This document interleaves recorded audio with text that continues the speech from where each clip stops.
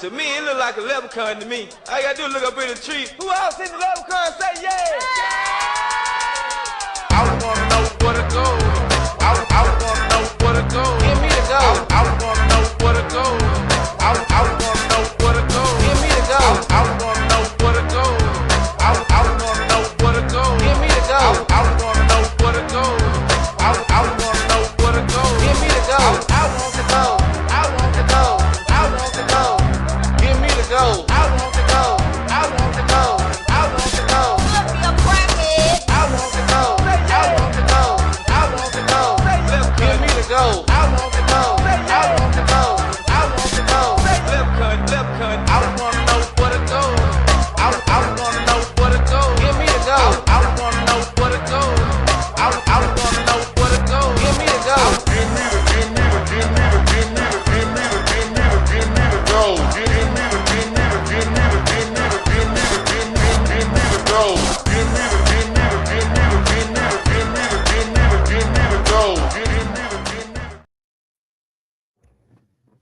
What's up, everyone? It's me today. It's a rainy day. Tried to mentally prepare myself, but I don't really think I'm going to be able to mentally prepare for all the garbage I have to go through today. I don't know how many videos I'm going to be able to mentally get through, but like, look at this. Look how many videos just of Sturgis that he's made about me. Like, look. And this is just the ones that I saw on his channel. That doesn't even include like the ones that don't have my face or mention me specifically, or even the live streams. It's just like, why am I doing this to myself? I know like it's just going to be retardation left and right, and I'm putting myself in this garbage for no reason. But the goal is to go through all these videos during this 2-day event, try to critique, criticize, and whatever, make my argument against whatever nonsense he has on these videos. Oh my God. So I'm just going to give everyone another minute or two to try to file in, and then we'll start.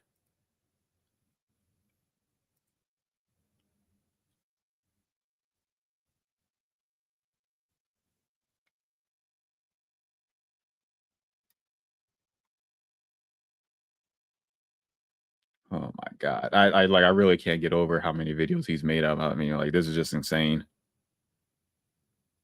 Like, just incredible.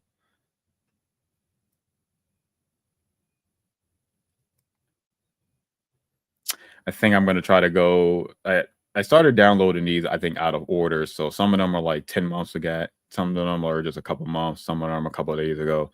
And I'm going to try to do it as much of an order as possible. So I think I'm going to start with like the 10-month one. I think this is the first video he's done about me. And I've watched this one. The goal is like, I'm going to go through all these, but I haven't watched any of these videos. And if I have, I've only ever watched like a few snippets of it on Frog Tony's channel. But overall, I haven't watched any of these videos because I'm pretty sure, as everyone knows, like all he does is just looks at his screen, shouts at his screen while he's shouting at himself, reading back his own tweets. It's a waste of time to try to like go over these things.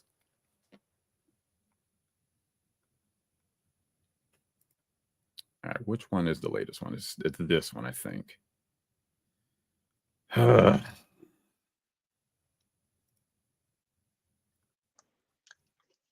everyone. I'm Renown Zero. We are back yet again. Hello, Renown.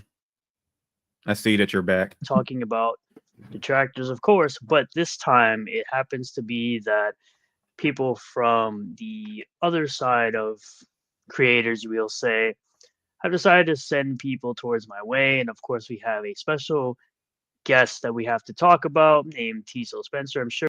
Hold up. Don't use my full name there, my guy, because I'll use your full name. Chill it out. Chill out. People have seen him before, talking a whole bunch of noise about Eric, and of course, saying a bunch of stuff about his universe, bunch of stuff about him in general. But he gets mad, of course, when he gets blocked, and he decides to come at my neck, as well as some other people that decide to randomly come at my neck for whatever reason.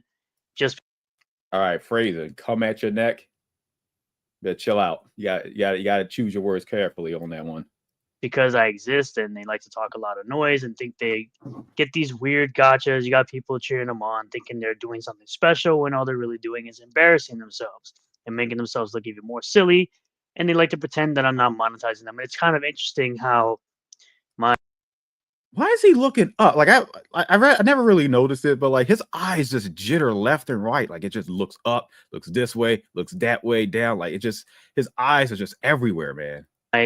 Twitter account goes down randomly, even though I'm supposedly a quote unquote lolcow. I'm not really making money on YouTube against these people, monetizing them daily. But for some reason, they feel the need to come at my neck all the time, like I said, and take me down, even though if I'm supposed to be a quote unquote lolcow, that would mean I'm destroying myself some type of way, even though I'm gaining followers every single day, while y'all sit there and be stagnant and continue to complain about a man having success and for me having success, making fun of you guys and bringing the entertainment to my lovely, lovely viewers and support. Yeah, he's speaking English, straight beans. I thought he was Puerto Rican, so shouldn't he have like some kind of accent or something like that? Like I don't know. I don't know what's going on.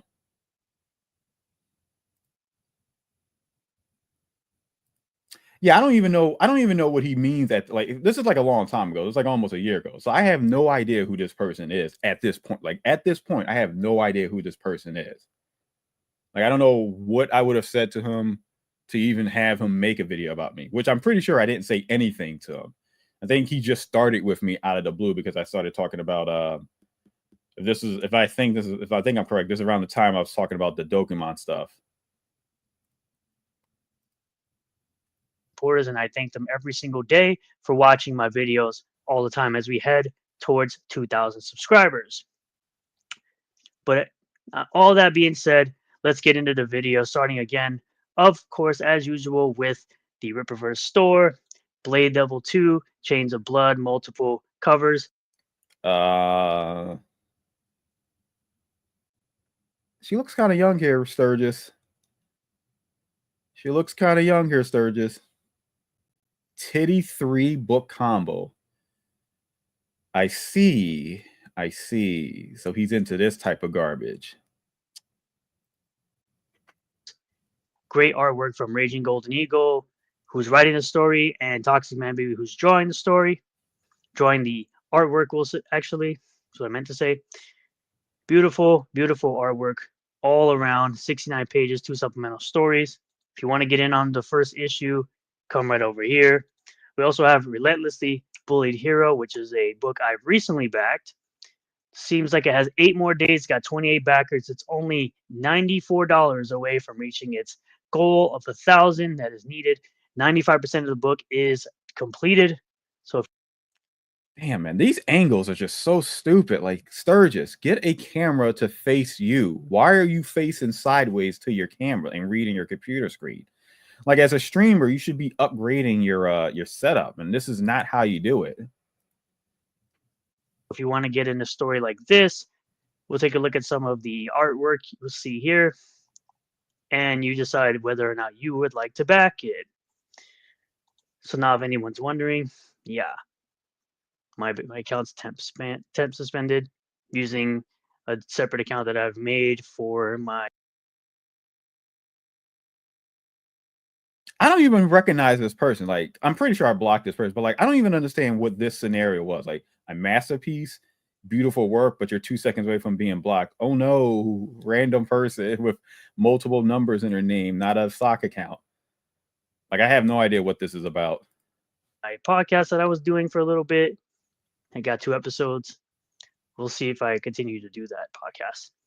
Spoiler, he doesn't continue doing that podcast.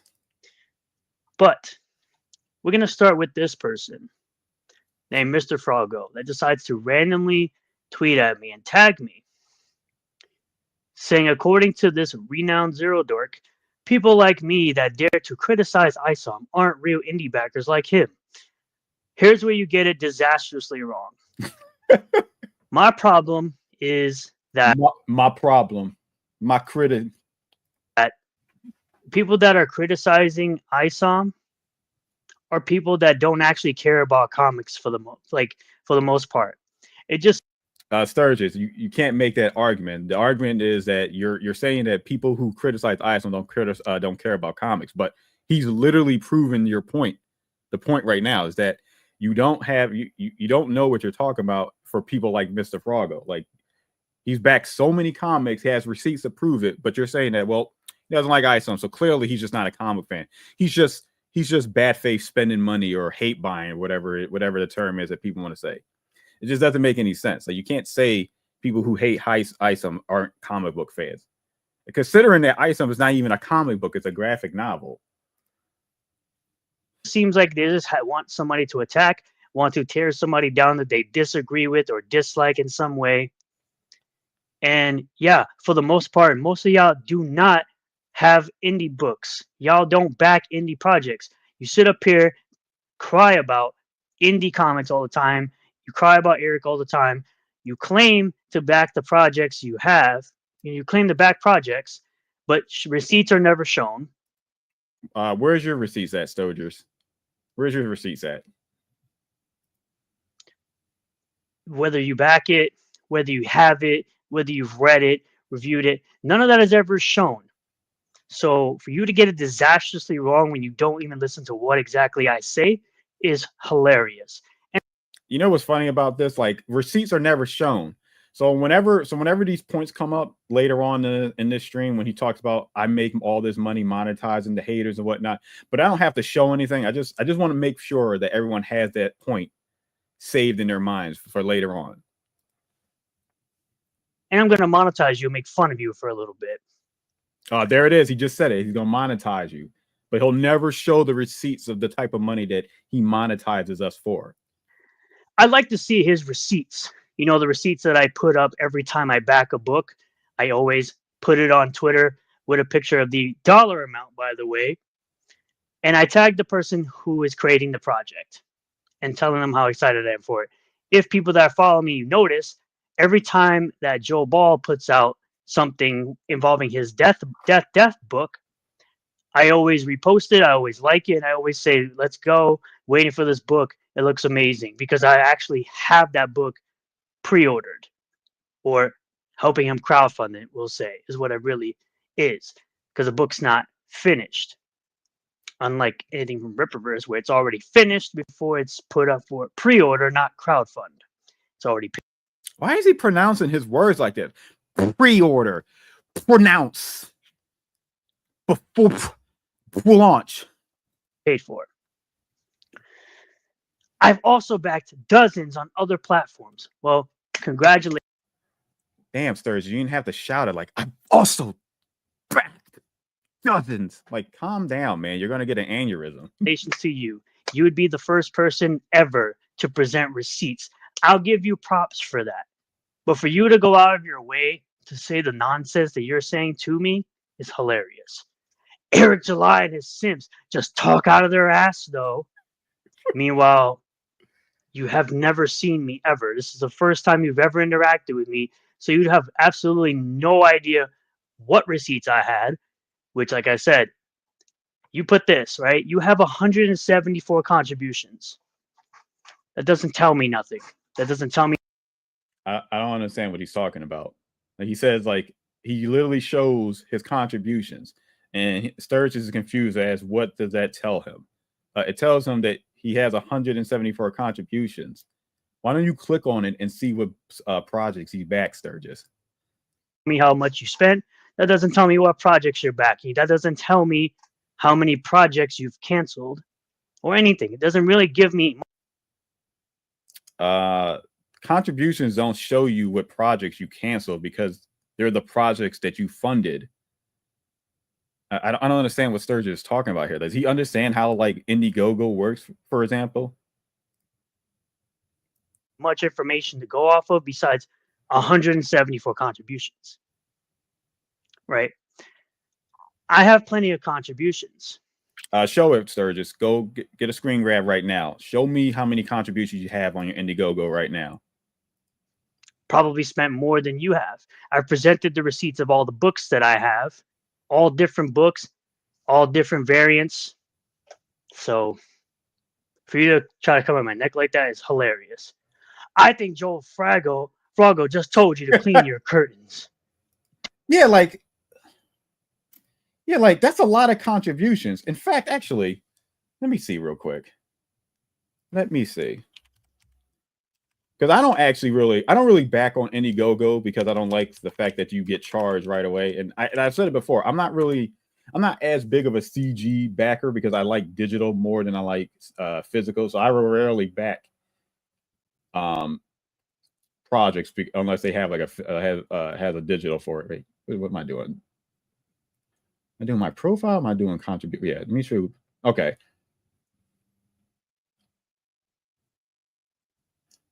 Okay, so yeah, so he's right. The number, it only shows the number, but it doesn't show what your contributions are. However,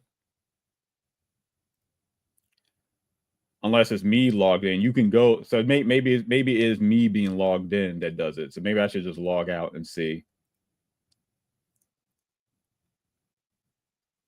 Nah, it doesn't show it. So yeah, he's right. I think he's right on the. It doesn't tell you the exact contributions that you make or like the books that you're back. But the fact that Joe made like 174 contributions is like a lot. Like, it doesn't matter what amount that he's contributed. He's contributed a lot of pro campaigns. Don't know what that means. You're a loser. I guess you wanted that sort of like Jesus. You're not. You're a piece of garbage. You're always on here talking your bullshit. You ain't got really much to say outside of being a loser. So I respond by saying this. You've backed books. I've backed collections, bigger editions. Calling someone a dork while looking like this, I wouldn't be talking. Also, Sturgis, look at this. Look at this. Look at these caveman-like features. Look at the slope you have right here. Go down to the nose that's sticking out, and then look at this big pubic hair-looking beard. And then look at Joe. Like, come on, let's be real here. But also, Sturgis, you do understand that as a man, you critiquing another man's appearance is is actually gay. So, want to work on those homoerotic fantasies you got about other men? You better keep that in check. So I always post receipts every time I back a book.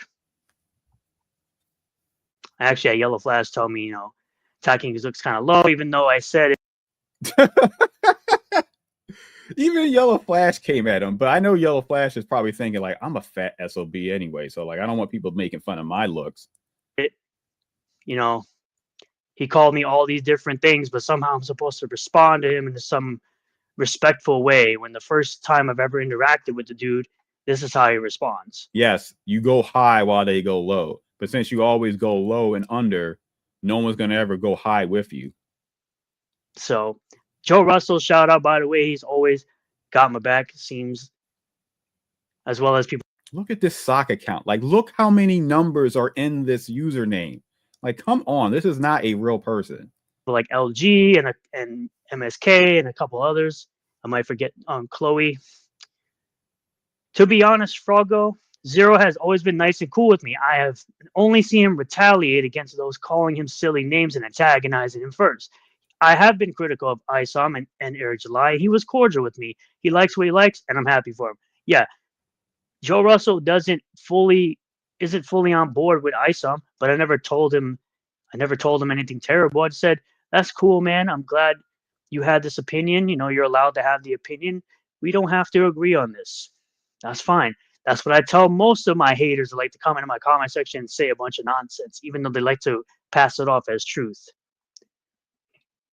You made a claim and he proved you wrong, and you decide to attack his looks. Why? Oh, like people have been attacking my looks for about a week or two. But Sturgis, but why did you attack his looks though?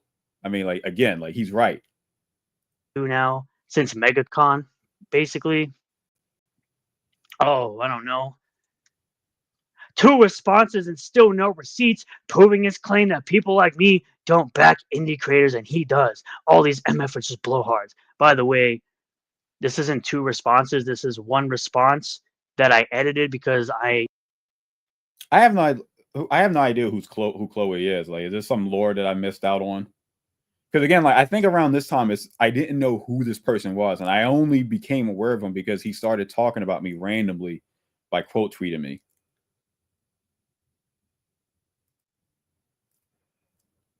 Have the money to get Twitter Blue, unlike yourself. You're brokey.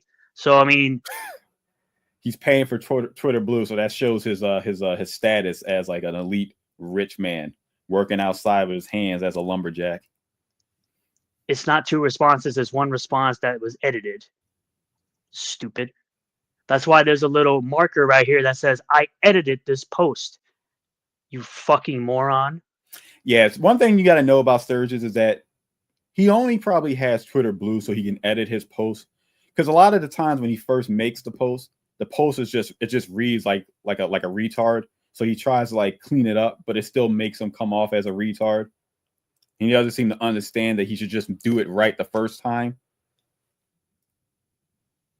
You should probably try learning something about Twitter before you try to say that I responded to you twice. When there's a little pencil right here that says I edited this post. Well, I mean, Sturgis, to be technical, you are responding to him twice because you had a response first. You didn't like how your response was because it probably made you look stupid. So you went back to re-edit it to respond to him in a way that it doesn't make you look like an idiot. But the fact is, you did respond to him multiple times by editing. By editing your post, you are responding to him multiple times. Just so you can see, yes, I edited the post, dummy. MF cries in a video about he's being attacked, then mocks my appearance and calls me a brokey. I get by all right, and I'm objectively beautiful, according to who? According to who exactly? Dude's probably one of them people who think that posting a picture of themselves smoking is cool. Yes. Smoking is cool, Sturgis. Shut up. Yes. Where's the smoke? Bring it. You obviously couldn't handle the smoke, dude. You're trying so hard to come off as someone who looks good. It's not working. And I said, what video is that exactly? Remember, I don't know who you are. You came at my neck calling me a dork. You say, I get by all right. That doesn't sound like you make a lot of money. And judging by the house with like there's missing paint, bruh. There's missing paint here. None of this looks good. I remember this all going down. And I remember that we were all making the point that Sturgis, you live with your mother and look at the tiny room that you're living in. But you're going to talk about someone who owns their house because they got some paint chips. You don't even own your house, Sturgis. You live with your mom. Look at the neighborhood you're in the background. You look like you live in a broke-ass neighborhood. There's a freaking broken window over here. There's a broken window there? What are you talking about? While simultaneously trying to knock my ability to spend money on campaigns and having spent more than most of you clowns is crazy to me. If you don't want that smoke on this app, then why are you tagging me? Because you're talking about I'm crying and all this other stuff, right? Just because I smoked you on here. You ain't got much to say outside of being a loser. This was, of course, a post telling me to delete myself. It got removed or whatever. I did have a screenshot in the comments, which is probably why my account got removed. Shout out to Weapon X. Shout out. I think this is the guy that just got his Horseman 9.6 CGC that he had to crowdfund. Congratulations on that. You know, Eric didn't care enough to send you a 9.8, so he sent you a 9.6 to say fuck you. It's great support for his fans. Temps suspended, I guess. And I said, shout out to Weapon X, by the way, for this. But for my haters, you can get fucked. For anyone who's been following me, you notice a pattern of my haters. They almost always never show their face and yet want to talk about how other people look. It's almost as if they're a bunch of... Oh, I remember this. This is how I think I introduced myself.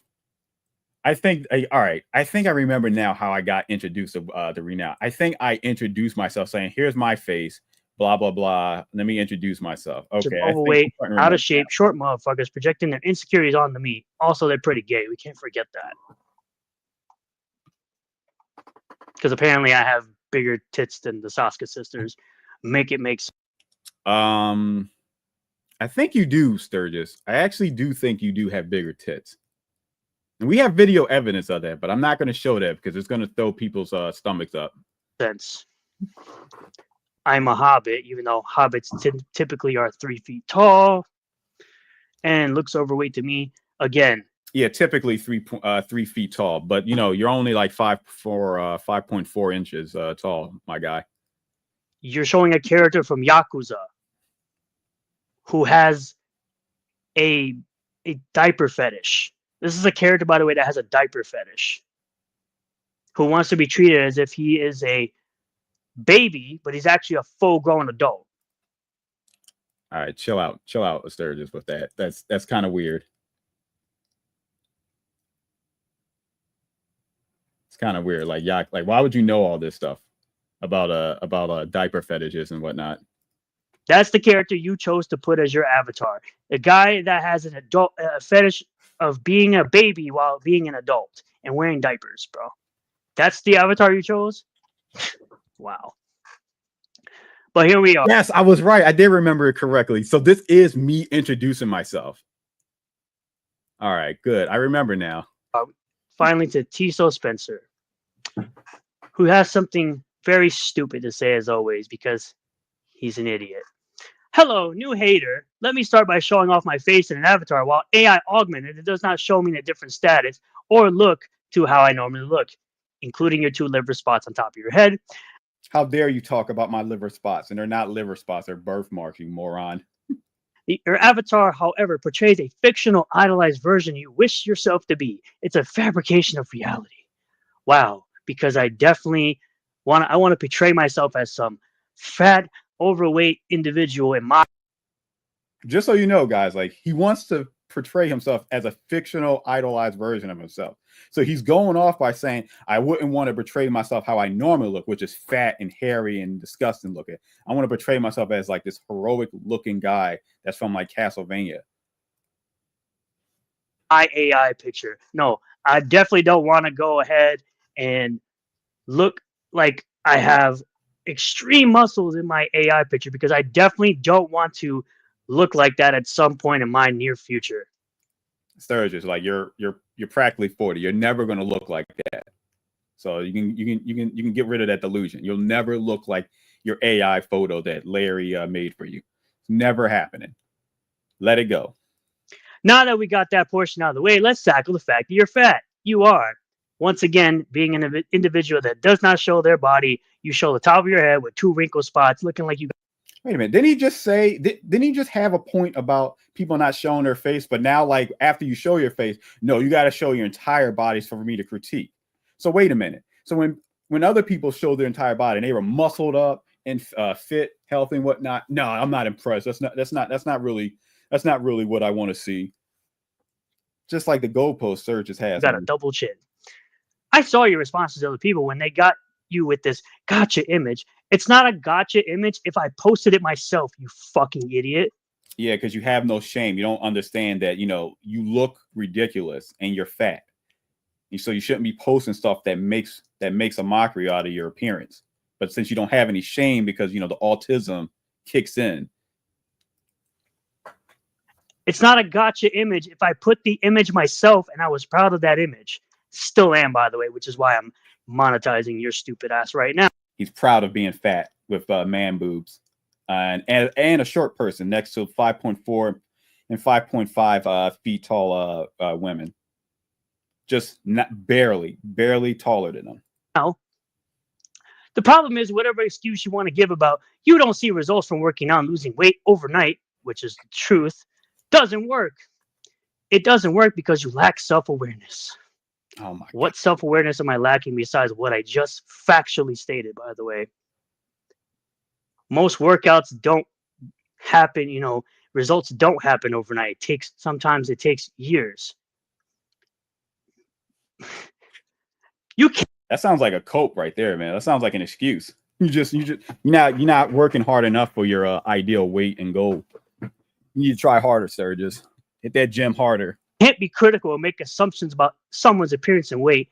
I absolutely can when you don't show your face. I can absolutely make an assumption of someone's appearance and weight, considering that if some people that were talking all this noise actually looked good, I don't think you would have a problem showing off yourself.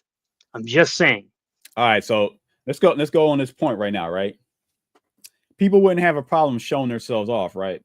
So whenever Sturgis talks about getting that pussy and you don't have a girlfriend, all this stuff, how come Sturgis never ever takes the time to show off this imaginary woman that he has in his life? Because he doesn't. He doesn't get any woman in his life. He doesn't get any pussy in his life. He's a fucking virgin at this point because I don't see any woman next to him. So my assumption is, yeah, you're a fat, gutless virgin. Especially if they aren't. The irony is that he looks worse now. He looks worse now than he does back then. So clearly he wasn't hitting the gym.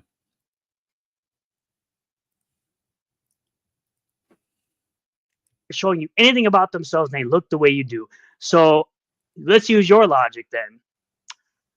So that means no one can make assumptions about my height or weight, even though they're doing so by saying I am 5'3", 220 pounds, sometimes 230 pounds, even though I've never. Sturgis, we can make assumptions because there's an image, a photo that you took and posted online. And you know how we can make the assumption? Because we know the height of the Saska sisters. So then we can extrapolate that data and look to see where you might fall in under that. You're not that much taller than Jen right here. So if she's supposed to be 5.5 and Jen and Sylvia is supposed to be 5.4, well, it's clear that you might be 5.6.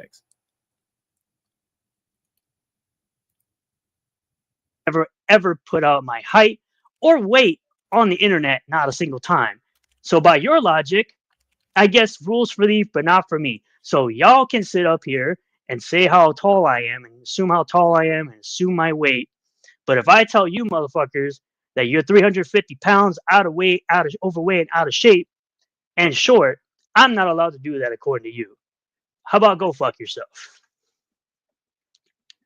And they look the way you do. Your beard looks disheveled. You have a gut.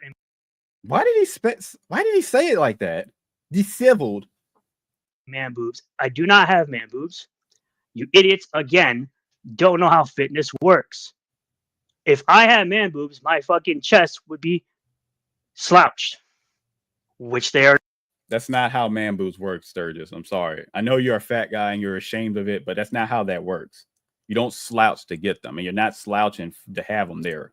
Not. It's just the angle of the picture that is taken.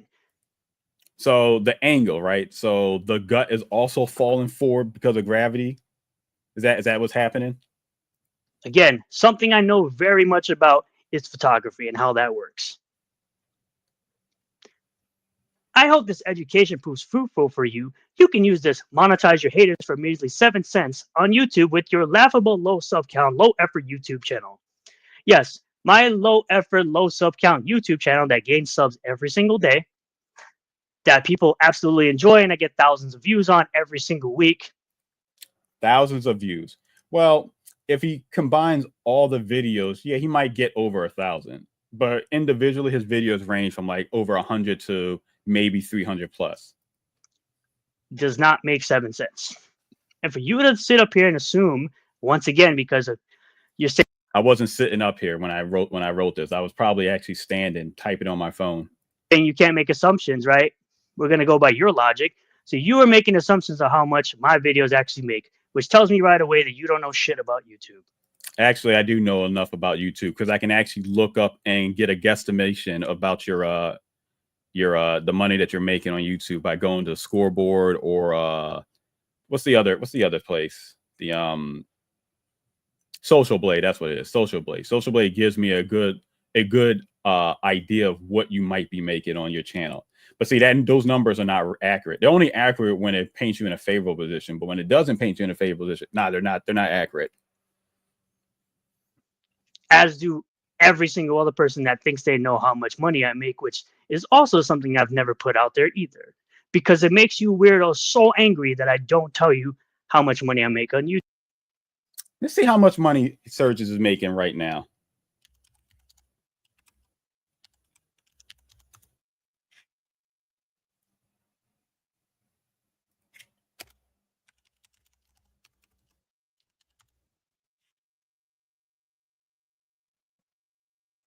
Or is it player? Is it player score? Player card?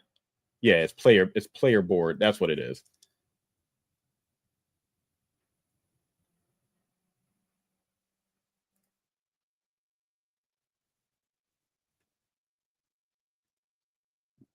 All right, so let's take a look at what Sturgis has made on player board. What's this number right here? Super chats 850. I want people to understand what this number means. It's 850, not for like a single video. Like the video you see right here, you think that he made 850 on that video? Nah. He's only made on his channel $850 from super chats. And if you want proof on that, let's see. Where's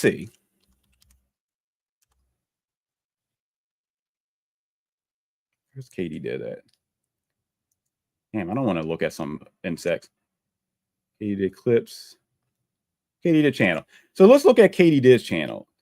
She has over 5,000, right?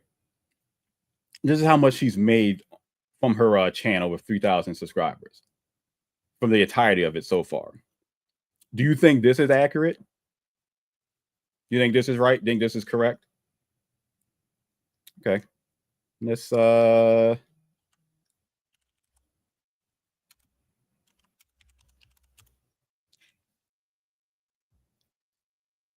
look at Eric July's channel, his super chat, since he's had this channel for I don't know how many years, but he has almost, well, he's under 500K subscribers now, so he's going under. You think this number is accurate? You think this is the amount of super chats he's had throughout his entire life of this channel? Look at Frog Tony. You think this number is wrong?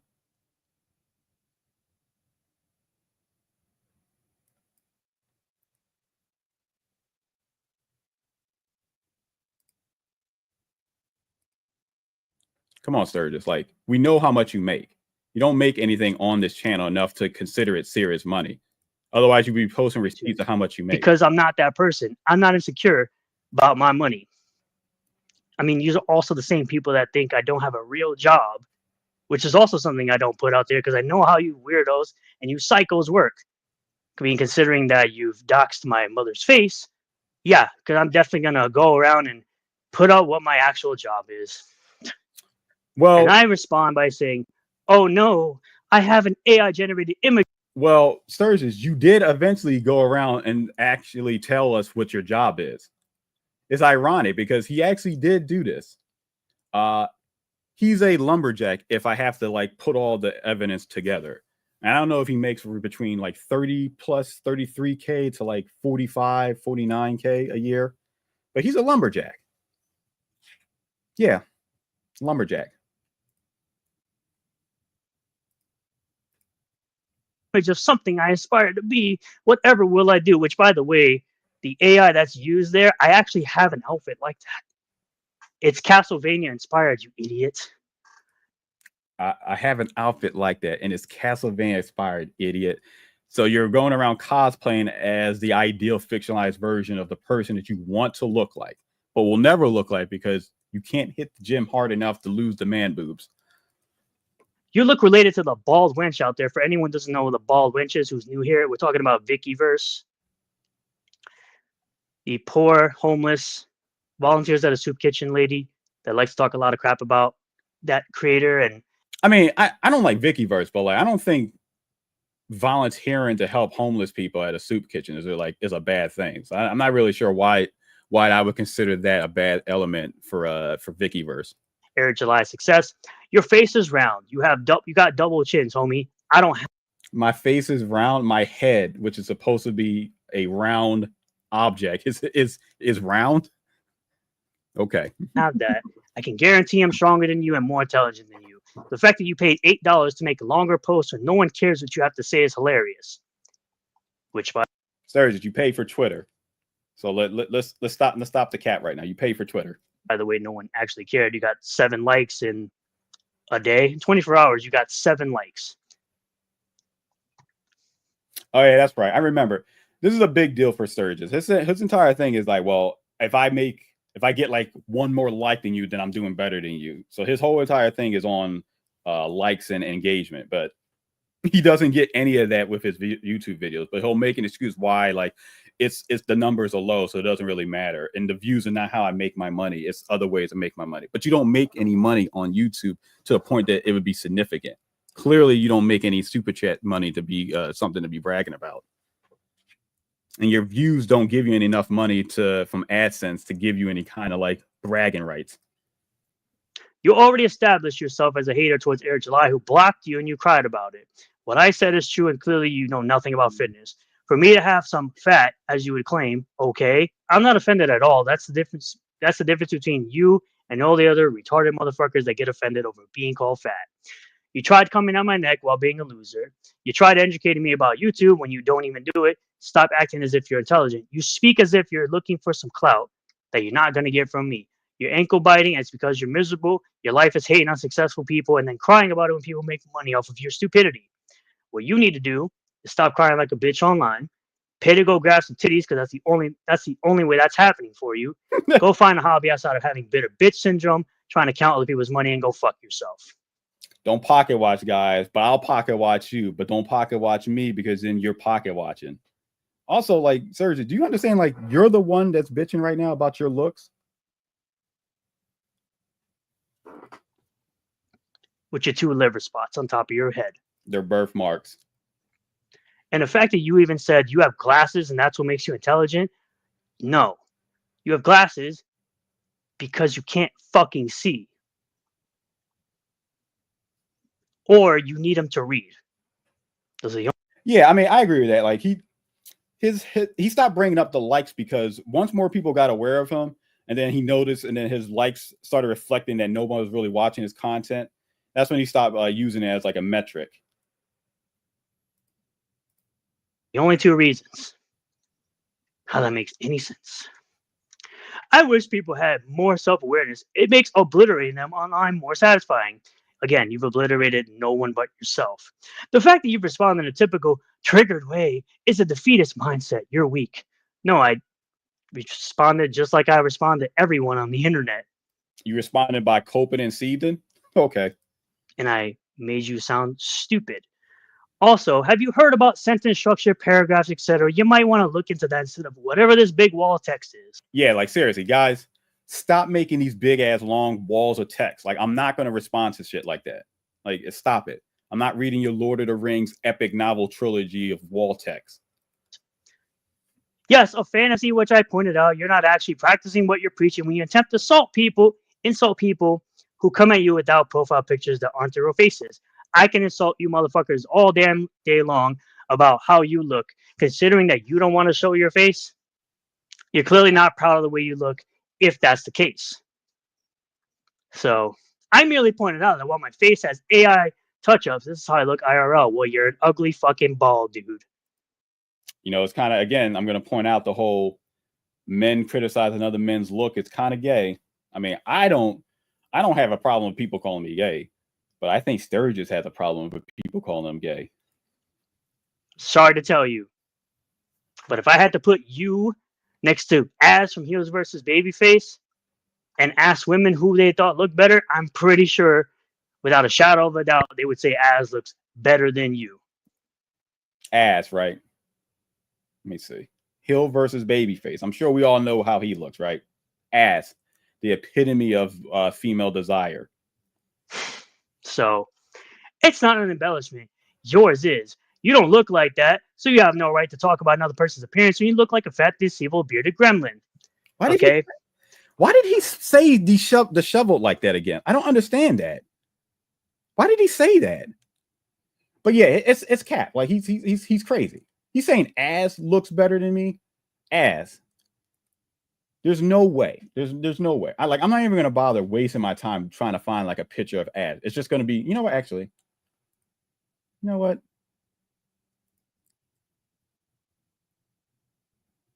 Let me see. Heel versus baby.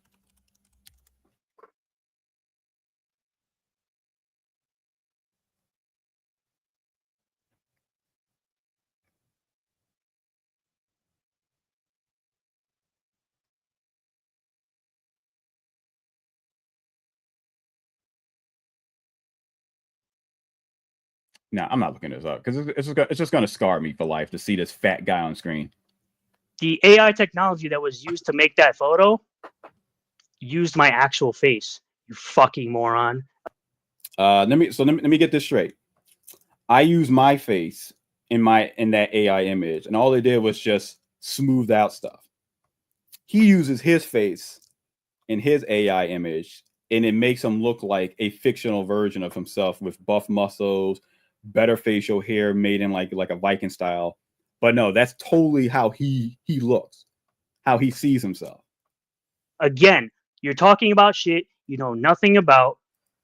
So shut the fuck up. Stop acting as if you're intelligent. Your face is round. You got double chins. You have a beard that looks like pubic hair bloomed on your face. It's hiding your chins for starters. No, it isn't. It's also hiding your neck fat. No, it isn't, because I have neither of those things. Also, generally heads are round. Yours is very rounded, though. Like you got a lot of fat going on over there. I wish I was delusional than you. You can't be stronger than me if you look like the comic book shop guy from The Simpsons, except not as fat. You do realize that people that actually look fat sometimes can lift shit that's 450 pounds. Now, I'm not saying I can lift that much, but I definitely do lift more than I weigh on various amounts of exercises. He lifts more than he weighs on various exercises. Like what, Sturgis? Are you able to do push-ups, pull-ups? Are you able to lift like over 250 pounds of weights? Like what example are you talking about here? Why do you assume you're stronger than me? Why do you assume you're more intelligent than me? I don't assume these things. I know these things as a fact. As a fact. I don't think so, Sturgis. I don't think a caveman would be smarter than me in any scenario. I guarantee I'm stronger than you, which is why I said it. I guarantee, and I'm not going away from that position of being more intelligent than you or stronger than you. I guarantee those things are correct. You're $8. I'll switch to my newer glasses for a second. Am I correct that you're paying $8 a month to make longer posts that no one cares about, with a YouTube channel that only has 1.7K followers, making videos about more successful and relevant people in the space than you? Let's dissect that one.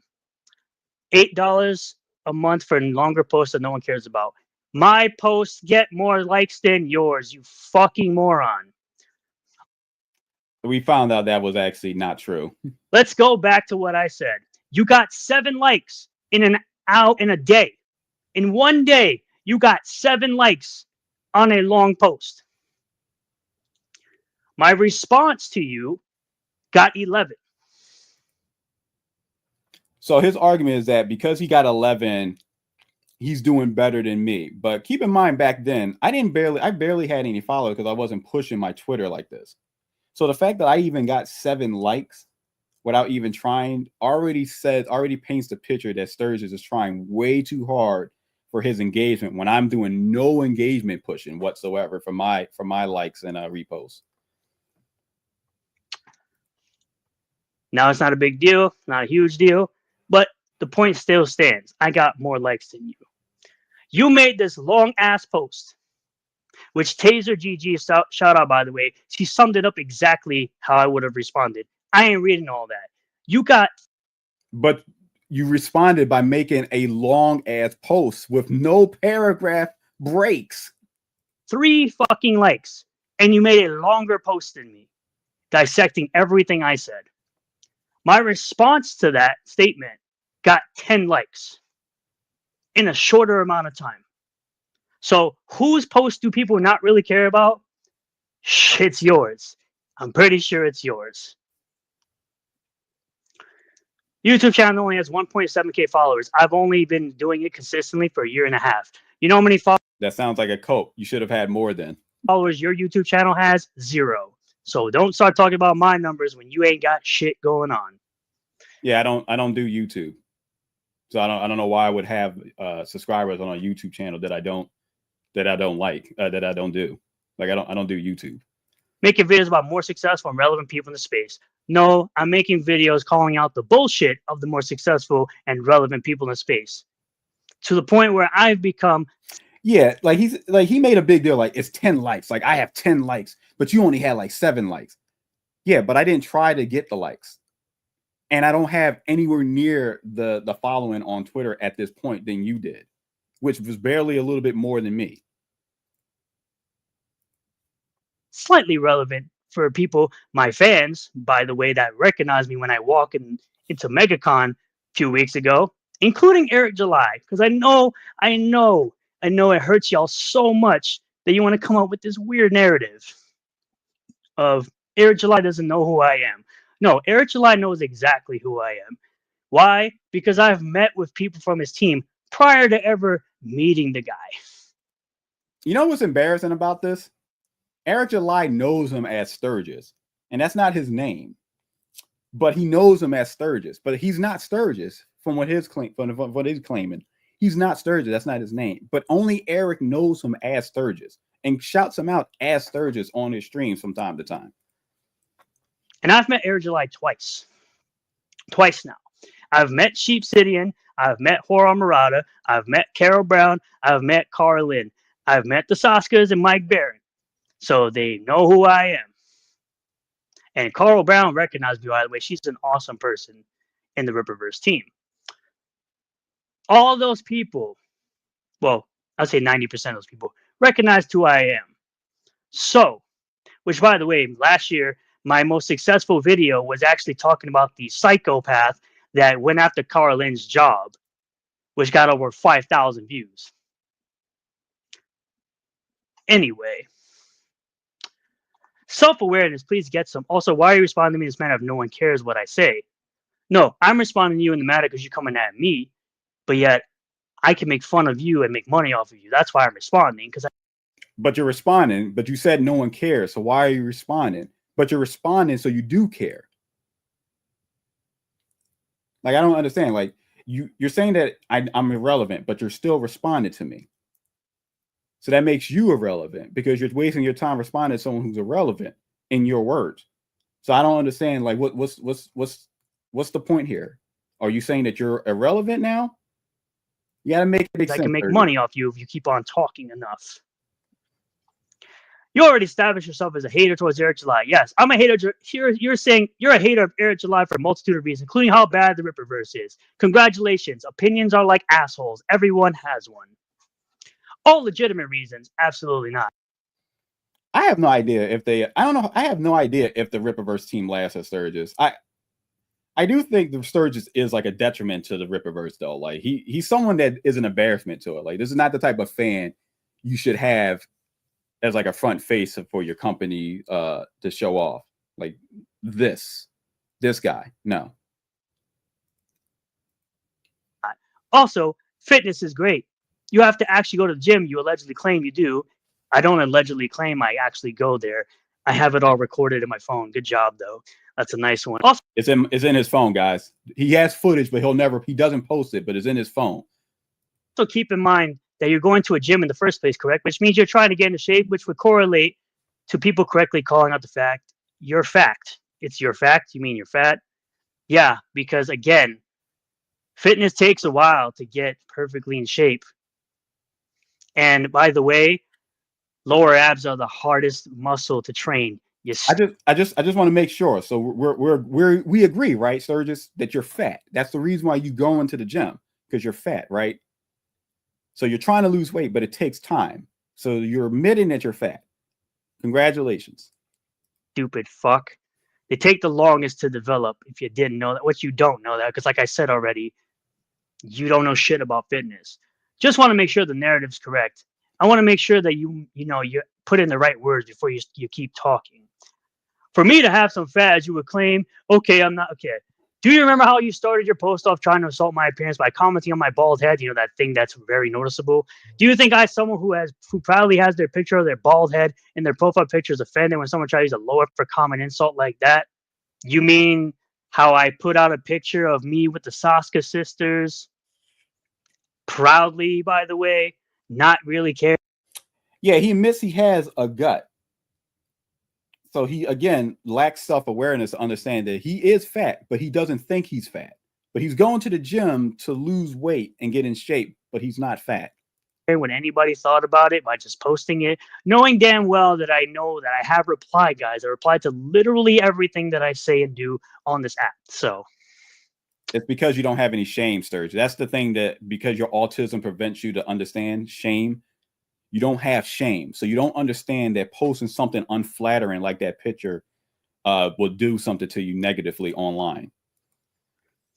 Just kind of pointing out the hypocrisies in your dumbass statement for you, because you're clearly, again, not intelligent. You have the IQ of a gnat.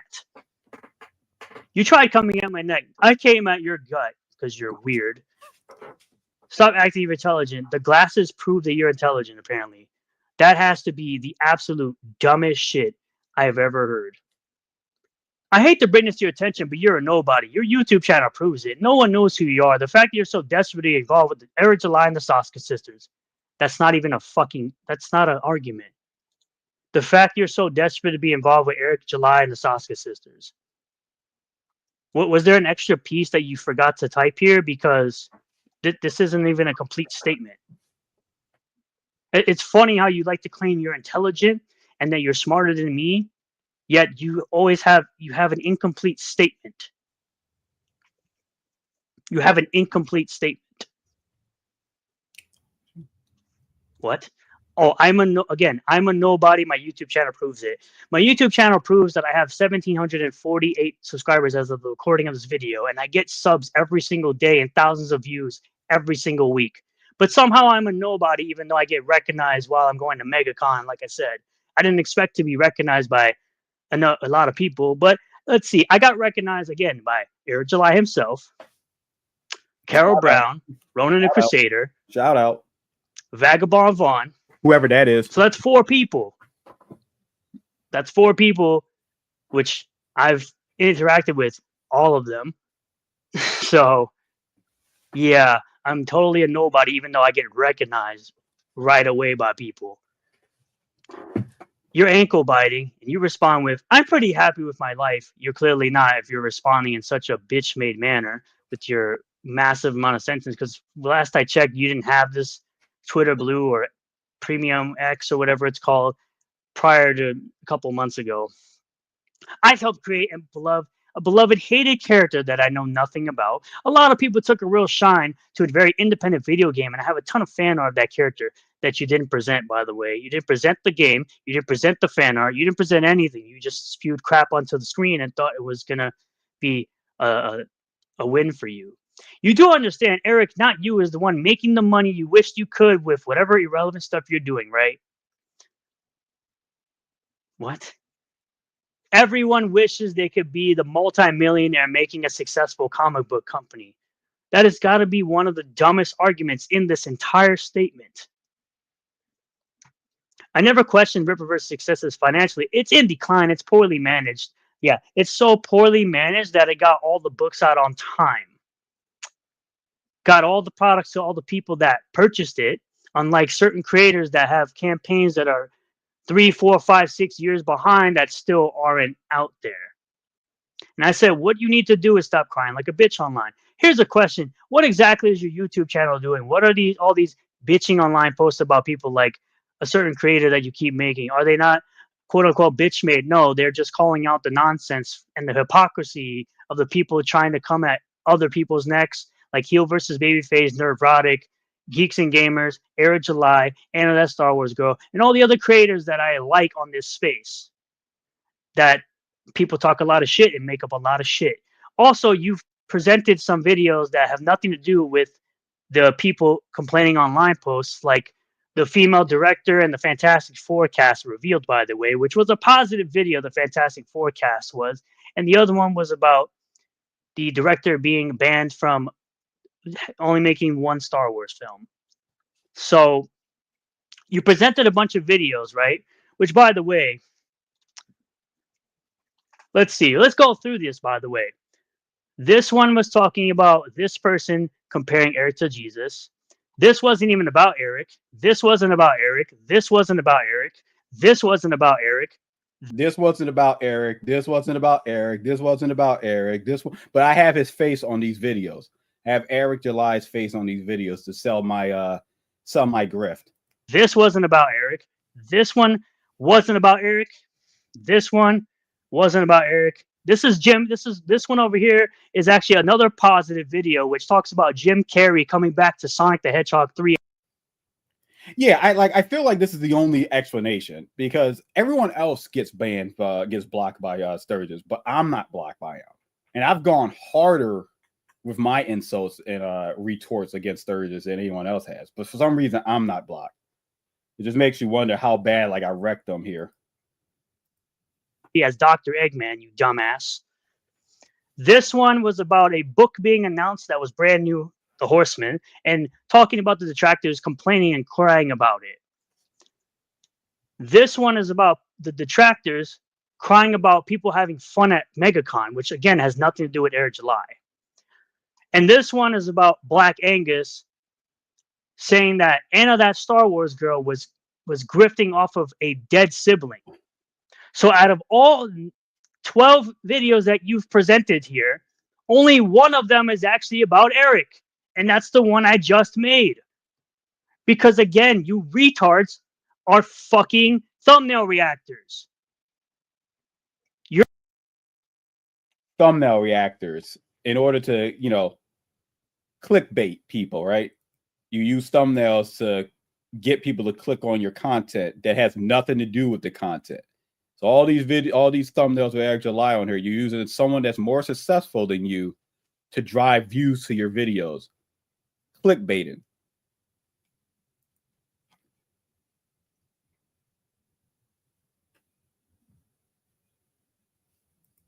You're fucking thumbnail reactors. Because you see Eric in a thumbnail, you automatically assume it's about Eric.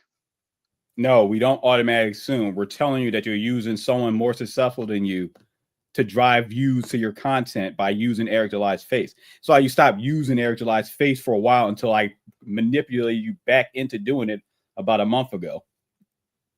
Meanwhile, you don't read the title and you don't watch the video. So you just react to it because it shows Eric in the damn thumbnail. People on YouTube are used to familiarity. So I constantly put him in the thumbnail because does Eric July have anything to do with topics that don't involve Eric July? So why have him in the thumbnail? People are familiar and people will click on it. Like all you don't, like some people that are curious, but most of you just see a thumbnail with Eric July in it, don't actually read what the title says. You don't read what the thumbnail actually says, and you react to a thumbnail. I'm sure Eric July enjoyed having his face plastered on videos that had nothing to do with him saying weird shit like this. What are you proving here exactly? I love doing this to you dumbasses. I love showing how stupid y'all are. Because every single time you try to bring up this argument of me being obsessed with Eric July, and then I look at what you present, it's always wrong. I'm not obsessed with Eric July, but I have his thumbnail in my videos right here. They have nothing to do with Eric July, but I'm not obsessed with him. You're never going to get a gotcha because I'm smarter than all of you. I'm smarter than all of you haters and you detractors that think you're intelligent. You're not. You're very stupid. And by the way, you took this set of thumbnails a while ago. I can tell because this video is at least 3 or 4 days old. This video is about 3 or 4 days old. 3 or 4 days old. He has a new set of thumbnails, everyone, but they're only 3 or 4 days old. And this video is over a day old. Same thing with this one. This one's at least a few days old. So you took this days ago trying to get this gotcha that you thought you had. You really tried it, which, by the way, this video is about at 2,500 views now. Thank you, everyone, for watching it. It blew up out of nowhere because when I first uploaded it, it was at 250 views. And it suddenly blew up in a couple of days to 2.5K views. So thank you, everyone who did watch it. And this one is close to, I think it's over 4K now. So congratulations, you took this screenshot days before you made this shitty post trying to come at my neck always. I have plenty of hobbies, i.e. comics, toys, video games, and trolling. Trolling is not a hobby. It actually is a hobby. Trolling is actually a hobby. See, this is why your whole... In fact, speaking of trolling, this is a good segue to show off some good trolling right now. So everyone, I don't know if you noticed this, but I have a store that I set up just because of Sturgis Watch, just to prepare for it. And you want to see some good trolling? Well, we can come down to the Sturgis collection right here, and we can take a look at some of the good trolling that I have for you right now. Like this Modoc-inspired Sturgis poster made by Stray Beans. Who says trolling isn't a hobby? Like this is definitely a hobby. Get to have like a nice Modoc Sturgis on your wall. Got two sizes because I think the sizing wasn't working for the site. And then we go back. We got some more. We got some buttons. We got some shirts with the Modoc design. Even got some caricatures. I'm sure Sturgis will probably buy this. It shows him in a flattering manner right here with his face smiling, his big ass face. Got like a shirt. Got a poster and a mug with it. We got the thumbnails for Sturgis Watch. We got the Armageddon happening by me watching this. And then we got Sturgis running away from Cyberfrog, Ethan Van Sciver right here.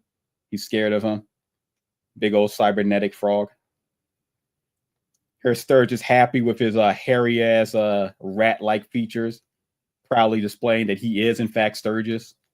Got a poster and shirt, mug. Here's a Darkest Dungeon style Sturgis rat demon.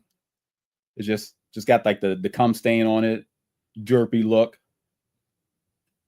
Got a couple sizes for you guys to check out.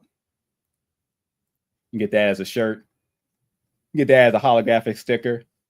And we got this one, this Rip-Retarded Sturgis premium shirt. You never drink Rip-Retarded. You can come as a sticker or as a drink glass. So head on over to the store. I think it's pinned on the top comment if you want to buy any Sturgis stuff. So we can show them how to monetize the haters. Freaking post is stupid. There's almost every single one of your arguments. I would say 99% of your arguments are stupid. How about you try 90% of my argument's stupid, so he believes down 10% I'm right. to make real money instead of trying to claim the more successful people than yourself? But I have a real job. I'm sorry that you don't know what it is. It's a lumberjack. Your real job is a lumberjack. You work outside with your hands 13 hours a day, 5 days a week as a lumberjack. Manual labor, low effort, low mental fortitude type of job. Just use your machete. Who's using a machete, by the way, to cut a tree down? Machete. Like, does he think he's like Jason from Friday the 13th? You use a saw, dumbass. I'm sorry I don't put it on the internet because a bunch of psychopaths would probably dox my job, get me fired, something like that. But how would someone get him fired from being a lumberjack? Oh yeah, he tried to like touch this tree inappropriately, and I saw it. So yeah, we gotta get him out of there. He tried to do a thing with a tree. Somebody call 911! I have comics and video games as a hobby too. I use it to make money. I use my ability to play video games to make money. Same thing with comic books. I have a few comic reviews on my channel. Do they make money, those comic reviews? Do your streams make you money? Because we just saw earlier that your entire channel, since its existence, only made barely $850 from Super Chats. And if your views are as low as they are, you're not really making any money that would be significant enough to brag about on this channel. A few cents at a time. I have a review of Castlevania Nocturne Season 1 on my channel. Did pretty good. Did pretty good. Did it give you money? Did it give you a good enough amount of money for that? I have a review of ISOM. I have a review of Starlight Cats on my channel. So, yeah, I use my hobbies to make money too. It's called a second revenue stream. YouTube's actually my third revenue stream because I had Twitch before I had YouTube. I was making money on Twitch before I was making money on YouTube. So the only other thing I could possibly do now is make merch. So I'm still trying to figure out where in this entire thing you destroyed me. Yeah, I destroyed him. Thanks, Kurt. or made a masterpiece. Oh, by the way, here's Edward Doherty, which I did respond to this post, but I wasn't going to respond in a full post. I would rather just monetize it and make money. I said, first of all, I'm not reading all that. Secondly, are you triggered because I have a second revenue stream next to my real job? You call me triggered, yet you get triggered whenever someone challenges you about the Ripperverse. None of your quote unquote criticisms have legitimate reasons. I'm better looking than you, more successful in life than you, and I'm pretty healthy. I can guarantee I've spent more money on hobbies than you ever have in your life, and you're older than me, I'm sure. You're so low IQ that you really made the argument of, you wish you were making this type of money Eric is making. This statement right here shows me how intelligent you are. Everyone wishes they were making millions doing what they love. What kind of retarded statement is this? So here's my response to good old Edward Doherty here. The guy likes to come into my streams constantly and talk a bunch of shit. I haven't blocked you yet, so shut the fuck up. If by masterpiece you mean stupid, then yes, you are correct. I haven't blocked you yet, so shut the fuck up. I just muted you and I monetize you like I am now. Shout out to Master Hobo, who's in my live stream the other day, cracking some jokes. That dude's hilarious. Jesus, I'm not going to read that quote-unquote masterpiece, a.k.a. cope session from him, because it's exactly what it is. It's a cope session. And again, shout out to my boy, 210LG, on YouTube and Twitter. Please go follow him. Awesome dude. Hey, old numbskull. This depiction was done intentionally as an artistic choice. He likes Castlevania, specifically Symphony of the Night, which I do have in my bio. It's right there. So I made it in that similar vein. He liked it and has been using it. Secondly, nobody's quote-unquote hating on you. Your bullshit is being called out, and you're too busy crying about it. The person who did the AI art for him. Hey, guys, it's Homeless Larry, or as I like to call him, Black Sturgis. Which, if I was going to compare this AI art to your AI art, mine's 1,000 times better than your piece of shit. I wasn't trying with my picture. All I did was just put my face in the AI filter, and that's what it was. Like, I'm not trying to embellish myself. That's how I would look normally. You're trying to live in a fantasy world with your Castlevania avatar. If you're trying to make AI art, why would you leave 2 liver spots on top of your freaking head? You would think you'd remove those at least. No, because I'm not trying to create a fantasy of myself. All I did was just wanted to touch up my image. That's it. Like, what are you really doing here? And again, like I said, he used AI, he used my actual face to make this. You idiot. Like, are you for real? Like, at the end of the day, though, like I say, my haters are retarded. They like to hate on me constantly and think because I like Eric July and then I defend him, right? I defend the nonsense and call out the BS coming out of your mouths, right? That I'm somehow a simp, even though I've paid him, gave me a product, I like the product, I will continue supporting said product. I guess everyone and their grandmother since the end of time is, I guess, a simp, because people have been paying for products since they could pay for products and have liked products and have been a fan of products. So products. We got to get the product, so we have to buy the product. So we have to like the product, so we get the product. So we love the product, so we get the products.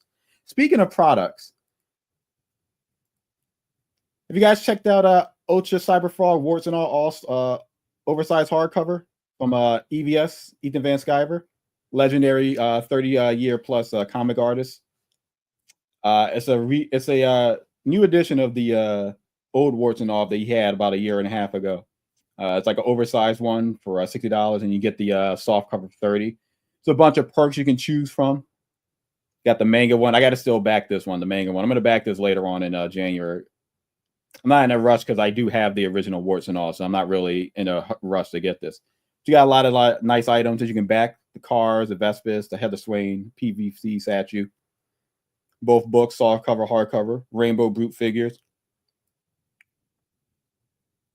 So yeah, so don't forget to back it, guys. Support great comic creators like EVS. Don't waste your money on garbage like the Ripperverse.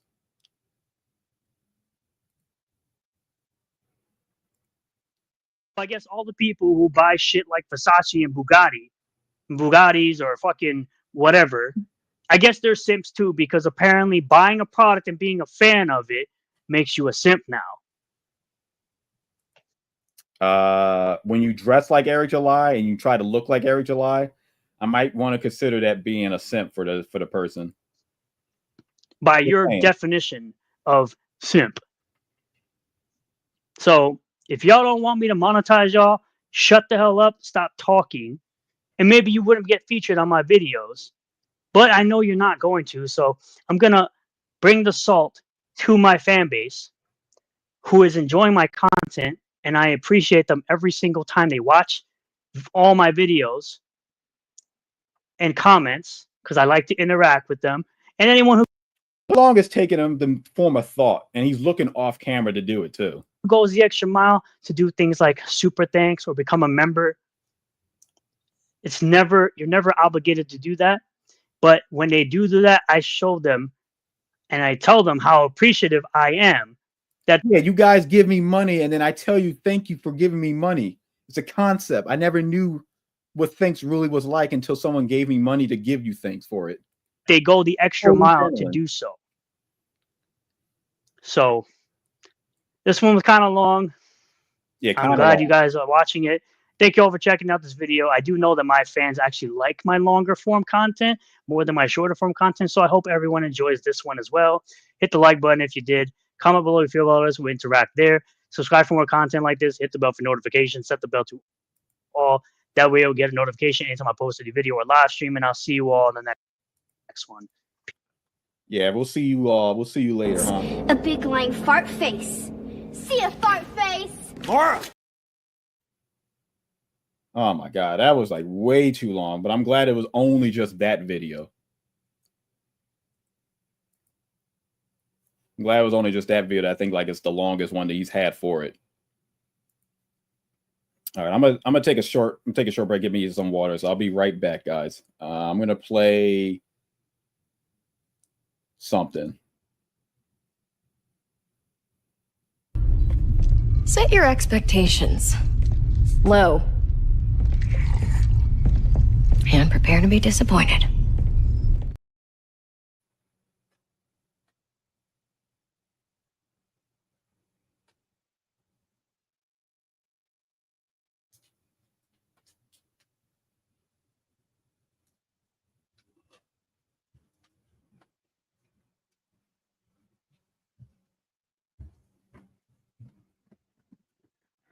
Let's get on to the next one.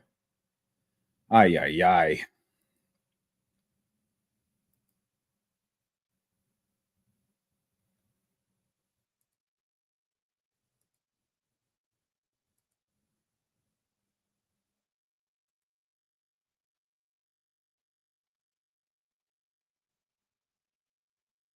So we just watched the 41.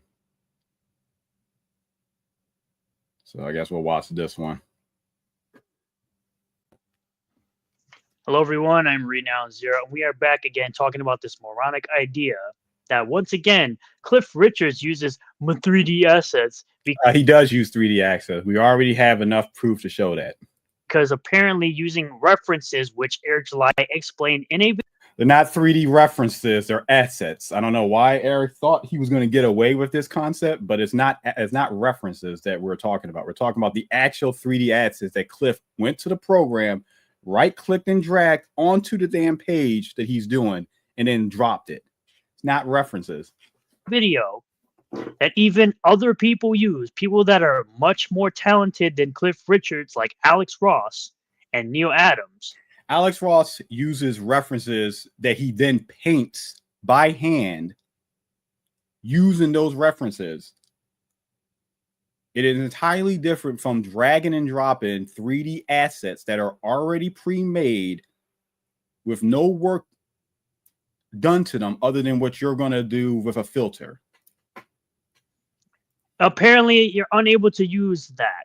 You're unable to use references. You're unable to do anything. But again, I say it all the time. These clowns, when you bring it up, when someone like Ethan Van Sciver encourages and has done tracing in the past, and you have John Malin who's talked about 3D assets being great, It's all good. It's all good when they do it, but it's bad. It's bad when Cliff Richards uses Cliff is not using references in Sturgis. He literally took the actual 3D asset and dragged and dropped it onto the damn page. He didn't draw from a light box. He didn't look at some model in his room while he was sketching it on a piece of paper. He dragged and dropped from a computer program. references to make backgrounds, to make other things in a book, which I'm going to say before I even start the rest of this video. I don't care how the process of the art is made. If I like the art, you're not going to convince me that my 3D assets is bad or it's bad art. Art is subjective. You're allowed to have that opinion. I don't care. I like the art of ISOM. I don't care about what you have as an opinion. It's bad, Sturgis. The art is bad. So it doesn't matter what your opinion on that is. It's objectively wrong. The art is bad. These are the reasons why the art is bad. And we show you every time. Allowed to have it. Now go away and F off. But starting with Yaira here, 1.287 million and 9,295 paying customers, over 16,000 books sold. Still got a lot of time to go. Blade Devil 2, Chains of Blood, 154K, 1670 backers. Get in on it where you fit in. 4 different covers. They all look awesome. I love the artwork of this. Get in where you fit in. That sounds like an Eric July quote. He sure does try to sound like him. Actually think this artwork is better than ISOM, by the way. There are other things that I like that are much better artwork. I've posted artwork that I like from Inglorious Rex and from Blade Devil and other books. These people act like I don't buy other books based on art and story. It's clown world. It's clown It's kind of interesting to see him still like Shane Davis at this point in time. world. You could get in on this campaign, $10 for Blade Devil 1. I'm going to move into this, right? You can see all the different artwork that I buy, all the different comics that I buy that all have different art styles. I didn't buy all these books based on just artwork. I bought them based on wanting to read them. That's a concept, guys, right? You know, like buying a comic book. You don't want to just buy a comic book just to look at. You kind of want to like read it because it's a book as well. Like there's a story inside of it. You don't just want to look at the art. I mean, you can, but like the idea is to read the story, to live into the story. So again, the covers of ISOM are all drawn. Do they just completely ignore that? Of course they do, because ISOM 1, even though cover A is drawn by Caden White, and so I think cover D is also Caden White. And it's like these people act like I don't buy other books. They act like Rippaverse is the only thing I have in my collection of artwork. I have plenty of comics that are indie, and it's a lot of these types, again, that don't care about this industry. They don't care about any of this. They just want to tear down Eric July because he's top dog and did better in pretty much all of his campaigns compared to anything that Ethan has put out. You know, this is a lie at this point, right? Because the only campaign that really has done better would have been ISOM 1.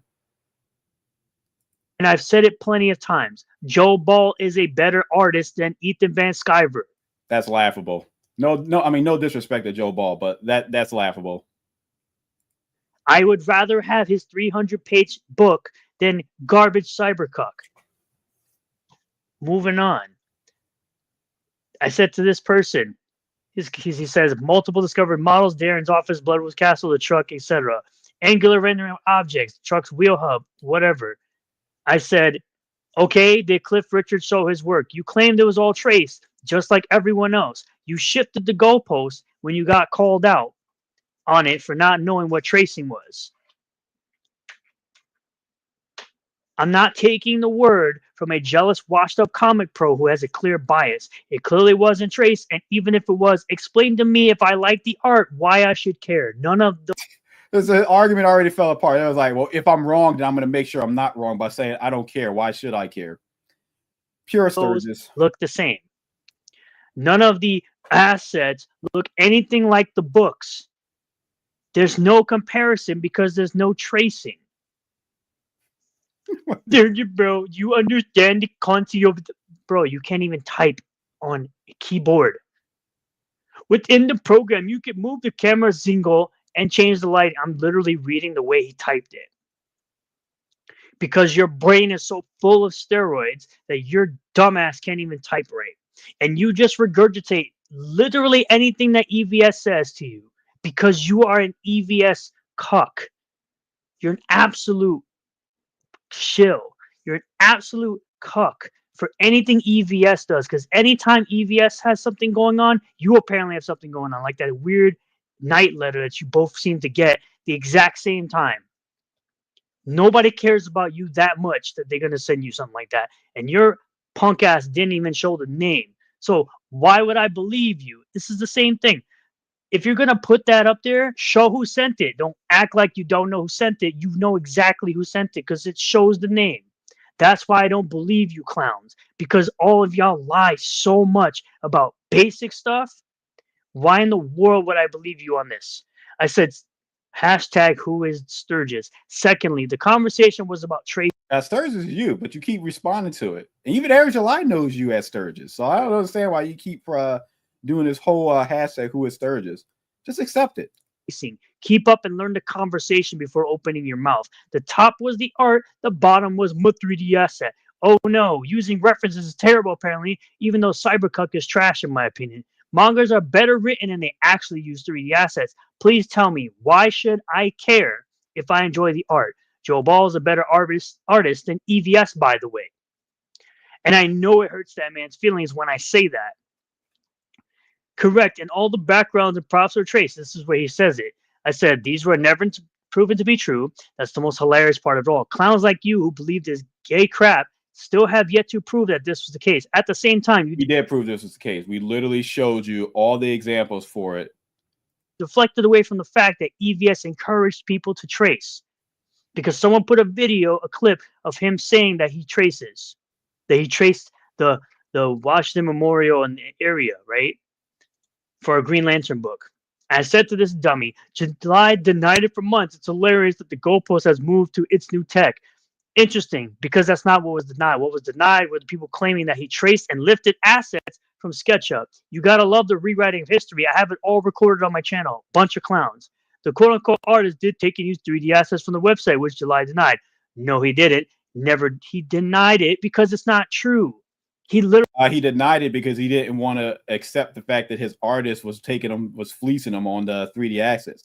So he made the narrative about 3D references when it wasn't 3D reference that was the issue. It was 3D assets from a program that he just dragged and dropped. There's the same person, Eric July, by the way, who was confused about 2 panels for upcoming books that he thought were from Instagram instead of being in the back of ISOM 2. Literally says in a video that he used references. He used them as references. This person has pronouns in their bio is a trans weirdo. I'm not even going to respond to that person because you're a clown. Boy, I could tell he has never done any kind of art in this thread. Trying to equate light boxing, which is tracing, to pulling crappy 3D models and running Instagram filters over them. Wow. I said, really now? Tracing is a beginner's technique. The F, again, no proof of pulling 3D models. Holy F. Because I keep asking these clowns, show me the art process video of Cliff Richards pulling 3D assets and using them. You don't need to see him physically doing it because we see the end result in the book. Can't produce that, then I don't care. I do not care. But let's go here to the video where he had to put out a Cobma 3D assets right here. Let's listen to what July had to say. Eric had to say.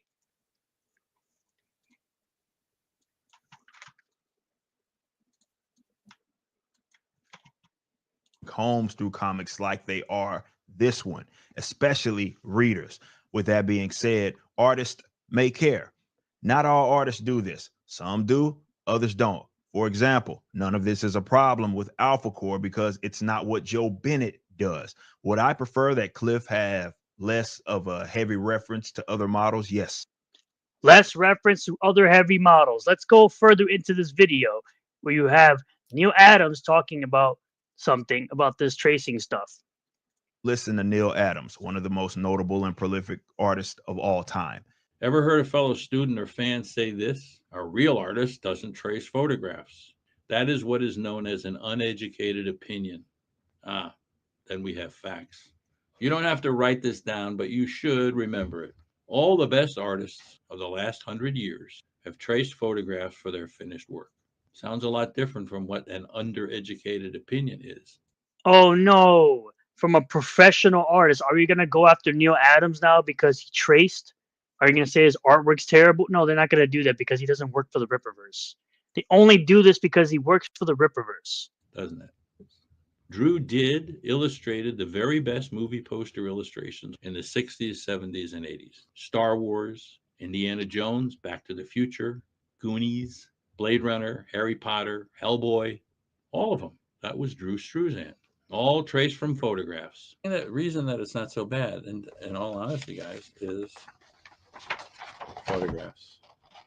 One photograph, another photograph, another part of a photograph, another part of a photograph. This was a sword, now it's a trident. XY'd the trident, did things to it, altered it, did it to give me a guide, and I could do this. So the level of referencing or tracing Oh no! Referencing from professional artists. Oh, because they always shift the goalpost every time. it differs. Some use And it's interesting. No, it's not shifting the goalposts because tracing wasn't the issue.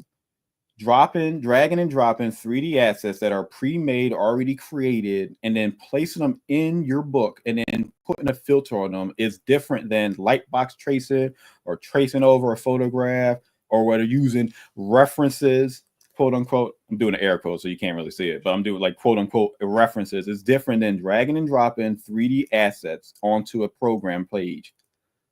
Because they said that Joe Bennett did the same thing, even though they showed the concept art right there. for background objects. Some, like Alex Ross, even admitted to switching to tracing his own work instead of painting from his head. So when I'm tracing the image, which I've only been doing for maybe 8. And Alex Ross is one of the greatest artists on the planet, in my opinion. 8 to 10 years, I've been doing this now with a very simple light box that's only as big as I need for the surface of my desk. Oh, look, it's the technique that EVS claims to have used before. Light boxing. Wow. Here. Fantastic how that works, by the way. It's absolutely fantastic how that works. Like I said, it doesn't matter what the Rippaverse does. There's always going to be some clown combing through everything, as Eric said, no matter what he presents. No matter what he presents. Sturgis, where the hell am I at in this video? This video is almost done. You have this clown right here, who, again, supposed to be working on his own stuff. What is he doing? Busy saying, look at that comment. This is what's happening within the audiences, and it's going to increase. More people will grow tired. I don't think this person's even a fan of Rippaverse.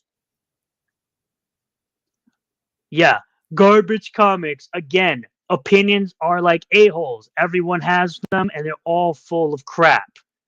I don't think he understands that this person is probably commenting on this YouTube show, whatever this is. What is this, Friday Night Tights? And he's sick and tired of Eric pushing his crap comics when that's not the only thing that this, I guess, group talks about. Who cares? You can like or not like something. It's not hard to do. It's absolutely not hard to do. All right, so we don't like the Rippaverse. So why is it that that's a problem for you, Sturgis? We don't like the Rippaverse because it sucks. Why is that a problem? Why do you get triggered every time we talk about how much we hate the Rippaverse? No, a video is unreasonable, and you know it. You've been presented with evidence. Stop lying to yourself. Nope. Until I see a video of Cliff Richard's artistic process, I don't care what quote-unquote evidence you have. We don't do this with movies. I'm not doing this with comic books. We don't go and say, oh, a person that's editing a movie is doing this way. No, we actually go to the person, ask them how their process is going, how they process a movie, how they edit a movie, how they produce a movie, or how they direct a movie. But you don't use that same concept when it comes to artists drawing comics. You don't go to the person You just accuse him of doing crap that he's clearly not doing. And even if he was doing it, I don't care. What matters is if I, as the reader, loves the art. And did I love the art in ISOM? Yes. I liked and loved the art in ISOM 1 and 2 and Alpha Core. And I'm sure I'll love the art in Yaira when I get it. We have the biggest Oh, here I go. Damn, like this video is like almost over. hearted individual on the planet in Tizo Spencer, who has this to say. Didn't I just say not to use my full name, Nicholas Hayes? They are retards. You're not understanding this. We tried to have good faith discussions. No, you didn't. You've never in your life known what a good faith discussion was. Your clown ass claimed that Yara didn't launch in winter while simultaneously saying that it launched on March 11th and you knew it was part of winter. You clown. I've said this plenty of times to you that the word were is past tense. And plus, there was a news post put out on December 1st at the Rippaverse.com website that clearly stated that Yaira #1 is coming out next year, as well as Gooding. It was all right. So for those who are not aware of this, Yaira was late, the first book, and there's multiple posts about this, so you can find it online. But he's referencing a post that happened on the Rippaverse website on December 1st, but he's omitting the post that happened a few weeks before that, talking about the 3 books that were supposed to release in 2024. And the third book was going to be Yaira. It was going to release at the end of the year. Then that book got pushed into winter, and then it got pushed into next year, 2024. What he doesn't seem to understand is that the optics that everyone had for this book was that it's already late to begin with. And it's late because they had to redraw the artwork. And the artwork wasn't done when they even launched the book. But the optics was that winter officially, technically ended on March 19th. So he launched Yaira to keep the bad press and the bad optics away by launching it a week before winter technically, quote unquote, ended. It's bad optics. So he's wrong on that. It's late. The book was late. There's already enough evidence to show that it was late. But I'm sure he'll go over the images that I've had for it on here. If not, then you can look it up. But he's convenient omitting a post officially on their website talking about the fact that Yaira is supposed to come out that year, 2023. Was never late. You might say delayed, but something being late that yeah, delayed is different from being late, guys. It's different. See, something being late is late, but something being delayed, that's different than being late. Because Eric changed his mind. That's how he justified it. It's fine for it to be delayed, quote unquote, because Eric just changed his mind. So that means it's late then. that isn't released, that didn't take money. You're not going to tell me it's late when the launch window is winter and then launched in winter. Keep in mind, pay attention to the word he just used, the launch window. See, no, Yaira didn't have a launch window for 2023 or 2024. It had a release. See, the words release and launch are different. Launch meaning like he was launching a campaign, whereas release means the book was coming out, physically coming out that year. It was supposed to release that year, 2023, and it didn't. And then Eric decided to change course and make it, we're going to launch the book instead.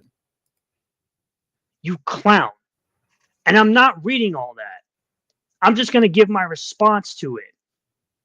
Tizo is legitimate. Actually, since I'm pretty sure he's not gonna do this. And let me find the image real quick, just so we can clear that up. Weird. There it is. Whoop.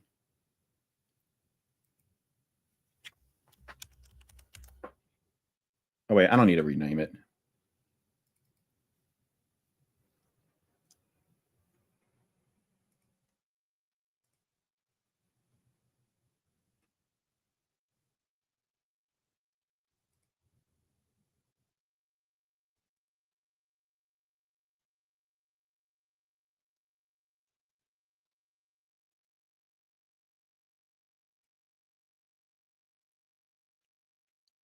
Where is it at? Oh, I can't do it. Oh no, I can do it. Here it is.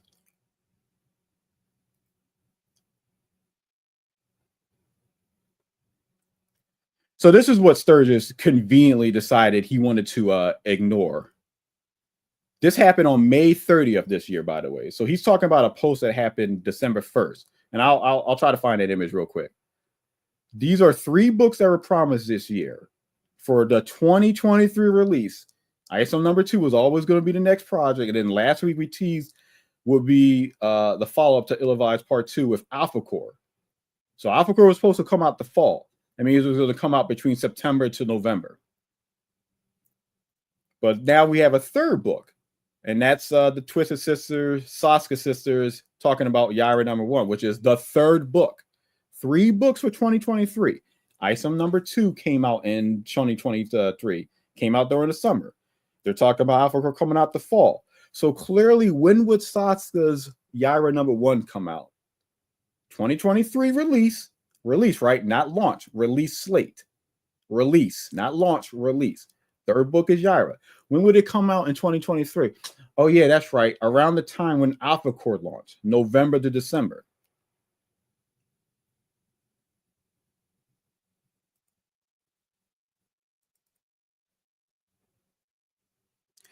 I think this is the post right now that he's talking about.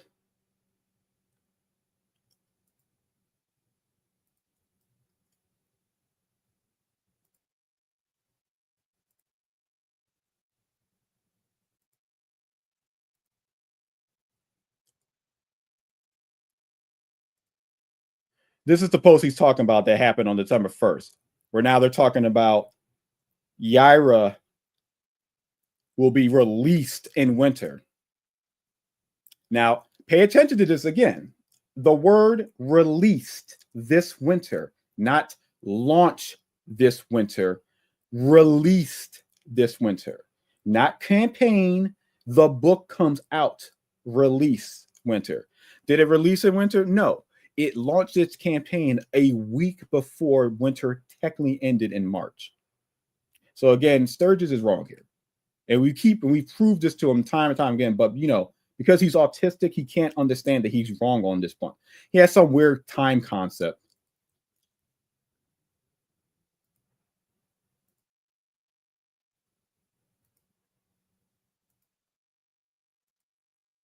Really retarded. I didn't change any word because he tried to say I changed the word presented, which I never did because he's a fucking clown. The dumbass doesn't understand the basic English language. The word were means past tense. I showed that clown a news article stating that Yaira was releasing in 2024. The dumbass still won't refer to me by my name. I don't know who the F Sturgis is. The dumbass self-owned himself by saying Yaira was late while simultaneously stating the campaign launched in winter like it was also supposed to. He also said Yaira was barely going to make 1 million, which it made 1 million in under 24 hours. He's also one of those clowns that believes Eric is against crowdfunding, so there's that. All the while, he bought Yaira number 1. By the way, I read all 3 Ripverse books, Tizo, you effing clown. You are indeed the biggest effing retard on the internet trying to explain crap that you have no business talking about. By the way, hiring women isn't identity politics, you low IQ fucking brainlet. Identity politics has to do with hiring the hiring of people based on their gender, sexual orientation, or sexuality. Eric hired the Saska sisters based on merit. You fucking moron. This is what no pussy does to a man.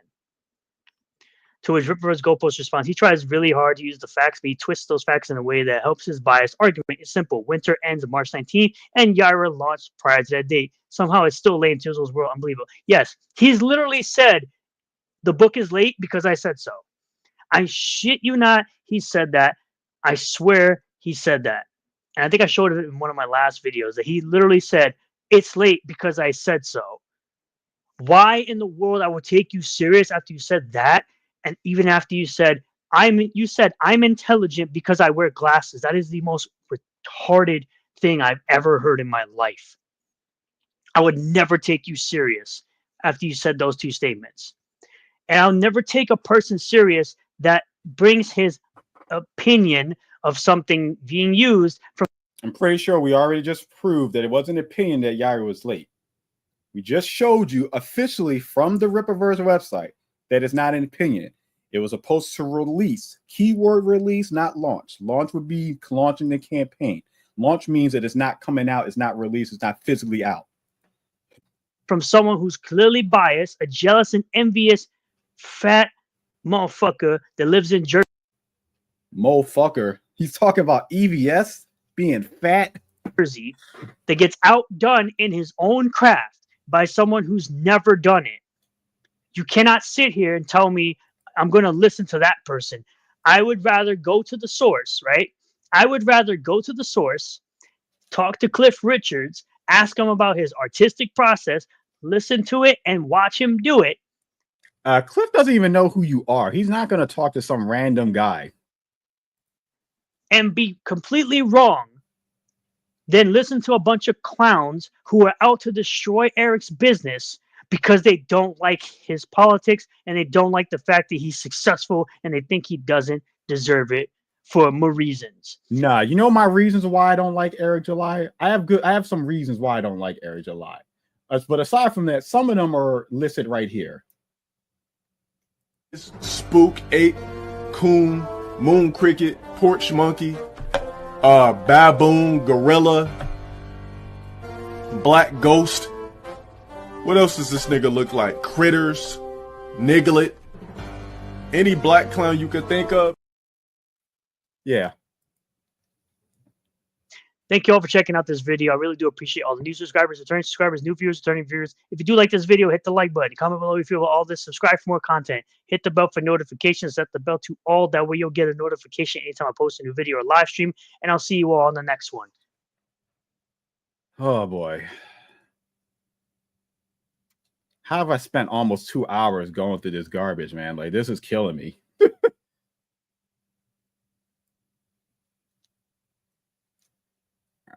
So let's shorten this. I can remove this now. I can remove this now. And I think we're going down further. So now I think we're going just from the way downward, upward now.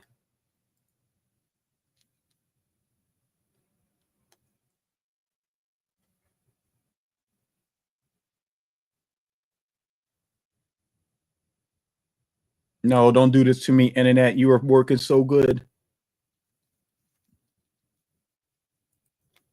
I'm just going to F5 it. There we go. Written things about me and written things about other people after I just put out the whole 43-minute video of a rant. And I got more Rippaverse detractor nonsense to talk about here. But as usual, we're going to start with the Rippaverse Yair #1 campaign sitting at $1.290 million at 9,343 purchasers and over 16,000 books sold. Now, I assure you that when this breaks 1.3 million and makes more than Alpha Core, there's going to be yet another goalpost shift coming shortly after. And I'm going to be here to talk about all of it. Also, Blade Devil 2 is still in demand. You can go ahead and Sturgis, you gotta work on that. Like, it's so easy to turn off the notifications. You know, any streamer would understand that you don't have the sound notifications playing through your stream like that. Get that from Raging Golden Eagle and Toxic Man Baby, currently suspended off Twitter for whatever reason. But I'm still going to be promoting this book because I love the first Blade Devil and I can't wait to get the second one. If you want to get in on this story, it's $10 to get in on it from this campaign here called Sick Fox Studios Unlimited. Now, we're going to start here where I simply say this. To all the people that want to sit up here and claim that I'm 3D assets and tracing and all this nonsense about how Cliff Richards does his artwork, which you clowns seem to never have cared back when he was working for Marvel and DC in the mainstream. And, of course, this is what I had to say. So apparently asking for proof of concept of artwork directly from the source means I'm in a cult now. The F, when all these Rippaverse detractors were originally sitting up here saying Cliff Richards traces while not knowing the definition of what tracing is, because, of course, they changed up definitions on the fly, as always, then claiming 3D models from SketchUp were used while not getting the information from or processed directly from the artist. Their source of information is a fat, washed-up comic pro from New Jersey named Ethan Van Sciver, a man baby who cries daily with 4+ hour live streams about Eric July, while his customer base on multiple campaigns are asking him to stop the live streams and work on his projects or give refunds. Yeah, why anyone would listen to people who are getting information from a biased source is mind-blowing to me, which, if anybody so far has watched the 43-minute rant that I put out, I said that this person is listening to biased sources and getting his information from said biased sources rather than simply asking the direct source of certain things, like the artwork that was done for the Ripperverse short box. This dude literally said the 3D assets were used. Meanwhile, it was a completely different artist named Kanan White that did the entire artwork for said short box. Yet your dumb self couldn't simply ask Eric like I did, and I showed in the video where I asked Eric specifically who did the artwork for the Ripperverse short box, and it was indeed Kanan White. So this person says, when you deny proof that is evident in the art, which you can see with your own eyes in favor of an edict from high, then yes, you're in a cult, a crappy moronic cult. Yes, you're in a cult apparently if you deny a bunch of biased sources, not a direct source from the person that's actually creating the art. Yes, I'm going to definitely listen to the biased source that came out with the information of the 3D assets. The guy that's been crying about Eric July for weeks upon weeks upon weeks. I'm going to definitely listen to that guy. No, I'm not. I said, I'm denying clowns that are lying about what they're saying. Show me the video of Cliff Richard's artistic process. If you can't, then STFU. No, a video is unreasonable and you know it. You've been presented with evidence. Stop lying to yourself. Yeah, I mean, like, it's unreasonable to expect Cliff to just video record himself dragging and dropping 3D assets art from the program that he's using. It's just like, it's unreasonable. You know what's not unreasonable? Where's the Cliff Richards art book? Where's the art of Isom at? How come Alpha Core and Gooding gets an art book, but Isom hasn't gotten an art book? No, you've presented me with a bunch of 3D models that look nothing like the artwork that was presented in ISOM 1 and 2. By the way, ISOM 1 is now $20. Is it now worth it now? Is it worth it now at $20? No, it's not worth it at $20, but don't worry, because it'll be worth it at $5 soon. I guess you can decide, clowns. I guess if you want to buy the book after you've already pirated it. Dick Masterson says, accuses a random housewife of effing dogs because she clipped his channel. Christ King, bunch of clowns. And I said, you accuse a successful black man of charity fraud, which, by the way, you decided to F up the guy's deal and call the charity guy to find out about fraud that never occurred. Clowns like you shouldn't be talking when you're sitting up here lying about how the charity worked. The charity was called Comic Books for Kids, as in people purchased the comic books and the comic books were donated as such. The money was given after the fact because Eric decided to give them the donations because he cared about the charity, unlike your clown self who decided to quote unquote F up this guy's deal because you hated a black man that called you the N-word 3 times because you're a pussy. You have no legs to stand on. You also do a podcast with an alleged P to the E to the D to the O named Vito the Pito, who still hasn't gotten his book out. Let's talk about that. So you do streams with a person who's friends with a P to the E to the D to the O. You know the rest. So Larry. Hashtag when is super killer.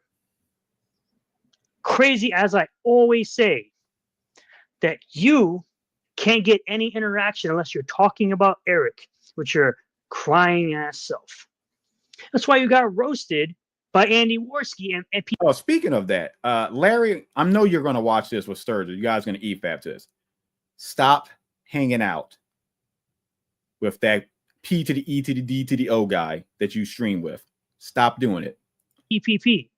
Because you were sitting up there talking about, and I don't care, and this and that, yet you were getting clowned on by Andy Worski and PPP. I said the trucks aren't even the same angle. If you traced it, they would be the exact same because that's what tracing is. Tracing is when you literally draw over a page and you Sturgis, he didn't trace the truck. The truck is not traced. It's a 3D asset that was planted and manipulated. Manipulated. Look that word up on the application program. And then they dropped it into the page and then shifted the angle to see what you get right here. It is a 3D asset. That is why we tell you all the time that it's not tracing, it's dragging and dropping. Draw the exact same thing that's shown to you, which is, by the way, a beginner's technique when it comes to drawing. So that's the first thing they teach you when it comes to drawing. The first thing they teach you is tracing. That's what tracing is, you clown. Also, I don't need proven liars to have respect for me because he's like, oh, blah, blah, blah, blah. This is a bunch of nonsense. I don't care. Good grief, there are 3D assets. 3D means they're three-dimensional. No shit. Who doesn't know that? People who don't have access to the internet, bro. I know what 3D means, homie. I play video games in 3D. I play games that are built in 3D engines. You clown. You trying to... It sure doesn't seem like it because you don't understand what 3D assets are versus tracing. Educate me like I don't know what I'm talking about. Which, by the way, you were the proofreader for Cyberfrog Wreck Planet, yet there were errors. There were grammatical errors in Wreck Planet. And if I'm not mistaken, it also had a speech bubble that had no text in it. So now if I get godlike and there's any kind of mistakes, I'm going to roast you. I'm going to come on Twitter and I'm going to roast your ass. If I see any grammatical or spelling errors in godlike, I'm going to roast you. And by the way, you can't be a proofreader for a book that doesn't exist. Hashtag where is snowman? Hashtag when is snowman? I'm going to roast you if I see any grammatical errors in godlike. Subs aren't tuning in lately. Christ is King, guys. Performative Christian. Oh, yeah. Definitely the subs aren't tuning in for your content. You have 15, almost 1,600 subs, 200 views, 400 views, 169 views. Yeah, they're not tuning in for you, but... They're not tuning in for him.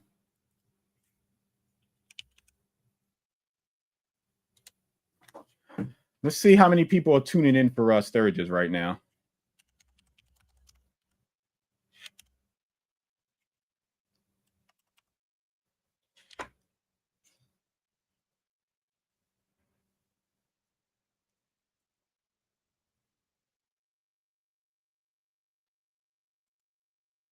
So what we got here? We got almost 2.5 subscribers.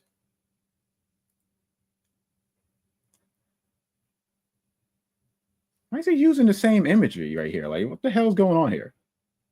So you only got 239 views 1 hour ago. It's got 1K a day ago. That's pretty good for you, Sturgis.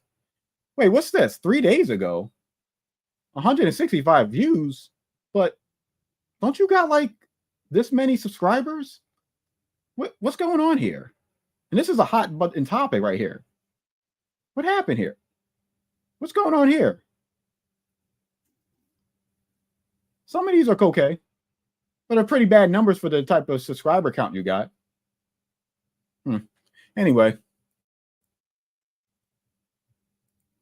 They're damn sure tuning in for the Quarterings videos. He puts 5 videos out in one day, which you only get 3 notifications on YouTube. So the other two, you have to kind of find it in your subscription feed. Crazy, I know, but most people don't base their lives on fickle, fleeting numbers. You literally said subs aren't tuning in. You're counting a number. You're literally worried about a number. Stupid. You think Ripitards would love Captain Marvel because they made $1 billion, since that's the end all be all to success. I said that's not how it's ever worked. Considering how you seem to care about how much money it makes because you are making scraps on your posters drawn by convicted P to the E to the D to the O that you won't talk about. The haters were always the ones counting another man's money because they're all beta and bitch made with their bitter pitch syndrome. Aren't you counting Eric July's money when you're not affiliated whatsoever to Eric July in any way, shape, or form? But you're always seem to be pocket watching his money as if it's your success.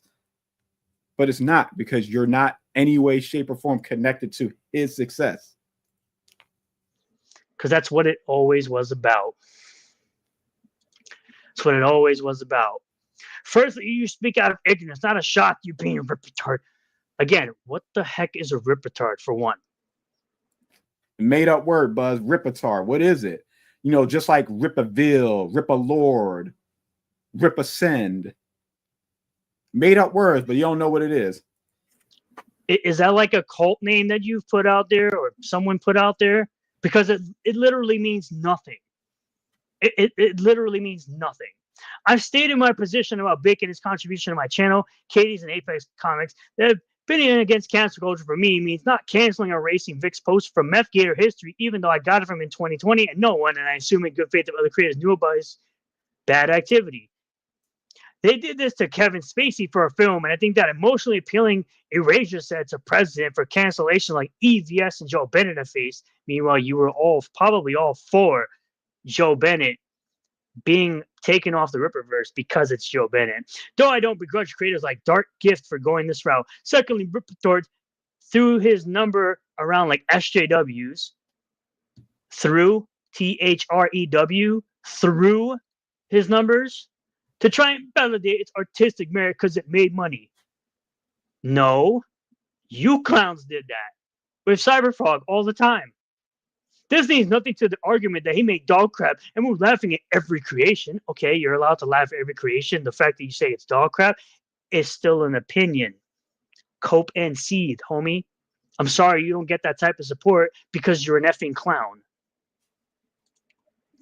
Isn't it funny how the same tactic was used against Eric when claims are being thrown out because of 3D assets? People wanted him to get rid of Cliff for that. People wanted him to not work with Chuck Dixon and Joe Bennett because of supposed Q stuff. Saska Sisters because horror films. Now I flip the script and you throw a bitch fit. The numbers got thrown around because you clowns always care about how the Ripperverse, something you don't like, is doing. Are you not the same person who said that God himself told you to help destroy the Ripperverse? You know why Ripperverse fans care about the numbers? The same reason Indiegogo's and Kickstarter people care. Extra rewards, extra incentives. Calling people Rippertard and a cult does nothing to help you sell your product. By the way, quotes around the word cult. It does nothing for you. How does Eric's numbers incentivize his backers? And versus like Indiegogo, like stretch goals and whatnot. Like how does him making 3.7 million on ISOM 1 or 2 point whatever million on ISOM 2 or 1.3 on Alpha Core, like how does that incentivize people? How does a good and selling only like what 300K, 400K incentivize me to buy the book? You could just shut up, put your head down and keep working, but you, like every other clown that's trying to sell something to potential customers, is out here talking crap about people liking something that they don't like. Yet these would be the same type of people who hate that people go around continuously saying The Last Jedi is dog water. But let them tell it. You dare doubt God's plan? This is this is funny. The holy war. And I'm like, you're not a serious person. Funny how you deflected from everything else I said while also disrespecting God. So now you're also disrespecting Christians who will probably never buy your stuff. Got this clown. By definition, he committed charity fraud. By definition, he did not commit fraud. You're literally retarded because the books were donated as promised. No money was ever promised to the charity. I'm not going to get into the whole charity fraud thing, but yeah, Eric did do a charity fraud for that. You can look it up. There's too many videos for it, but start with the Ricada stuff. But yeah, we're not diving into that. He did. First, it was we're going to donate half of the book. So the book was like $35, so it was like $17.50. We're going to donate the $17.50. But where did the other half of the money go when the book only cost like $2 or whatever to print? And then he had to like give up. Then he had to donate the money by donating the book as well. Like, come on. Well, that was the response there from Black Angus.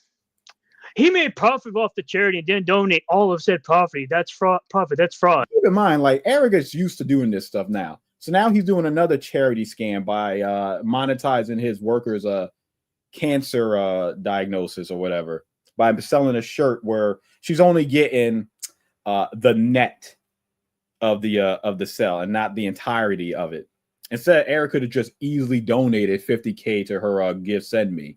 But no, he needed a way to monetize and market and scam money out of people so he can profit off something that wasn't about him. But he never promised to send money. Stupid. The agreement was we buy the books, he sends the books to the charity. You can't say, buy my books, I'll give the money to this charity, something he never said because you're retarded.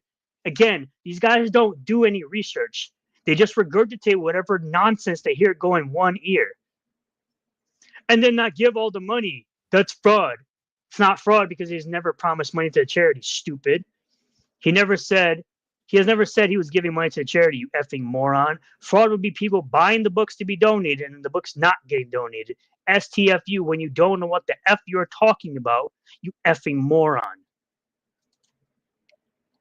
This person, Yara, people say Yara's late. Yara was supposed to be released in 2023. In this video, Sturgis, come on. No, it wasn't.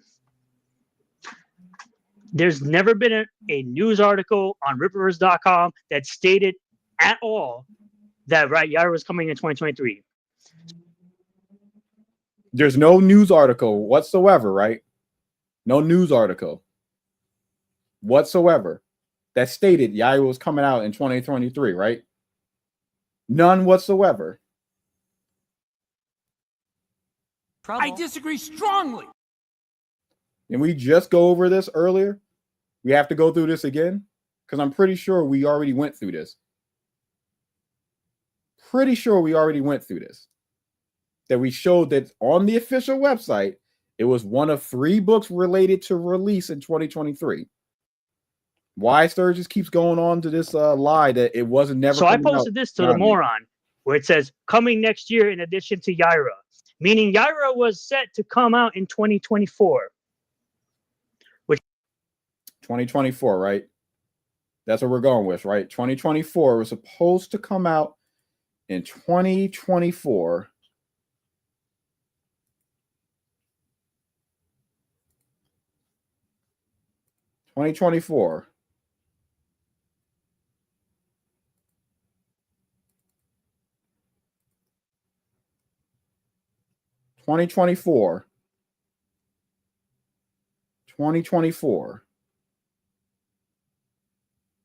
Maybe I'm not reading this correctly. This says 2024, right?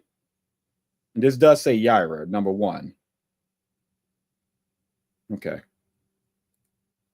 Just making sure.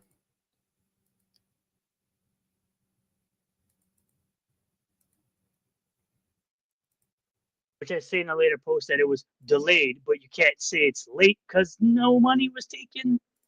And it was. Yeah, it's not late because no money was taken, but it's not late because of the fact that even though it was supposed to come out in 2023, it didn't.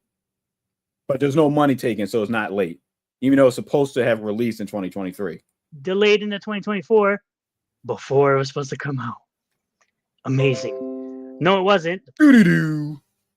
Pre-order campaign launched in winter. It was never set to come out in 2023, which, by the way, I said, if we're being technical, Q4 2023 ends in March. If we want to be technical about it. So if you want to really be technical, it still came out in 2023. Clown. He knows he's doing it on purpose. They cannot be wrong, so it'll never yield any ground. By the way, you're a narcissistic piece of dog crap. Because literally in your profile, it says, I'm great because I'm right, and I'm right because I'm great. You're a fucking narcissist. Thank you. But I'm always right because I'm great. And because I'm great, I'm always right. So thank you. You're a literal narcissist. Bunch of clowns over here. All these guys right here, all clowns. All clowns. These guys right here, all clowns. That's why I got to mute those clowns because they make fun of me and embarrass me. These are some heroes right here taking the task of making Sturgis look like an idiot. All crackheads. They're doing crack. You mentioned tracing. They will stick to that 1 point forever, never budging. Yeah, because that's a point you clowns decided You crowns to come up with long ago. Yet you dummies swap the definition around on the fly, and you don't even know what tracing actually is. No one has talked about tracing. You guys have used tracing as a way to gaslight and move the goalposts around the fact that he dropped 3D assets from a program onto his artwork. It's not tracing. Just like the whole argument of 3D references. It's not 3D references that was the issue. Oh, retards are like this. This is the same dummy that tried to change the word promise. No, I didn't. I changed the word. Yeah, this is another thing. Sturgis has this weird thing about changing like words and their meanings. Promise, time, release, launch, and whatnot. Were, and I didn't change really anything. I just told you that were is past tense, stupid. Again. Yeah, were, some past tense, were. So he changed my hit, and it's like his argument at the end becomes, well, he just changed his mind that is coming out now at this point. You are a clown who swears up and down that it was promised in 2023 when it's never been that way. Meant in relation to Yara being late for his 2023 release, it wasn't late. It launched when it was promised to be launched. You yourself admitted, because you're a dummy, you think you're smart, but you're not. You're a literal dummy with a below room temperature IQ. You have the IQ of a gnat, which is gnat. You got an IQ of a gnat. Yeah, calm down, Sturgis. Nothing. Eric only promised, didn't say it was coming out. This is not what was stated. You're a fucking disingenuous piece of dog shit. You're disingenuous. You are a disingenuous human being. How? I'm literally going by what you're saying. He said it wasn't coming out 23. He didn't promise it was coming out 2023. So what is it? What's the argument here, Sturgis? What's your argument? You're disingenuous. And I said, I'm 1,000 times more intelligent than you. You always make these claims. 1,000 times. He's like more smarter than your average bear. 1,000 times. Claims of being intelligent. It's funny how you misrepresent what I said. Were promised as in past tense. It's like the English language is lost on below room temperature IQ brainlets like yourself. Then when I show evidence that says coming next year in addition to Yara 1, you end up self-owning yourself when you make the claim that the campaign didn't launch in winter while simultaneously stating March 11th is winter. STFU when grown. So again, he's doing this on purpose by trying to only use certain aspects of what they posted, but ignoring the fact that the book was supposed to come out 2023 and then changing words around saying, well, he never promised that it would release in this one. He said it would launch in winter. But the thing is, like, even though March 11th is still technically winter, the optics for it means that he was still late because the book was still being redrawn at that point. It had a 2.5 month campaign period where the book was still being worked on. Winter ended a week after this. Yeah, that's pretty bad. I'm sorry, but like, it's pretty bad. The optics are on it are bad. He's late, and he definitely became late when Gooden released. Folks are talking because you're such a miserable clown with your freaking liver spots on your bald ass head. There are birthmarks. With your little fake AI bullcrap. With your horrible AI Castlevania avatar made by Larry that shows you a fictional idealized version of yourself that you wish to strive toward. But because you're too fat, you can't work out in the gym as to the best of your ability. You'll never get to that level. You want to sit up here and talk about my thinning hair, my ass, my head. Wait a minute. Hold up. Pause. We didn't talk about your ass, man. Come on. Let's stop with that. Stop with that gay stuff. Head at least has hair, you bald fuck. That's why your bum ass now has what? A helmet on your head? Because you're fucking special? Special. Oh, you talking about my current avatar right now? No, that's a gas mask or gas suit or containment. That's what it is. It's a containment suit. Ed, this is what I mean when I say Renon's retarded. He tried changing again. Said the same exact crap again. Again. You can't flip-flop and say it was late now because you already admitted it. I screenshotted it, so you're a clown for thinking you're going to change the rule book and say stuff is late. Because again, technically, 2023 Q4, 2023 Q4 doesn't end till March, fool. So technically, if you want to be that serious about it, came out in 2023. It launched in winter as promised. So you're a freaking disingenuous piece of garbage, as you've always been. It's so easy to sniff out bullshit artists like you. And I said, you know why people think you're retarded? And I mean legitimately retarded, because no release window outside of winter was presented for Yaira. Eric took $0 for the campaign. You're the same idiot who believed Yaira would barely make $1 million, and it made it in less than 24 hours of the campaign, launching when it was promised to be launched. For someone who claims to be so intelligent in business, what business sense would it make to have Alpha Core be promised to be launched in fall, which it did, and then launch Yaira while Alpha Core is going on and have two campaigns running at the same time to split the revenue? Being delayed isn't the same as being late. Being delayed is the same as being late. I don't understand how he thinks being delayed is different than being late.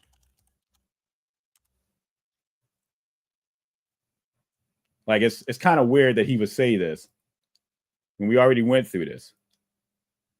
Like, what are we doing here? It's to be late or slow. Delayed, past tense.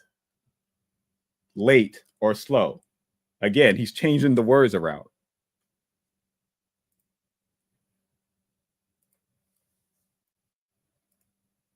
Would have an argument if Yaira launched in spring without the audience being made aware of that. But because you're a disingenuous individual, because your dumbass still doesn't understand what I said, then you could say it was late. You yourself admitted you were wrong when you realized March 11th is still winter. I never said I was wrong about that. I said that March is still winter at that time period, but it's the optics for it that's wrong. He launched his book in a rush to make sure that it still came out on time to beat the narrative that his book would be late. Book was late because it didn't come out 2023, which we already established that he was wrong on. You always self-own yourself because you're a clown. And you thought you were going to have this amazing playbook where you were going to own me because I said delayed. I knew exactly what your playbook was because you still haven't responded. But you know probably where you responded? On your own account by screenshotting what I said because you're a pussy. You're a whole pussy. What is he talking about? Did he say that I have like an alt account or something? Let me repeat that. Let me rewind that. I knew exactly what your playbook was because you still haven't responded. But you know probably where you responded? On your own account by screenshotting. My own account? My one only account? Like this account right here? This only account that I have? Shotting what I said because you're a pussy. You're a whole pussy. And you won't just quote tweet me because you know I'll destroy you in the comments. I'll destroy you with another quote tweet like I always. You mean like this quote tweet right here? Always do. Because you're a clown. He actually just effed up big time some minutes ago with a quote tweet. I'm actually finishing up my response, but it's bad for him. Because I said delayed, you made the claim it was late. By the way, finish your response, homie. I'll just monetize it anyway because my audience enjoys laughing at how truly dumb you are. In which you never finished it. So, and I said, oh no, guys and gals, Super Till is making a response that's going to make me look bad, even though I continue to gain subscribers and followers. Everyone like MSK, shout out, and LG, shout out. Shout out to those guys, shout out.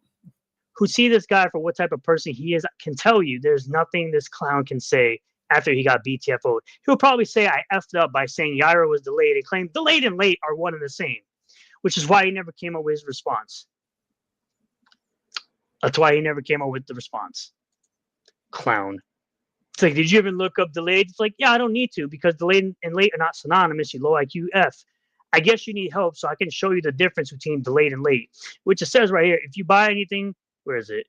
It's important to note that delayed does not automatically mean late, as you can be delayed but still be on time. So, by that logic, if Yara was delayed in 2024 but launched in the winter, it's not late. So, fuck you. And if you want to sit up here and turn around and say, well, all these other things are not late then because they just got delayed. No. Those other campaigns decided to have a release window. They missed the release window and then said it was going to be delayed after it hit the release window. So those campaigns are late. Dummy. I know you would try that too. Do. Now this individual wants to say, here's all the great books that came out. Okay. So Three Jokers only sold 300K to comic book shops, by the way. That's less than King Spawn, by the way, which King Spawn #1 sold 480K to comic shops. Not to customers, to comic shops. By the way, you mentioned Immortal Hulk, right? Guess who drew Immortal Hulk? Guess who penciled Immortal Hulk? Oh, yeah, Joe Bennett, the guy that's drawing Alpha Core. And now drawing the Horseman. Which, there were people that claimed that Joe Bennett's art was crap. So, you're such a clown, by the way. You say Deborah Carita's art, which was redrawn by Kane and White, in response to, the Sasuke sisters hyping up Yaira once again, which, by the way, you're such a clown that has no friends with your steroids that you got going on there, with your overblown steroid arms that you got there. You even had to repost yourself because nobody cares what you actually have to say. But if you want to look up Deborah Carita's art, which is right here, you would see their similarities to this compared to this. They're pretty similar in penciling here, if I do say so myself, just by clearly looking at this and this, since you want to say it was redrawn by Kane and White with zero proof. Meanwhile, you got people out here that can't even tell the difference between Cliff. What's going on with this arm right here? Like, this looks really weird. Looks really weird right here. Richard's art and Kane and White's art in relation to the Ripperverse short box, but apparently you can tell that this is Kane and White. No, it's Deborah Carita because it says it right there at the bottom. Deborah Carita, and yeah, this looks similar to that. At the end of the day, it'll just never stop. These guys will always have something to complain about because they're told to complain about something. They try to make people act like, oh, we're supposed to be mad at Eric July, supposed to be mad at Big Bad Eric July is pulling strings and sending people to comment sections to do his bidding because, Eric July is such a bad guy for starting a comic book company and getting people enthusiastic about comics. Anyway, thank you all for checking out this video. I really do appreciate all the new subscribers, returning subscribers, new viewers, returning viewers. If you do like this video, hit the like button. Comment below what you feel about all this. Subscribe for more content. Hit the bell for notifications. Hit the bell to all. That way you'll get a notification anytime I post a new video live stream, and I'll see you all. All right, let's take a break right now to share something that's more important.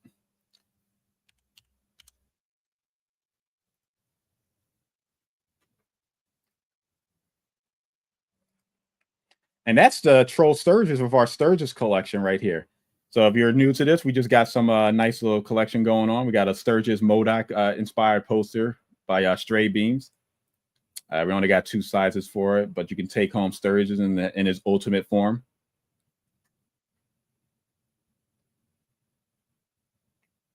Very accurate.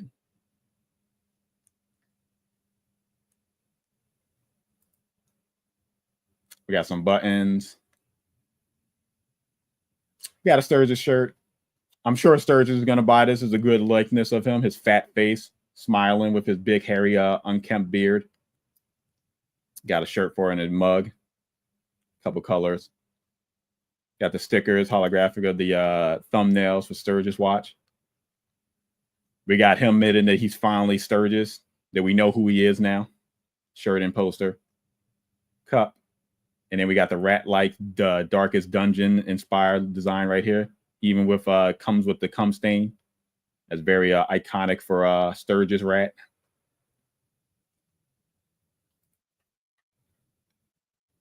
Get it as a sticker. We got the rip-retarded Sturgis right here. Get it even as a mug or a holographic sticker. I'll probably do 1 or 2 more designs and then just call it a day on this section and just, let people monetize Sturgis for me.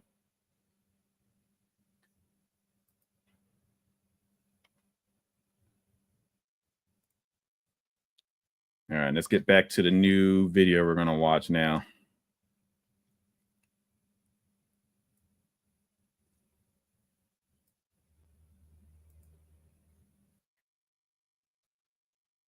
Oh, man, a lot of these videos are still long, man. Like 31 minutes.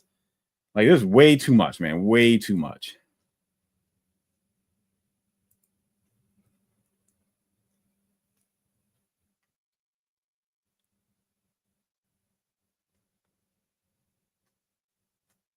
All right, come on, YouTube.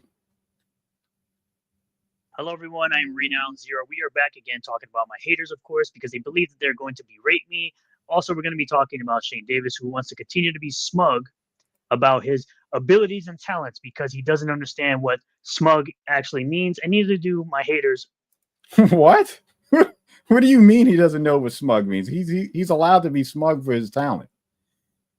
AKA, my biggest hater recently has been one of EVS's mods.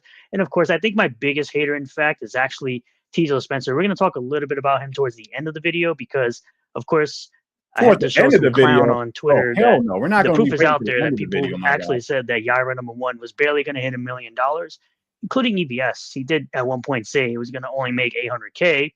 But then, of course, the controversy that these clowns wanted to talk about, he believed that it was going to make anywhere from 1.5 to 2 million, which, again, clowns don't think that the number of sales and number of purchases, number of books sold is going to increase over the duration of the campaign. And by the way, the books are still sold after the campaign ends. But we're going to get into it first here. As usual, as of recording of this video, $1.317 million with 9,639 purchasers with over 16,500 copies sold. So within about 2,500 to 3,000 more books, it'll have sold more than Cyberfrog 2. So they can go ahead and cope with that nonsense. I'm sure EVS will eventually cope with that. He's still coping over it anyway. Sick Fox Studios, Blade Devil 2, Chains of Blood. I can't wait to get it. I've read the first Blade Devil, as clowns like Pancake Jeff like to believe. I don't read the books I purchase. Sure, buddy. Yeah, you can get in on it for just $10 over at Sick Fox Studios Unlimited. If you want to get it on Blade Devil, I guess I'll stick to this. So we're going to start here, where this clown says, I think that means Alpha Core sold more books, but had way less actual buyers than Cyberfrog 2. I really don't give a crap. I don't care about EVS's sales. So again, rules for thee, but not for me. Alpha Core had more purchasers as well as more copies sold than Cyberfrog 2. I'm sure at some point EVS will eventually cope with that. I mean, he probably still is. By the way, notice that he didn't mention ISOM as a good book. And I said, is that supposed to be an own of some kind? I did a review on my channel praising what I like about it. It's there.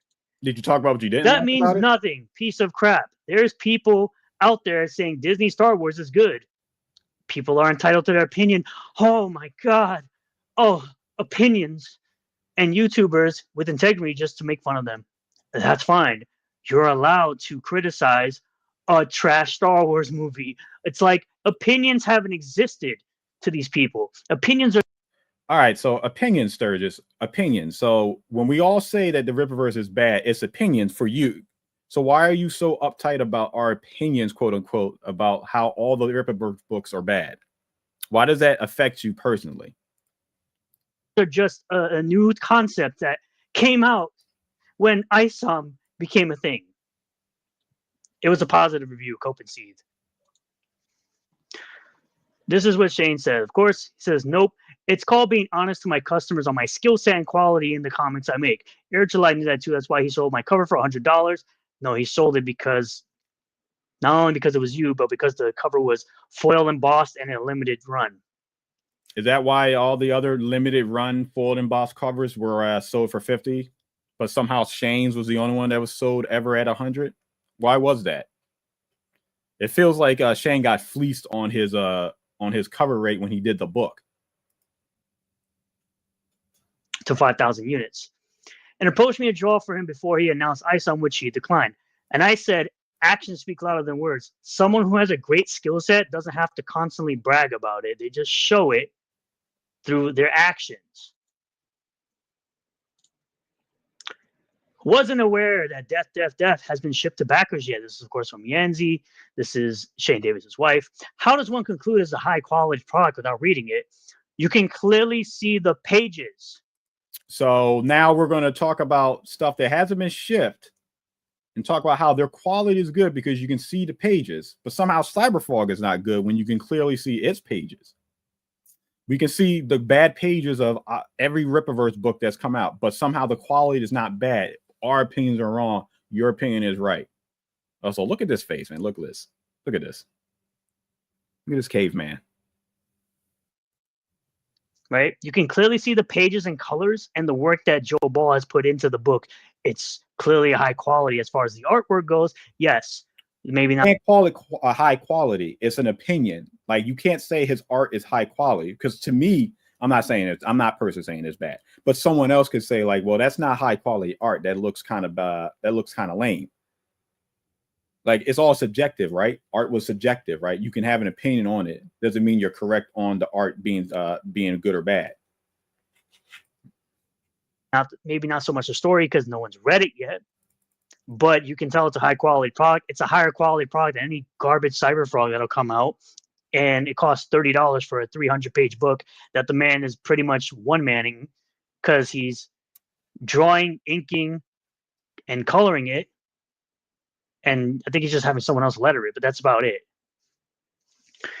I guess neither is all those CG books I have, including Cyberfrog and Glorious Rex, Starlight Cats, Alien Alamo, and She. Because apparently I don't buy any quality books. This is the exact same thing Shane Davis said. I'm not buying quality books, even though I have your book, Inglorious Rex and Starlight Cats. And I backed Inglorious Rex too, at the highest tier possible, by the way. So, and I also said I wasn't aware that Inglorious Rex 2 shipped on time either. Sorry about that, guys. So that happens when you overload your computer all this garbage. Yeah, that's right. I defended it being late because of Shane's drawing arm needing surgery when it was supposed to release in February 2024. At this point, if I could get a refund, I would gladly do so. So there's my backing of $250 for your all-in book subscription for Inglorious Rex 2, which I did also do a review of Starlight Cats on my channel as well. And I've read Inglorious Rex. I liked both books. Crimea River. I think she's pointing out you calling Death a quality product before you got it in your hands. Not that it's late, which is a fair point. Joe Ball's art is good, but there could always be printing issues, pages that got flipped, and other weird issues. Fair point, but again, looking at it, you can tell it's... He literally read this. He understood the point that was being made. He understood that it was a good point. He understood that these issues could arise and affect the quality of the book. And then he still chose to ignore it and go back to his original point because he's autistic. No, these things affect the quality of the book. You don't know a book is high quality until the book is in your hands. It doesn't matter if you think the art is good. To someone else, someone can think the art is bad. Is the writing good? Because that's also a factor in the quality of the book. You can't reason with these people. There's a lot of heart and soul in it. Yeah, I defended it too. I had so much faith in Shane and Yanzi, but everyone's fortunes are tied to Ethan. If he sinks, they will all sink. So if he goes to war, he won't stand for them not backing his opinion. So far, only Cecil has been level-headed and consistent, which I also have Cash Grab. Shocker, I know. I've talked to Cecil in person. He said Dick Masterson's obsession with Air July is lame and gay. So there's also that. Google this word's meaning, then talk more crap. I know what the word means. Google a picture of what you look like. I'm sure you'll find an overweight, out of shape, 350-pound MFer. By the way, the quote-unquote estimated delivery is set by the person who created the campaign. So get effed, which I just said. I just said. I defended that it's late because Shane had a broken drawing arm. And Yanzi has been right that they haven't been late on any of their books. I checked my Indiegogo contributions and saw that I got my books exactly in the month that was under the estimated delivery month and year. And I said also who is Sturgis. And then we have Dick Masterson saying the people who did this to Ed Piscourt are now attempting to do the same to me with their targeted harassment. Yeah, that's rich coming from a guy who did this. I said, did you not just enter a puzzle competition? It took you over an hour to complete a 500-piece puzzle. Nobody cares enough about you. Targeted harassment is you for months telling people to put chickens in the chat in any stream Eric July has been on, you hypocrite. Why is he bringing up random stuff like Dick going to a puzzle competition as an insult? He does this all the time.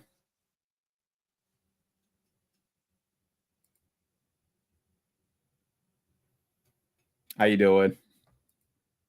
Like, I don't understand. Like, he does this all the time. His insults just go from like left to right and out and outside of space and time with all like, which is the topic for it. That's just the facts. You gotta love the dedication of my hate watchers and burner accounts. You can see this guy's extremely upset with me for some odd reason. I have no clue. We have J Bomber fan too. You're sounding like a war campaign right now. By the way, man, several of the people you've been cheering on and agreeing with are war campaign stock accounts. Well, I mean, if they're correct, and you're nonsense. I mean, you're basically an attack dog for Ethan Van Sciver. Anything he says, you just repeat. Even if it's hell, guys, your mic is muted. It's a lie, you still repeat it. And I said, did you even watch this video? I had the same position as I did on here. I stated they shouldn't be canceled from C2E2, but they expect to be back after crapping all over a fan base that likes something that they don't. And Bruce, shout out to Bruce. J Bomb retarded in a nutshell. I know I and other Cancelgate cucks have been trying desperately to demonize people like Eric and the Saskas, and Ethan's attempt to defame, attack, and cancel numerous others. But can we get some help here? Are cons trying to cancel us? No. Why won't they help us? Good question. I don't think he understands what that is or the irony supporting them whilst talking about cancel culture. You say this while being for the burning down of Eric July's business, but go on. I've never been for people being canceled, and my position has never changed on that. I can disagree all day long, but if I'm a paying customer and you act like an ass towards me and act as if your shit don't stink, I will call you out on it. All right, so wait a minute. Hold up here. He's fine with this logic right here. But when I call out Eric as a customer in the same manner, I'm wrong. Because his stuff doesn't stink, right? And his books are not terrible.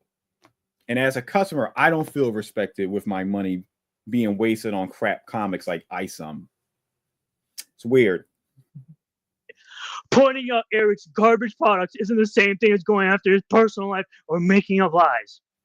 Oh, like the people that went to his great-great-grandfather's grave, or the psycho that went to his warehouse that he uses. Shout out to Riley. How did that work out for you guys, huh? For shipping out books, regardless whether or not it was a private or public property, you still went to a property that you shouldn't have been on. $8. So, and again, Eric's garbage products, according to who? Because last time I checked, everyone has an opinion. Some people are not going to like it. Some people are going to like it. I am on the side of I like the stuff that's coming out of the Rippaverse. So again, you clowns need to stop putting your opinion out there and acting as if your opinion is the opinion and the end all be all and the only opinion I have, which is like a new concept once again for these clowns who just sit up here and say the same shit over and over again. Some people like starting fights. Some people like fighting. Make sure you know which one you are before starting it up. You say this as you're trying to start a fight about a 2-year-old tweet. You're so irrelevant. You try creating drama and you get BTFO'd every time. You're still crying to this day about being called the N-word by Eric July, and it's still funny. Why would Eric July call some guy that's not even black the N-word? It's so weird. It's like it's so unhinged. 2 bookmarks, of course. I'm sure that'll come back. It's in some weirdo EFAB live stream from comic pro, quote unquote comic pros who are so scared of my opinion and the fact that I have one. CG isn't hating on Rippaverse as EBS makes 42 Trash Cast episodes making these types of pictures of the Saskas, and you got clowns and CG regurgitating lies daily like how Eric July is against crowdfunding. But no one's trying to, no one's hating on the Rippaverse, no one's trying to take it down. But meanwhile, I've shown proof plenty of times that it's the opposite. What do you think about Yara, the most hyped upcoming Rippaverse book by far, looking like it's going to sell less copies to less people than Alpha Core did? Again, the campaign's still going through April and May. Yara should destroy Alpha Core in sales. Total sales, it made more money. So What are we talking about here? So Yara's campaign sold more merchandise sales than it did book sales. So less people were buying books than they were buying the merchandise. And the merchandise was higher priced during this campaign than the other merchandise for the previous campaigns. What are we actually talking about here? You got to understand the context. Maybe way more people agree with these clowns than you can admit. What do you think about Alpha Core selling more books than Cyberfrog 2? See, I can ask pointless questions too because unlike Yaira, I can't buy Cyberfrog after the campaign ends from the original creator. I think that means Alpha Core sold more books but had way less actual buyers. Both of those statements are incorrect. Alpha Core had more buyers and had more books sold. But I really don't give a crap. I don't care about EVS's sales. So then why are you asking me a stupid question? Why are you asking me this dumb shit? So I said it, in the beginning that, rules for thee, but not for me stuff. Holy crap. I don't give a crap about Cyberfrog 2 sales or EVS. I don't do this to EJ on the daily. Like, shut up. You're making assumptions about sales based on a campaign that has only been running for 3 weeks. You effing gave F. So once again, hypocrisy is easily shown by retards like you. Please stop telling me about your suppressed feelings for another man and just come out of the closet. No one will care. You clearly have no argument because you resorted to insults. Get fucked. What hypocrisy? What the F are you talking about? Yara sold 2,000 less books to less buyers than Alpha Core in that exact same time span. If you think that's magically going to change, you're retarded. Oh, wait. Yeah, it will magically change as the campaign continues and also the books continue to sell after the fact. This is something I had already stated, but your lower than that IQ couldn't comprehend that basic fact. If I go to the Ripperverse store right now, I can buy ISOM 1, ISOM 2, and Alpha Core. When the Yara campaign ends, I can still go buy Yara if I want to. And in a month or two, you could probably buy them for $5 each. You idiot. I can't go to a storefront outside of eBay to find Cyberfrog being sold by third parties. Wow, what is he talking about? Because you can go to Ethan's official eBay page to buy Cyberfrog. Reputation as an autistic retard preceded you, but turns out it was an understatement. As CG has people slapping around autistic chicks, and EVS's daughter has autism, but I guess. I'm sorry you're effing slow. Your mother dropped you on your head too many times that you can't understand basic facts. The literal facts are that Yara was supposed to be a major hit and borderline new flagship title. Instead, it has trailed Alpha Core in total books and buyers every day for weeks now. And it will clearly end up with less books sold and less purchasers. Then you'll move the goalposts. The campaign is still going on when you're absolutely wrong, you'll shift the goalpost. Once again, for the third time, because I understand your tiny brain can't hold much information. The Yara books will continue to be sold after the campaign ends, just like ISOM 1 and 2. And wait, hold up. The friendship is over now, guys? Sturgis is bullying Larry now? Just like Alpha Core. Yeah, I'm sure those books are flying off the shelves. Yeah, they sure are. You're just too retarded to see. I see people buying books every day. Cope and see, loser. You can check fucking Twitter. There are people posting about them buying books all the time. There are people literally posting about buying books all the freaking time.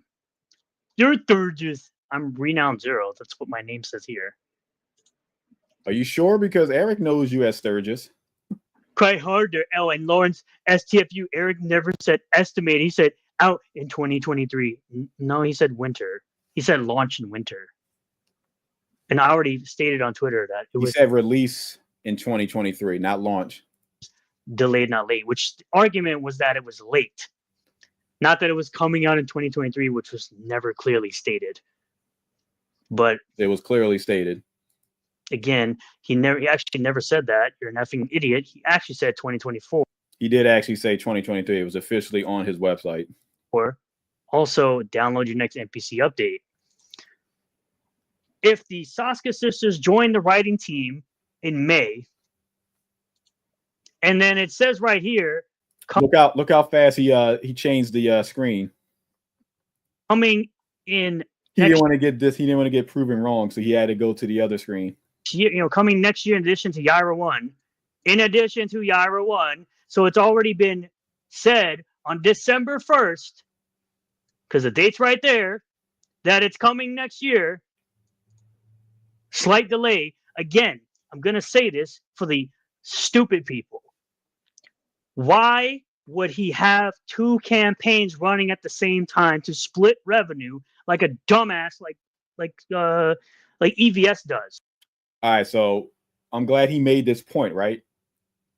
He made this point right now, right? Why would Eric July have two campaigns running at the same time, right? Why would he? Why would Eric July have two campaigns running at the same time?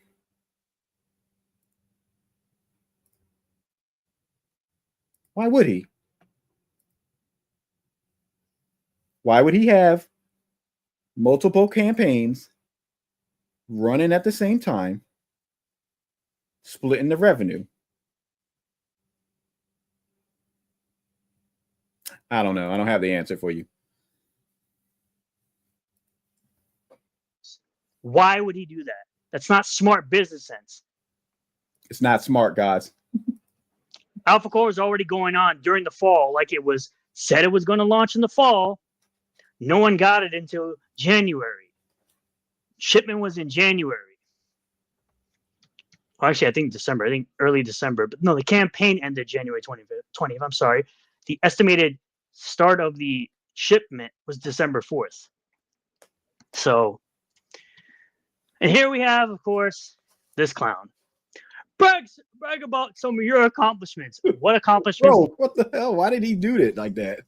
You have to brag about. I guarantee I have more accomplishments to brag about than you do. And no, you don't, man. You don't make more money than Dick, and you definitely don't have a popular show like Dick does. So start showing the receipts. I don't really care to do that because I am not a smug. Because he doesn't have any accomplishments. Remember, he's a lumberjack. What's the big accomplishment he's gonna have? He cut down a big tree with a machete. Person like you, I don't have to go around talking about accomplishments. What are your accomplishments? You were on Dr. Phil 15 years ago. That's not an accomplishment. That means you're just as accomplished as the Catch Me Outside girl, which she makes more money than you do. You have a podcast called The Biggest Problem in the Universe with a accused or alleged P to the E to the D to the O. You have a YouTube channel called. So you got a friend who streams with you talking about his friend who is an actual PEDO. So by association, Sturgis, you are what you hate. The biggest problem in the universe that I can get more views on with videos and I have less subscribers than you do. Another accomplishment, you're still crying like a bitch about being called the N-word from months ago. So you made a poll asking your Twitter followers if it's worse to DM a 17-year-old or be called the N-word. That means you're still hung up. I'm gonna be honest. I know the joke answer to go with the 17-year-old, but I feel like being called the N-word is probably worse than DMing a 17-year-old. Over being called the N-word. You know what's a great accomplishment for me?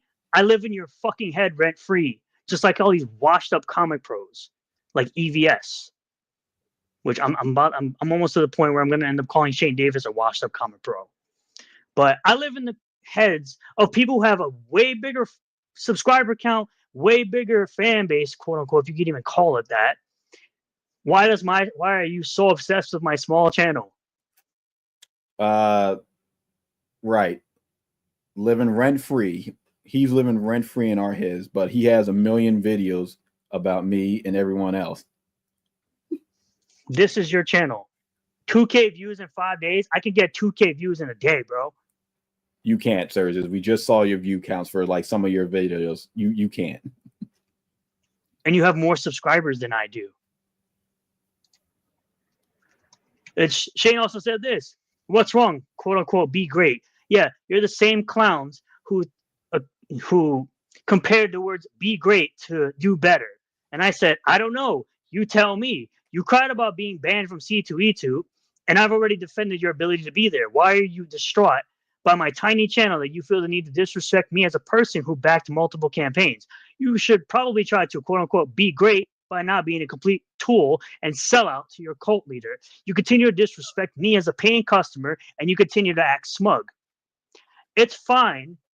I'll continue to monetize it and expose you for being the way you chose to be.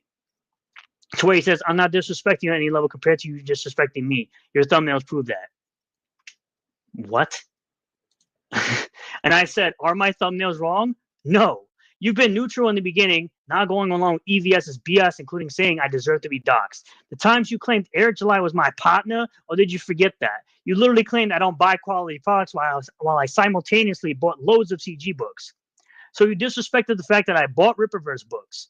The conversation about if Eric is against crowdfunding, the entirety of the cult of CG has been attacking me for months simply for giving my opinion, for simply liking a book they don't like. You've been lockstep with EVS for a bit now. No self-awareness there with Ripper. The difference is I've never been disrespected as a customer of the Rippaverse. He sold you fake art. That's as disrespectful as it gets. Oh, this art that I must have photoshopped this art into this video. I mean, this cover was actually drawn by Kane and White, so I guess Kane and White makes fake art. I forgot. Kane and White makes fake art. Kane and White makes fake art apparently because he didn't draw this cover or this cover. He didn't do. He didn't actually draw that one ISOM cover that you just showed. Cover C. He didn't actually draw that. So yeah, do that. It's fake art. I totally don't have this fat book of manga that outsells all of Western fucking comics because this is just better written. Including better written than any Rippaverse book. Remember, guys. Oh, shocking. I have Vinland Saga. Why is he pronouncing his words like that? This art right here by Joe Bennett. They made this nice cover and the interiors, by the way. This cover is drawn by Joe Bennett. You know, the guy you call the scrub, even though he drew Immortal Hulk. Right? He drew Immortal Hulk. He drew this cover and the interiors. But he definitely sold me that fake art that's right in my hand. And just to add insult to injury, because you're such a fucking clown, I guess this fake art that was drawn by Shane Davis is fake too. I guess this fucking ISOM 2 cover drawn by Ethan Van Sciver must be fake too. All this is disingenuous, by the way. Like, we're talking about the interiors of the book, the 3D assets, but he's like going on a Cope and Steve rant about fake art and then showing the stuff that he's bought. Like, how can it be fake when it exists in my hands kind of argument? Whew, man, all that fake art I have. Oh my God. I must be losing my mind and not seeing all the fake art that I hold in my hand. And I started thinking to myself, man, what did he do to make them niggas that mad? Charging $75 for a 16-page book, by the way, is disrespecting the customer. You mean that book that I showed already that sold for $300 on eBay? Like a week ago? That one? That book? Yeah.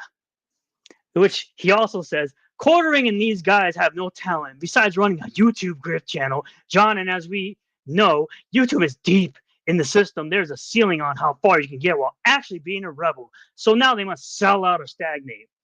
No talent, stagnate. EVS is true stagnation. So these are the views for the quartering. Hundreds of thousands of views. He put out 5 videos in a day. Here's Yellow Flash. Hundreds of thousands of views.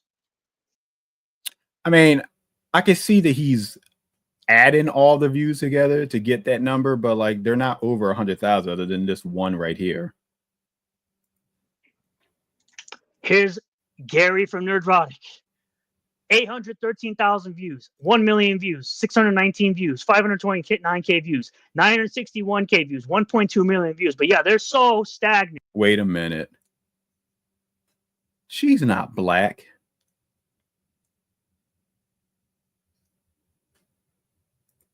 You want to see what EVS's shit looks like? 13K, 26, 24K, 16K, 13K, 23K, 20. That's stagnant. Considering that most of your views are the exact same, or almost the exact same, that's what stagnant means.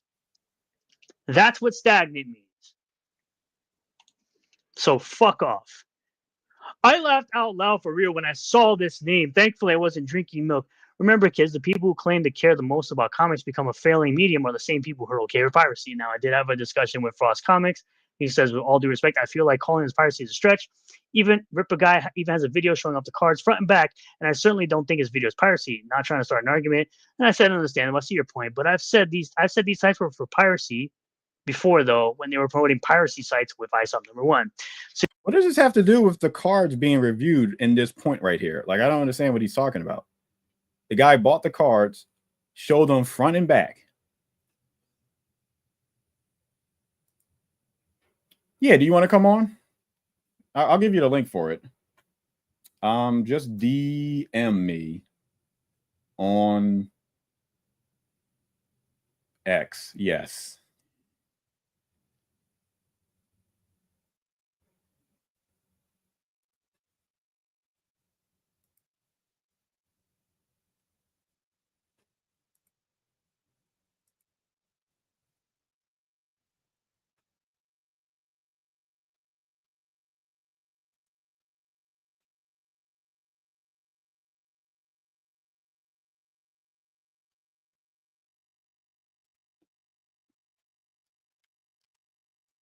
Yeah, I think I just sent you the link.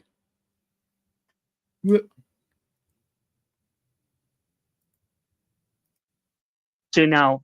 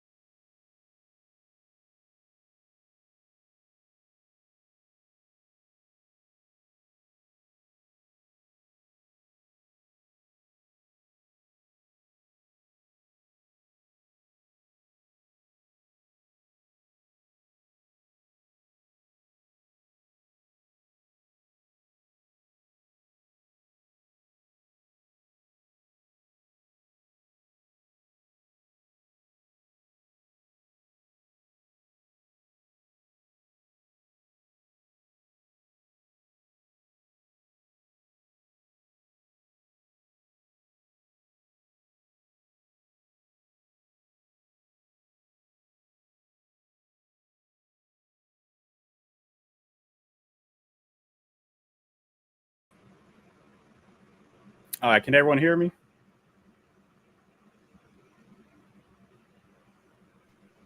Hey Teaser, how you going? Hey, can you hear me? Yeah, I can hear you. Do you hear anything in the background on my mic? Yeah, there's a little bit of noise, yeah. Okay. All right. What about now? Do you hear it now? Kind of. All right. Let me turn it up.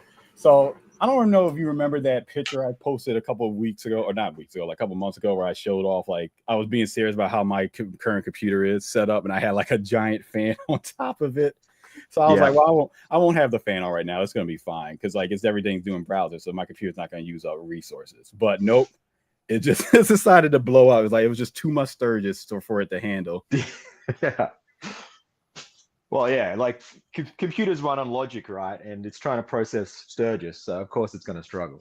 Yeah, it's unfortunately like I'm gonna get around to it. I've just been too lazy for it, but I do have all the parts for my new PC. I was supposed to build it on a stream on Christmas Day, but I just didn't feel like it. You know how it is. But I think I'm gonna try to get back to where we were at. I think I have the video loading up. But Teaser, before you start, I just want to like say a few things, right? Okay. It's like it is just something like this was necessary, right? Because like Sturgis has built this world for himself where he has like contradictory statements where he can go back and say, I never said that, or I said this and I actually meant this, yada, yada, right? Yeah. So, doing something like this, and I know it must be a massive pain in the balls for you, but doing something like this is like necessary because it's just like, here is like evidence of Sturgis shifting the goalposts, changing what it means here, reframing something that Eric said to actually mean this. So it's like, I'm sure every single person that interacts with Sturgis could make a video like this if they had the time or the fucking willpower. And it's like, but it just demonstrates what a dishonest, like little rat boy he is, because it's just all the mistruth and disingenuousness that's on display, right? So I don't know how I don't know how you had the time or the energy to go through and find it, but it's good watching it because it's good to document like just the nonsense, right?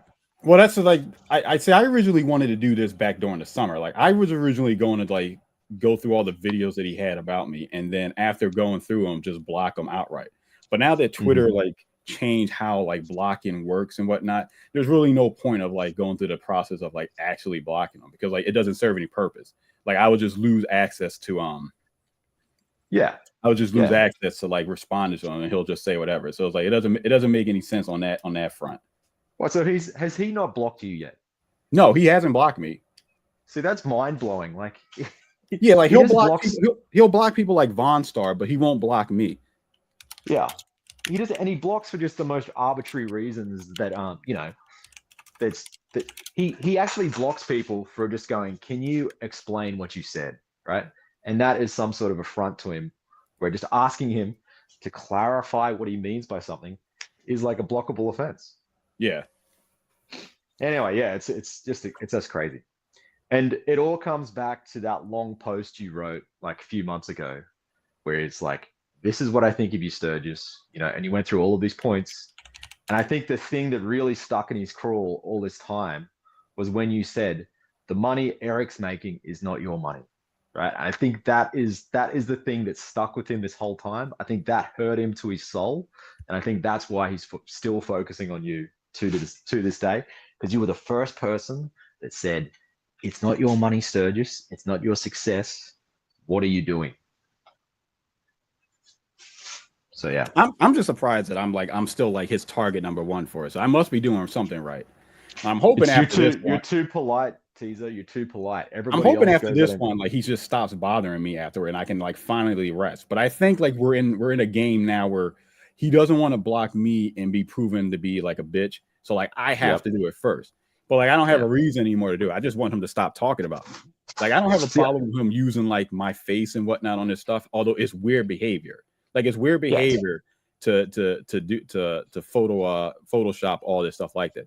And that's why I manipulated him a few videos into it where like he started using like the new face that I had from a video that I posted talking about, like, I started doing like short form videos where I was just like, man, this book sucks. I can't believe I got to do a review on it. And I knew going in that he would actually like look at that video and take my face from it for some reason.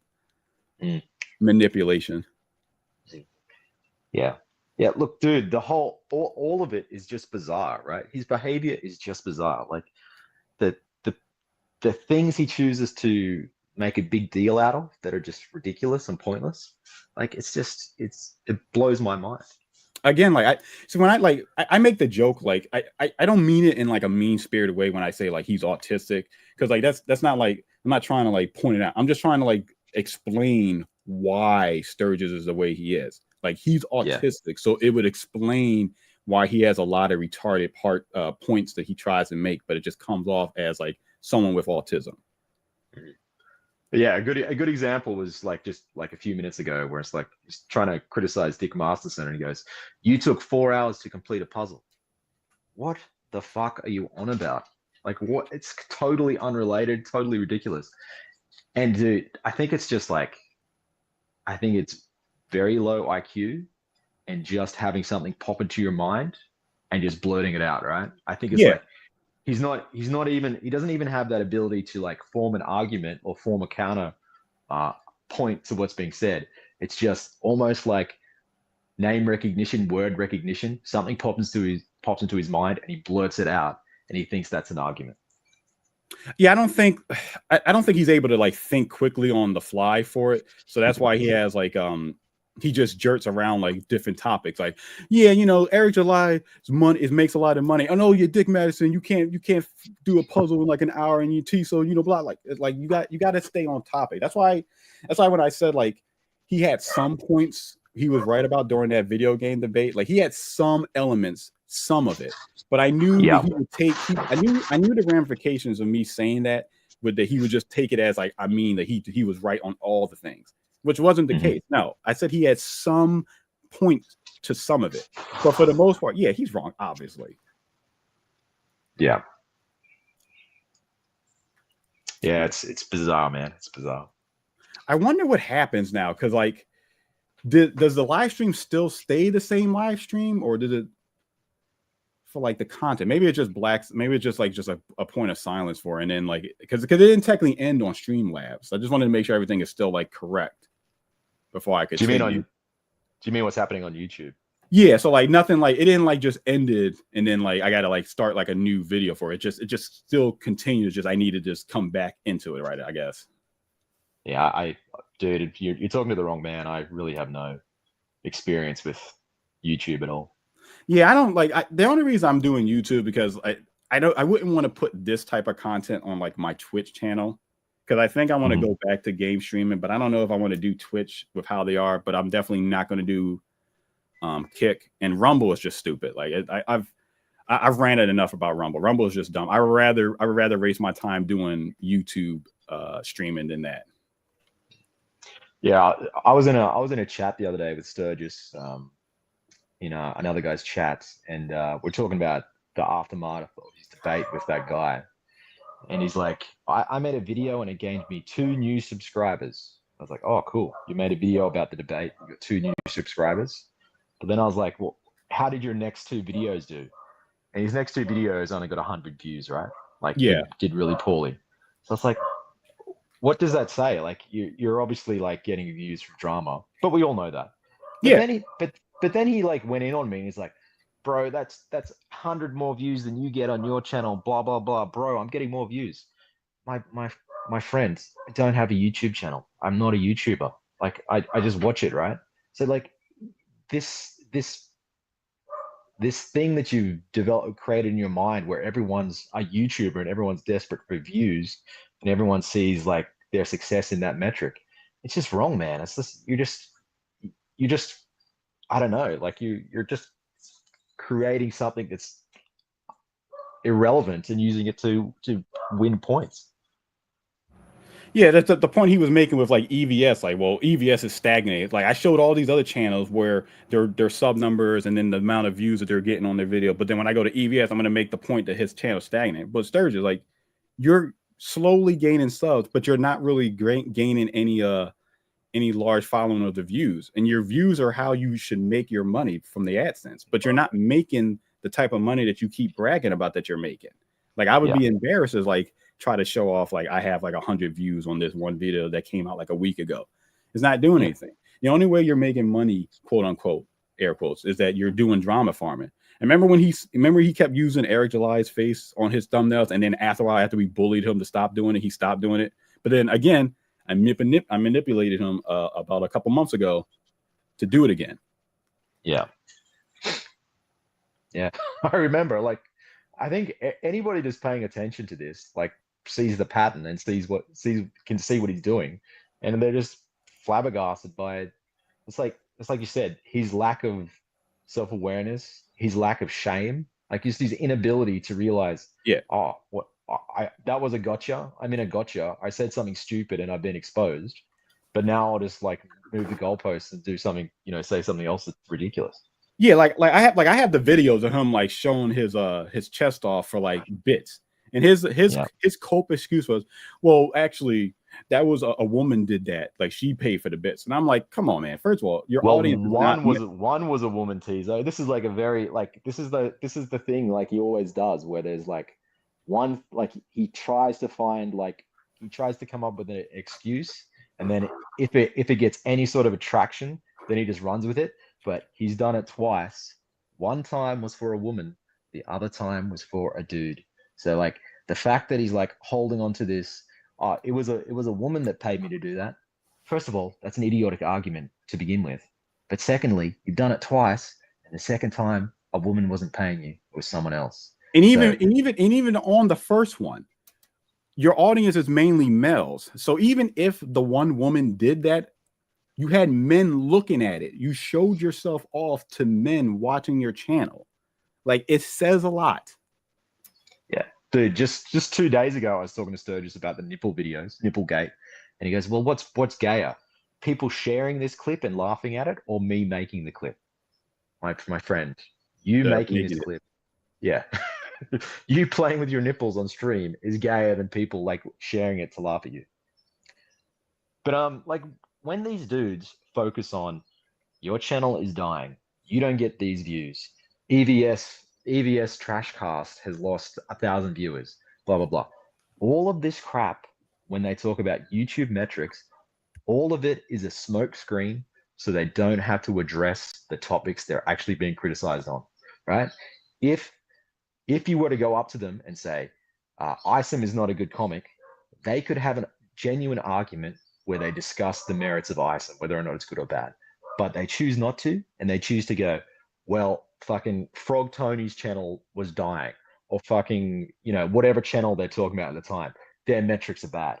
It is all just a smokescreen and a way to avoid genuine discussion about the topic and genuine analysis of what's happening right now.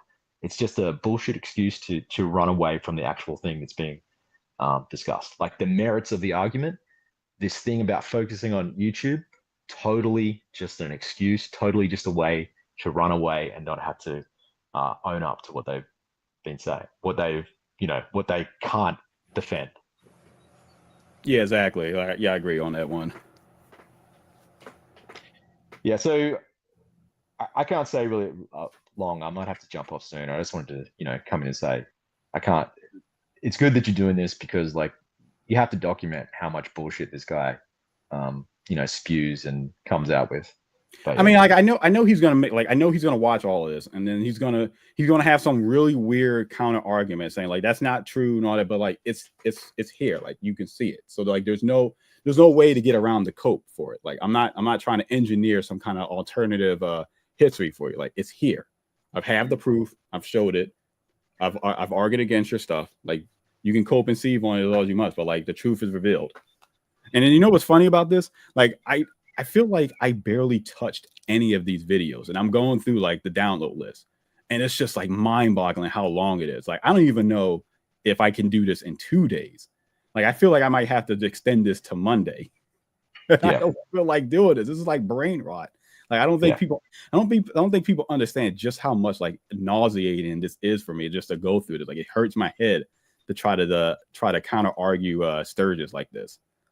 Oh, dude, anybody that's had an argument understands what you're talking about, where it's just like there is so much, is it like it's gish galloping, so much just shit that's thrown at the wall that you've got to like wade through to get to a point.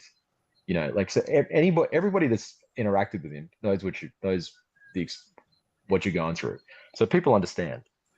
I can't wait to get to the TISM era of the videos he has for me.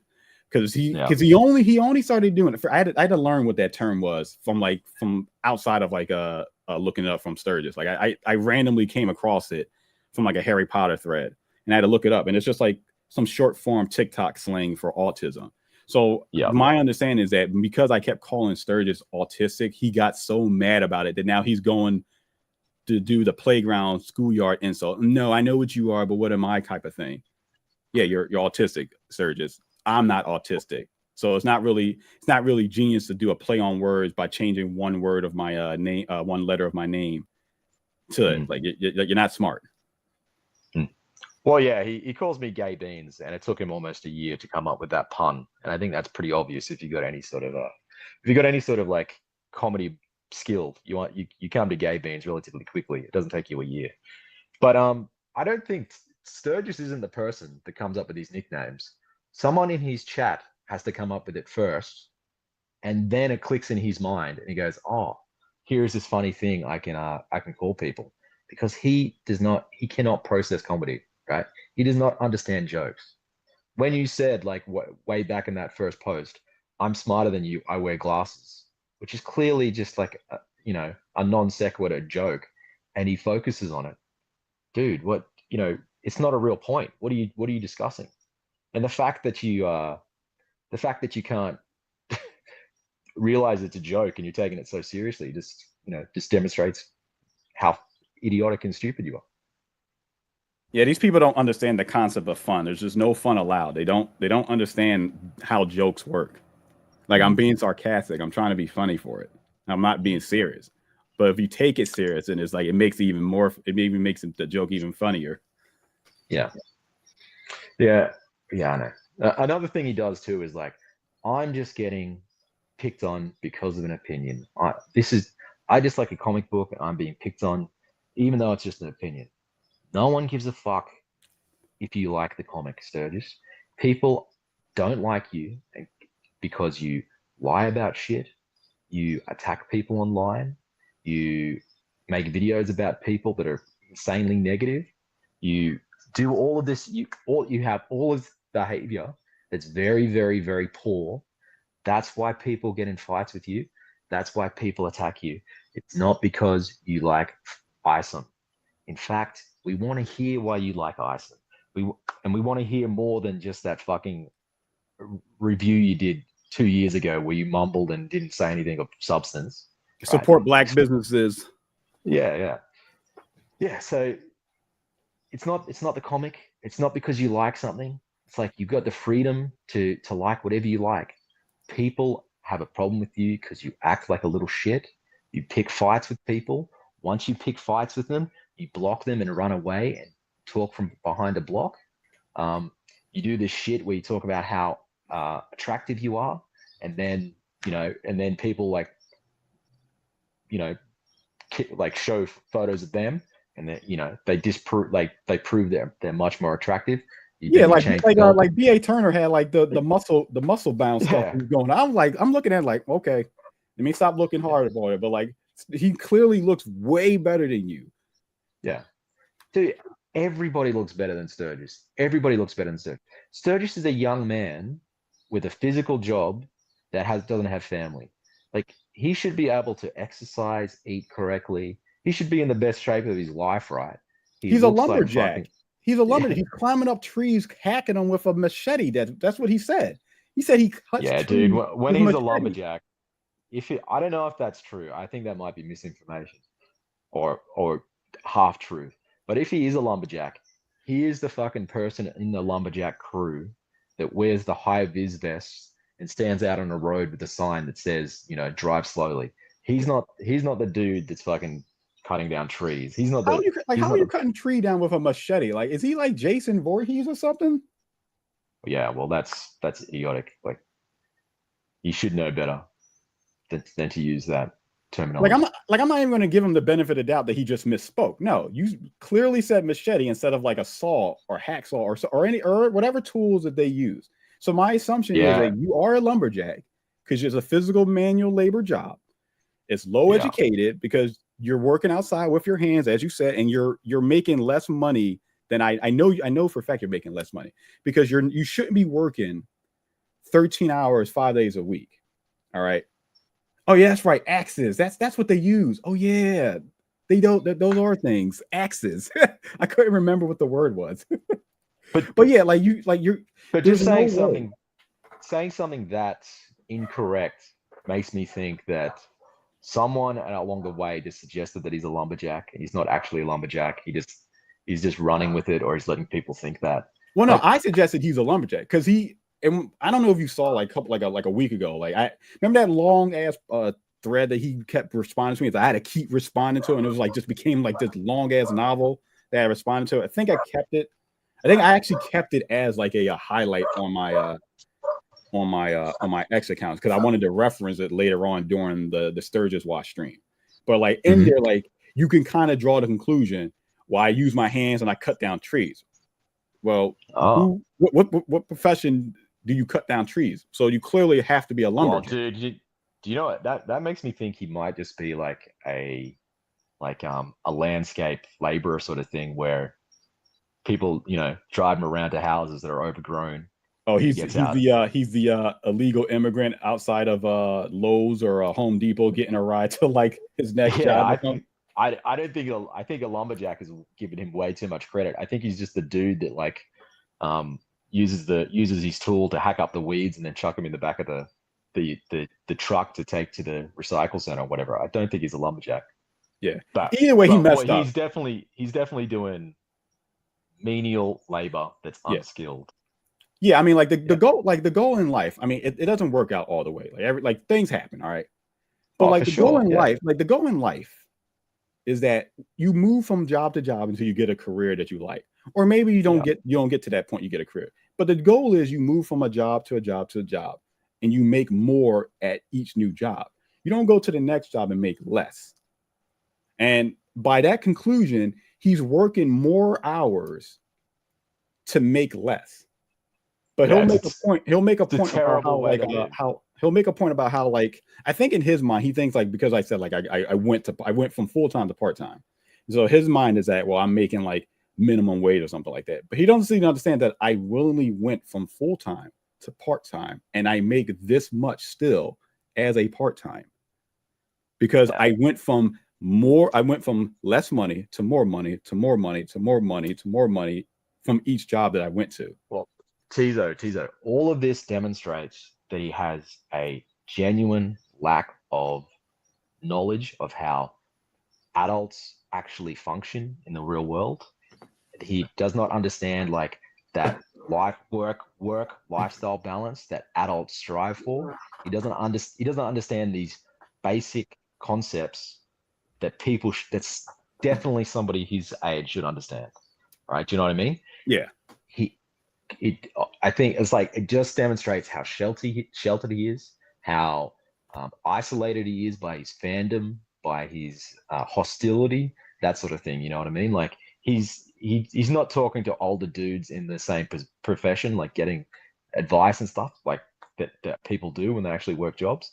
He's just some random dude on the internet who doesn't interact with people really, and like that's why he cottoned on to like fucking Eric July, this dude that's clearly full of shit, that Sturgis has eaten up every, Sturgis has like swallowed every lie that he's come up with. Well, it's tragic because like he's jealous of more success. He's jealous of successful people, so he latches on to their success to live in a lifestyle that he doesn't live. And like nobody cared about anything he talked about as far as like income levels. No one was trying to shame people from income. Like if you're a lumberjack, that's fine, cool. That there's no shame in what you do. You can work for Walmart as a cashier. You can work as a restaurant as a waitress. You can work as a CEO. You can be a data entry person. You can do whatever. It doesn't matter. No one cared about your money. But the fact that he made it a point because he wanted to use it as a basis of insulting his detractors. Well, the second that you did that, now you're fair game.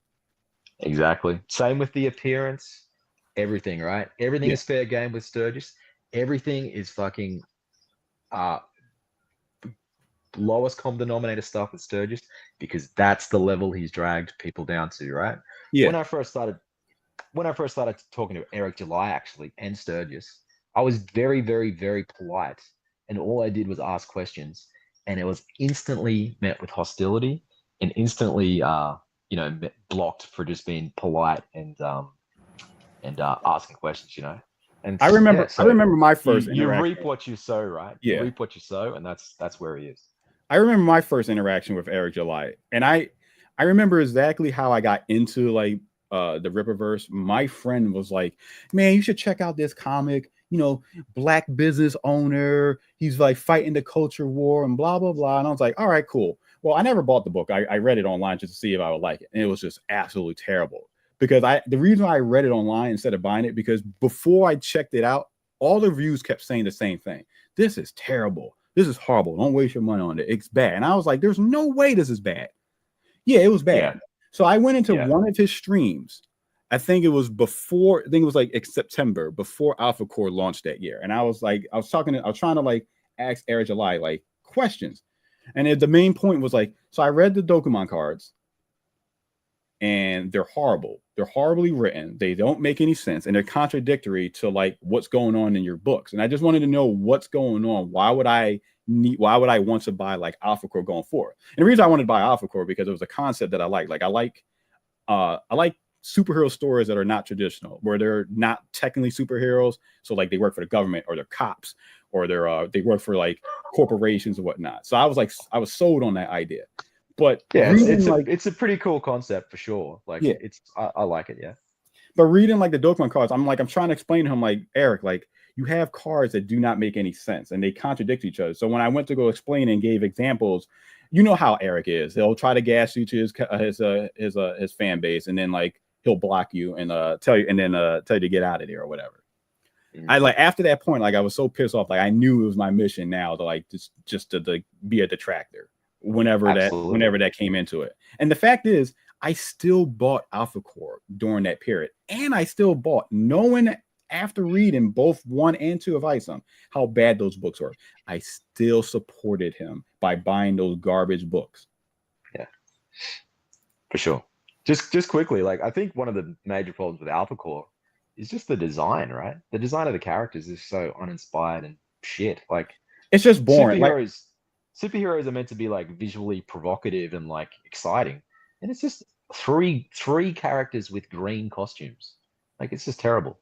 Well, see, that's the thing. That's the thing. Like they're not supposed to be superheroes. So like I understand why like they look like boring uniforms. Like a cop uniform is kind of boring, and because it's just a uniform. So not really superheroes. They don't even consider themselves superheroes. They don't have like code names and whatnot. Yeah. But even with that, still the uniforms are just boring. And you got one guy that doesn't even have an actual uniform. He just put on some green pants and like a green jacket, and then put some weird ass helmet on. Oh, Braxwell is like a horrible character design for a superhero. Horrible. And he keeps changing. His design keeps changing. He gets a new helmet design every panel now, in like every new comic book. Like in Horseman, his helmet is definitely 3D asset. I don't know what's going on with it, but if you have Horseman, just take a look at how he looks in that book versus how he looks in like Alpha Core or like even Isom. Like something's going on there. Oh, cool. I'll check it out. But dude, my first interaction with Eric July, right? I forgot I had interacted with Eric July until Vito started talking about him on Biggest Problem, right? Then I went into one of Eric July's like streams and tried to post, and I was like, oh, what the fuck? I'm already blocked, right? So like, that's strange. I wasn't even aware that I interacted with Eric July. Then I went back and looked, right? And like, it must have been two and a half years before the Rippaverse was even a thing. He was making a video where he's like banging on about Miles Morales or some crap like that. And I went in there, and again, I was just really polite. I go, I don't think this is correct. What you're saying about Miles Morales. And then Eric, like straight away, Eric came back with a like give me specific reasons why it's incorrect. And I gave him specific reasons, and then I was blocked, right? He thought it was an opportunity to like grandstand and stuff like that and demonstrate how knowledgeable he was. But I just came in with a few things that contradicted what he was saying and instantly blocked, right? That's Eric July, right? If you say anything that challenges his appearance, his image, then you're out of there. But yeah, that was my first experience with Eric July. Just being completely unaware of who he is, coming across a video randomly, like saying, I don't agree with this and this, and then being blocked because he's too much of a butthurt baby to actually talk about the topics. Yeah, that stream where I went in to talk about the Dokkan card, that was my first interaction, my first like me being aware of who this person was. And it's just like it just left a bad taste in my mouth. Just like I probably got like 5 more minutes, but just want to say real quick, right? This debate that Sturgis had with OJ, right? Like there's certain things that OJ did wrong, certain things that Sturgis did wrong. Sturgis's fatal error with this OJ debate was thinking that it's a good idea to expose himself to a wider audience, right? Yeah. Sturgis right now is lucky he is siloed off into Comicsgate because it's a relatively small group of people. If like the video game community, which is massive, becomes aware of Sturgis, the trolling he gets now is going to be multiplied like hugely. He's going to go from just being like a weird dude to get some pushback to like Chris Chan. If enough people become aware of him and enough people start picking on him and enough people like start to like poke him and like put out bait there for him, it's not going to be like, he's not going to be able to like call a few people stupid and run away. His life is going to be like destroyed by the amount of people that recognize he's a lolcow and start to like have a go at him because he's that toxic, he's that stupid, he's that ridiculous that he has the potential. If enough people, if there's like a critical mass where enough people become aware of who he is gonna totally fuck himself over and just become a laughing stock of the internet and just someone that is just trolled mercilessly by people online. I have no idea why he did that debate. Like I don't know what possessed him to do the debate, why he thought he had like an advantage for it, but like it was a mistake for him to do that. And I feel like he's not going to ever do another debate again after that, after the reactions for it. But I'm people been asking him to debate for like ages, right? And he just runs away. That's exactly why. But I think he just felt, he felt confident because he spends fucking 5 hours a day playing video games, then he must be able to discuss them intelligently. Yeah. That's not how it works, Sturgis. Like you're just a idiot consuming slop. It doesn't mean you're able to fucking discuss the concepts. Yeah, they're deep conversations in the gaming community. You're just unaware of them because you're autistic. So like you're not going to understand like the intricacies for it. And that's why it's all about figures. That's why it's like the debate started because he's like, there was 2 million units shipped as opposed to sold. Let's talk about this figure because figures are a concrete thing I can understand.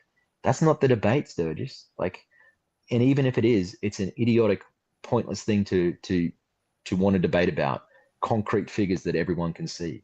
They're not even really concrete because shipped and sell are different, and like there's different metrics that are measured under there to begin with. So he was wrong on how like that even worked. I still think he didn't understand what like shipped and sold to stores. But I think he felt like when it sold, that's when the publisher got the money, but it had to sell from the store. Yeah, even though the store made their money, even though the publishers made their money by shipping it, selling it, quote unquote. It's just like I know I'm gonna I know for a fact I'm gonna have to eventually tackle it. I don't want to because it was just like mind numbing. It just killed my soul going through it, because like I didn't want to have to agree with Sturgis on like very tiny points, but I also don't want to go through like debunking the other person's points as well. Yeah. Well, yeah, I get that. One thing that I thought was really telling and interesting from the debate was like the Forspoken thing, right? Where this guy, OJ, is like, tell me why you think Forspoken is woke. And Sturgis, like, you know, had a like his mind froze and his brain had to reboot and stuff like that as he was trying to think of why it's All he had to do was just say it has a female protagonist and she's black. And then and he could have looked up the developers specifically wanting that criteria for their character. But you know what's funny, right? Like a couple of days later, Sturgis was on some other dude's stream, and Sturgis said, I spent some time looking into Forspoken, and I now realize that Forspoken isn't woke, it's just a bad story. Which means that guy's which means that guy's point where he's like, that guy's point about him being someone that is like, by the OJ's point where Sturgis is just a mark for these grifters grift, is completely 100% demonstrated on screen, where because Sturgis's knee-jerk initial reaction is to call something woke, right? And that's what that guy was saying, where it's like this non-woke grift, and like wokeness is bad, and you can say whether DEI is like destroying games or not, but he was talking about another thing where there are legitimately these guys who are grifters that just publish shit to make people angry, right? That's what he was arguing. That is 100% demonstrated by Sturgis not being able to look at a game and say it's not woke, like, because his initial reaction is to just shit on everything and call everything woke. So Sturgis, you fucking idiot, you demonstrated it on stream, and then you went on another stream and you provided further evidence saying that you're a complete mark for these people because you had to look into this game and realize it wasn't woke. You were an idiot that falls for these people's groups. I don't know how you feel about that, Tizo, but you know, like wokeness in games and stuff like that, sure, everybody hates it, but my big problem is just these grifters that fucking go out there and rant about nonsense and make their audience angry and stuff like that. So that's really my biggest. I just roll my eyes at the whole thing, like wokeness. Oh, it's a female in there. She's black. Whatever. I roll my eyes. I don't care. Is the game good? Does it have a good story? Because my only issue with Forspoken was that it was an exclusive that wouldn't be on Xbox for like 2 or 3 years. And when they started showing trailers and the dialogue, it was cringe dialogue.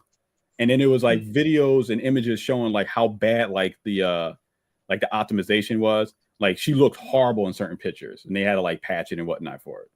But like the cringe dialogue was my main issue. And you know what's funny? I have Forspoken. I bought it on the Microsoft store because I feel like it's going to be a Play Anywhere title. So I just planned ahead and just bought it when I finally had the ability to get like this new PC. So I just bought it when it was on sale.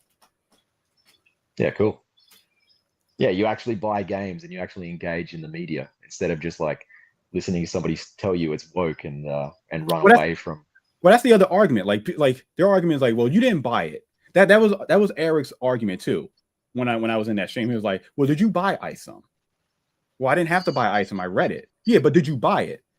Well, no, I didn't have to buy it because I read ISOM. Well, if you didn't buy it, that means your opinion is not valid.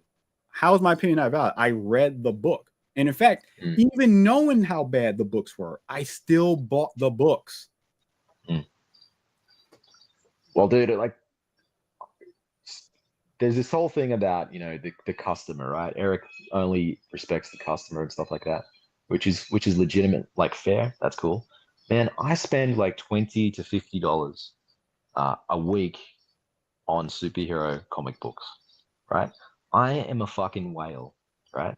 Eric July should be after a dude like me that spends that much money on comic books, right?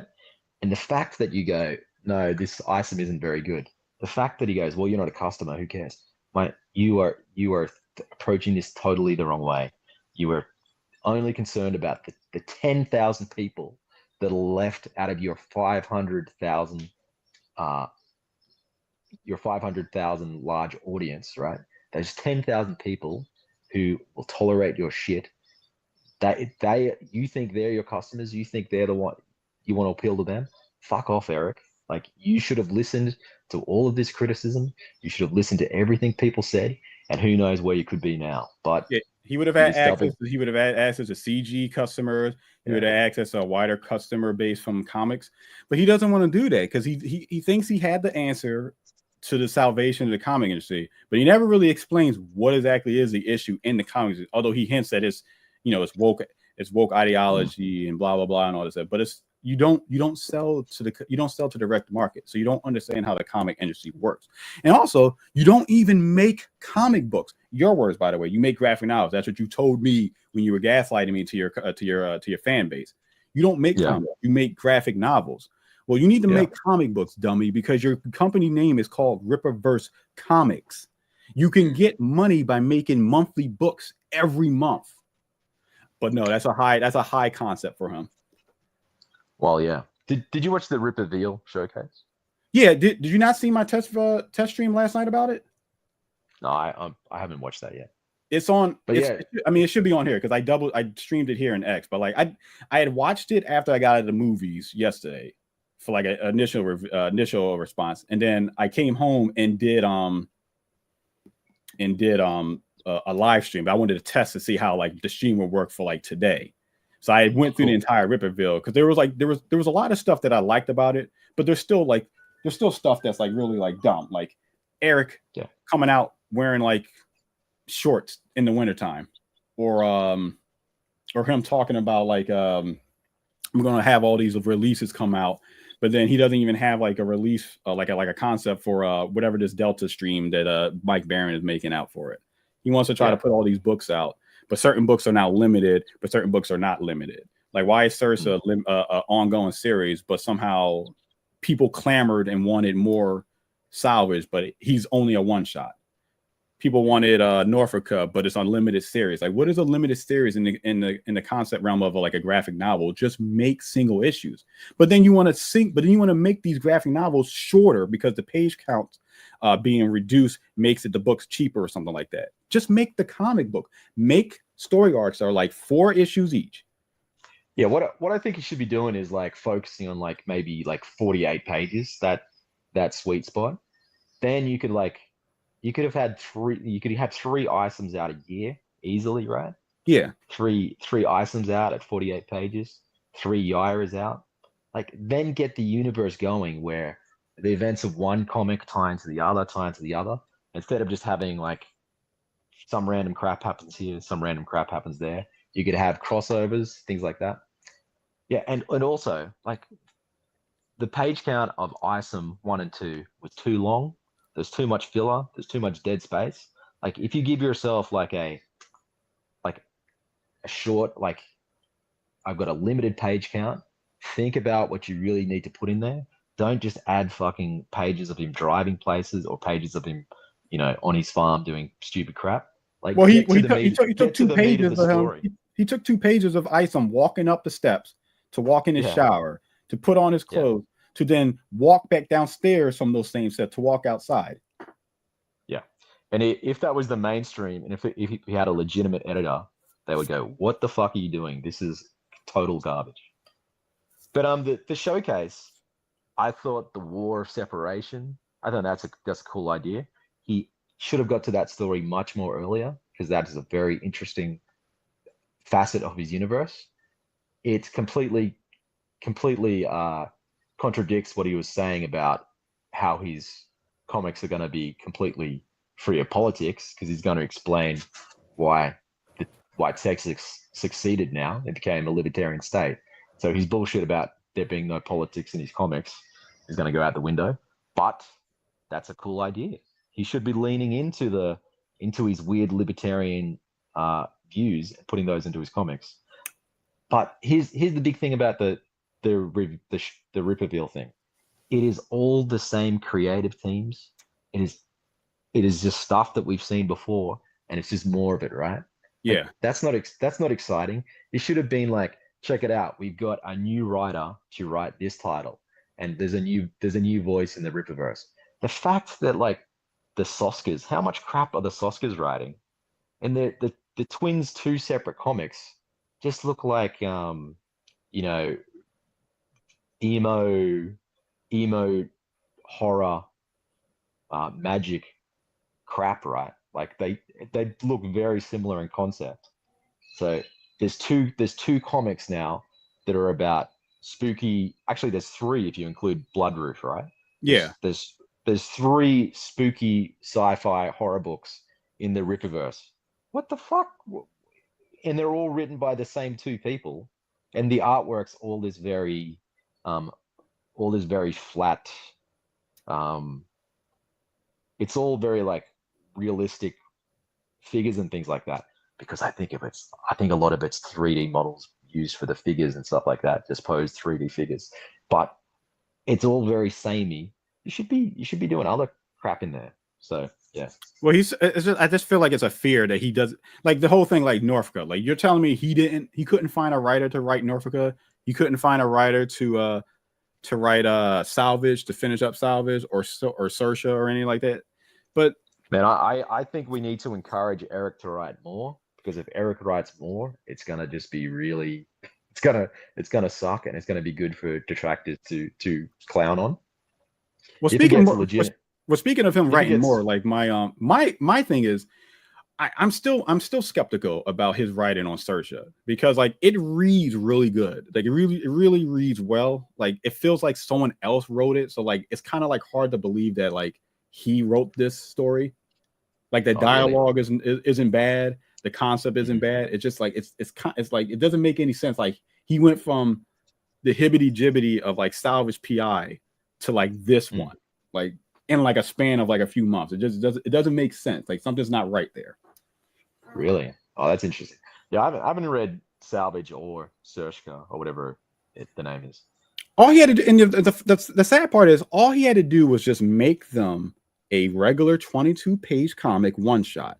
But instead, he tried to do some weird one book is 13 pages, but it just ends. It's not concluded. It's going to be an ongoing thing. He should have just made them ongoing books in the magazine until he finished whatever story that he was writing for them. But instead, he wanted to use it as a barometer to see if fans liked it. But I don't think anyone really cared for Salvage. But he had someone in his ear telling him, like, well, the numbers justify you making a full-length book for this. Yeah. He should actually do a Rippaverse anthology with, you know, four 13-page stories or whatever. Fill out his universe that way with more characters, and then legitimately get an idea of what people respond to. Because like people are responding to right now what they've seen. They don't have an option whether to like it or not, because there's very limited amounts of stuff. So yeah, the Ripper scene should have been his entry point for like the universe as a whole. It should touch on everything in the universe, and it should have been how people were introduced to the War of Separation. Mm-hmm. Yeah. Did he say they're doing any more Ripper zines? Yeah, they're going to be more Ripper zines are coming out. He's also going to do more Rippervilles next year as well. But I guess like because there's going to be 12 books, quote unquote, coming out this year, so it'll have content for them. Yeah, I see what you mean. Because I was going to say, what do you write in Ripper zines? Like you filled up 2 magazines. What else are you going to discuss? But yeah, if there's 12 comics, then that's a good point. Yeah, he'll have previews in there. He'll do more of like Lillian's Hot Tea or Copper's thing or some other short story with like the pigeon and whatnot, artwork stuff and whatnot, interviews of YouTubers that no one gives a crap about. Like the last one he had was Nerdrotic, I think was in the second one. Like why do I care about Nerdrotic? What does he have to do with anything about the Rippaverse? Yeah, and what is he going to say what is he going to say that's all he can do is be negative. Like he's just going to sound disingenuous if he's being positive about stuff. Anyway, man, I'm going to go. Thanks for having me on. Nope. Yeah, like I said, it's good that you're actually going through Sturgis' stuff, saying he's lying about this, he's omitting this, he's being completely disingenuous about this shit, because anybody that interacts with him, they all have this same experience where they're all flabbergasted by how he reframes and lies and like shifts goalposts. And yeah, he's just a. And Sturgis, if you're listening, it's not about the comic. It's never been about the comic. It's always been about your behavior, my friend. It's not. You're free to have your opinion. You're free to say whatever you want, but people are free to say you're being a little dickhead. And yeah. All right, thank you for stopping by. I'm going to be doing this 2 more days. Tonight and tomorrow I'll be ending at 6:30. So we got like another hour of content I'm going to try to get through. And but you're more than welcome to invited to come back for tomorrow as well. All right, cool, man. Thank you. I'll talk to you later. Thank you for stopping by. All right, everyone. I think we're going to get back to it. I think it saved the part where I was at. I don't know if this is correct though. Yeah.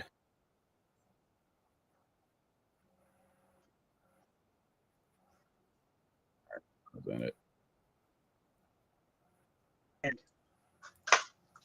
And just to add insult to injury, because you're such a fucking clown, I guess this fake art that was drawn by Shane Davis is fake too. I guess this fucking ISOM 2 cover drawn by Ethan Van Sciver must be fake too.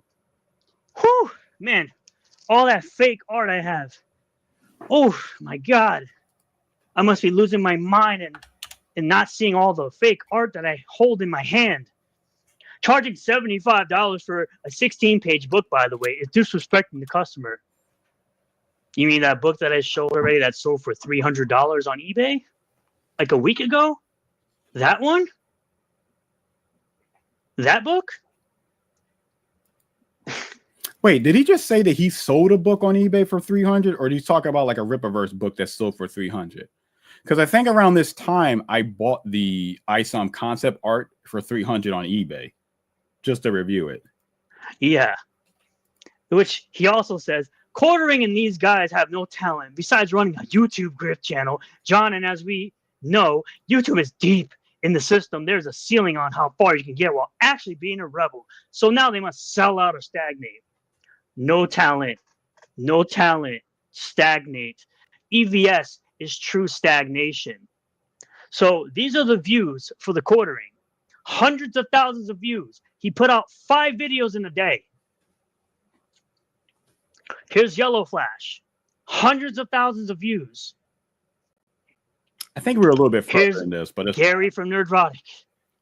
813,000 views, 1 million views, 619 views, 529K views, 961K views, 1.2 million views. But yeah, they're so stagnant. You want to see what EVS's shit looks like? 13K, 26, 24K, 16K, 13K, 23K, 20. That's stagnant. Considering that most of your views are the exact same, or almost the exact same, that's what stagnant means. That's what stagnant means. So fuck off. I laughed out loud for real when I saw this name. Thankfully, I wasn't drinking milk. Remember, kids, the people who claim to care the most about comics become a failing medium are the same people who are okay with piracy. Now, I did have a discussion with Frost Comics. He says, with all due respect, I feel like calling this piracy is a stretch. Even Ripper Guy even has a video showing up the cards front and back, and I certainly don't think his video is piracy. Not trying to start an argument. And I said, understandable. I see your point, but I've said these sites were for piracy before, though, when they were promoting piracy sites with ISOM #1. So now, the interesting thing is they only show you the back, right? They show you this bullcrap scan of this card, right? I have the card in my hand. You can see it's lenticular. It's a lenticular card. It like my hand almost covers the whole card. But let's go ahead and read the rest of the back that they failed to explain to you, where it says, a feared except for hire, Santuan is one of the strongest men this planet has to offer. He'll do good or bad as long as he gets paid. He's currently working for Darren Fontano, which has to be fairly lucrative for him. His gold teeth have become somewhat iconic by those who recognize him. I'm not sure when his teeth became so expensive, but they've been this way since I first took interest in him as a subject. Can we talk about one thing? because I brought it up before, but like Dokimon just could not find out what Santuan's last name was. Like he doesn't know where he was born at either.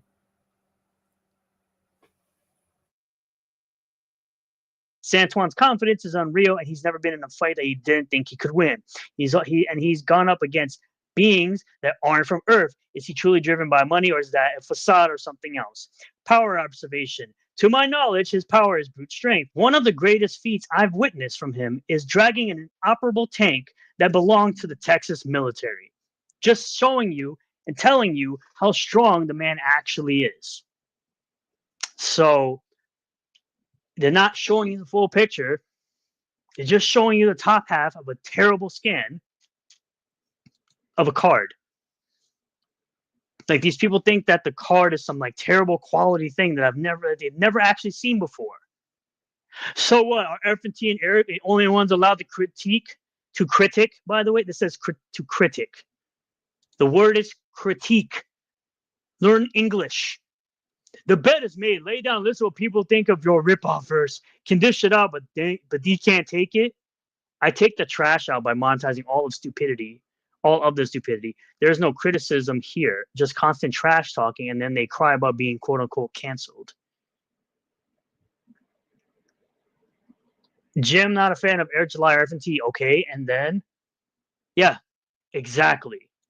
And last but not least, this idiot saying, look, I actually kind of enjoy arguing with retards because it's so effing ridiculous, but y'all are starting to get way too disingenuous even for you. Saying nobody expected Yara to beat Alpha Core is one of the most blatant lies and revisionist cope I've ever seen. Well, I have done the research, of course, because I always like to bring the receipt. I disagree strongly.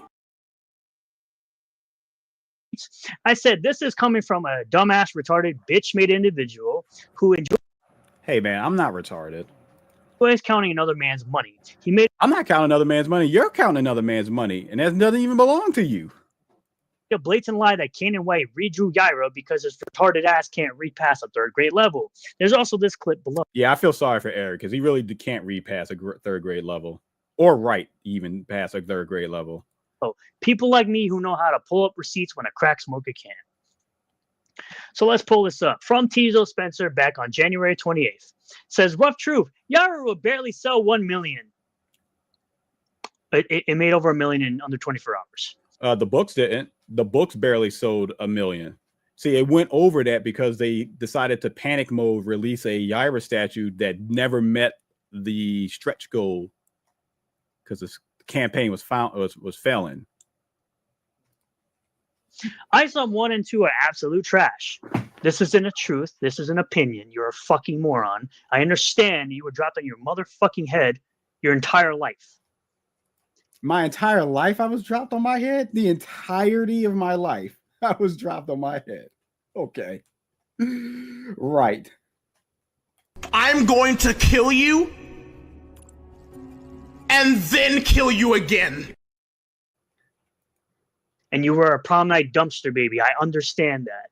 What's a prom night dumpster baby? Man, who upset Sturgis, man? But you are not intelligent. You are stupid. Alpha Core is better than ISOM, but that's not saying much. That's what most people have said, stupid. But well, I'm glad we're agreeing that ISOM is garbage. So what are we agreeing to here? People have said ISOM is good. ISOM 1, ISOM 2 is better, and Alpha Core is the best written. There are far better comics each month you can spend your money on than the grift Eric July is selling. So he must be grifting me that sweet, sweet Joe Bennett art and that sweet, sweet Chuck Dixon writing. Wow, what a grift that was. I wouldn't consider Chuck Dixon's writing really good now after reading Horseman. And I definitely wouldn't consider Joe Bennett's art being good after reading Mortal Hulk. Because for some reason, when you go to the Rippaverse, you just hand in less quality. Such a terrible grift. And then he's asking all these questions that he acts like people on the internet actually know outside of Eric July. Which he says, when Yaira sells under 1 million copies, well, retard, if you understand how to type. Do I understand how to type? I typed this out pretty. I feel like I did a good job with here, like just typing the words. It formed a sentence. I think it made sense, right? Like my point came across. If I learned how to type, I'll work on that.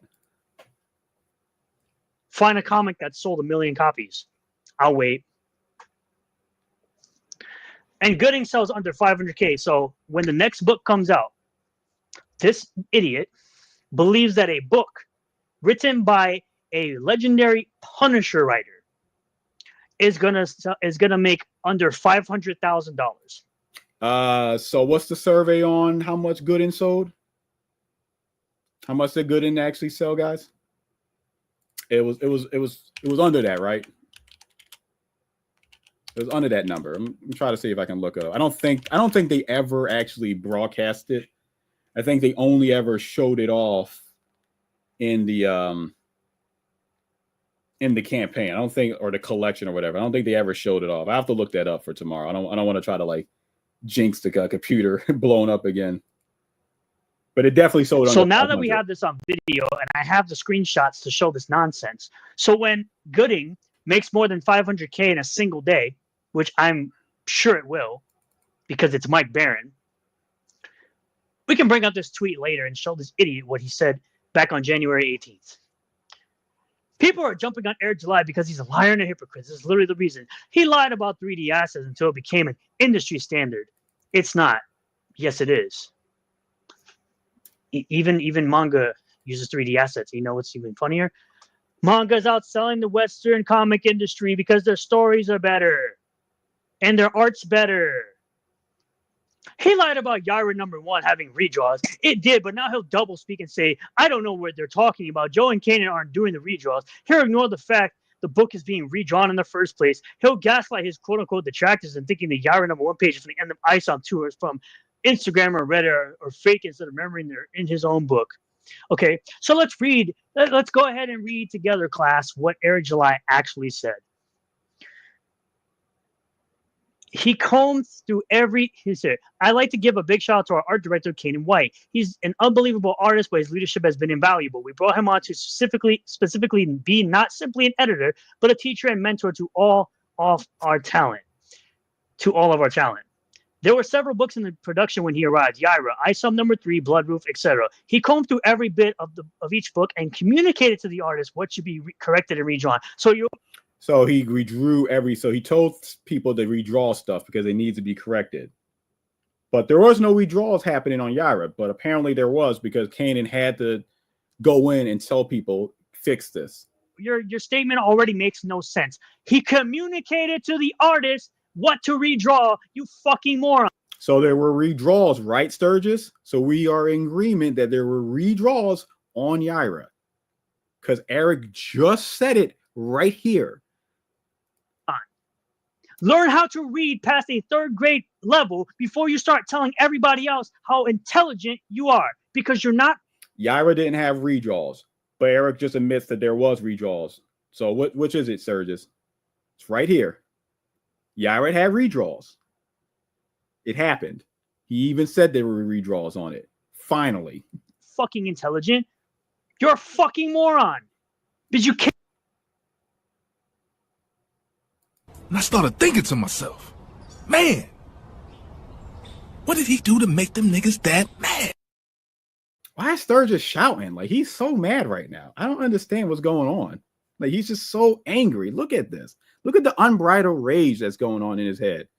He's got like the Mamma Mia hands going up, like Mamma Mia.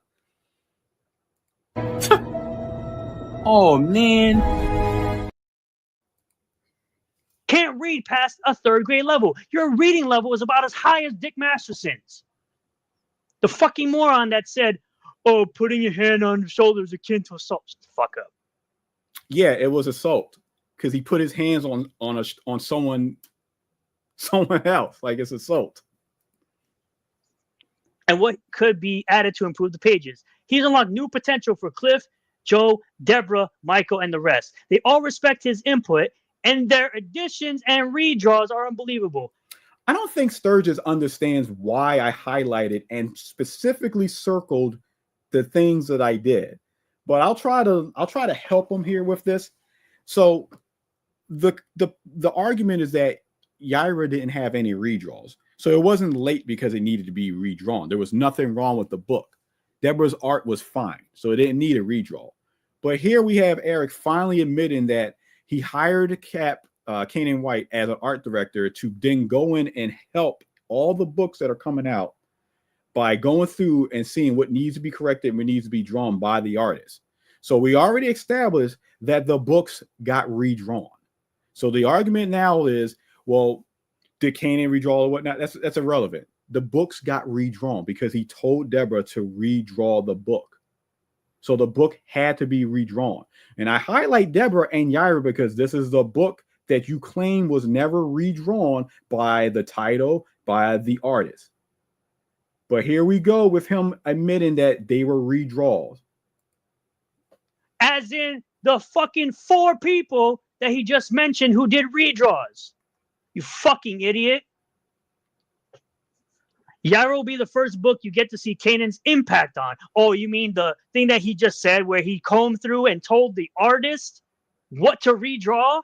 So we're in agreement, all right? So we all agree now, right? Yaira had to be redrawn. So Yaira had redraws. So the 2 pages that we showed at the end of ISOM were not in the book because they got redrawn. Case closed. I won. Because you're so fucking retarded? But his imprint is on every single book we release. Incredible artist and incredible dude. I mean, he's already been doing work. He's already done covers for the Rippaverse. Multiple covers, including Yaira #1's cover A was Kanan White. You idiot. What does Kanan drawing the cover have to do with Deborah needing to redraw the books? Holy fuck, you're retarded. This is why I say this man is way too invested. He's too effing slow in the head. He's too slow in the head to understand how stupid he sounds.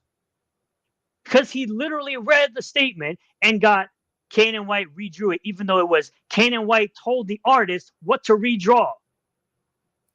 No, the argument was that the theory is that Kanan or someone like Joe Bennett did certain redraws on the book because Deborah's art did not look the way it did when you compared both the old images and the new stuff that was in the book.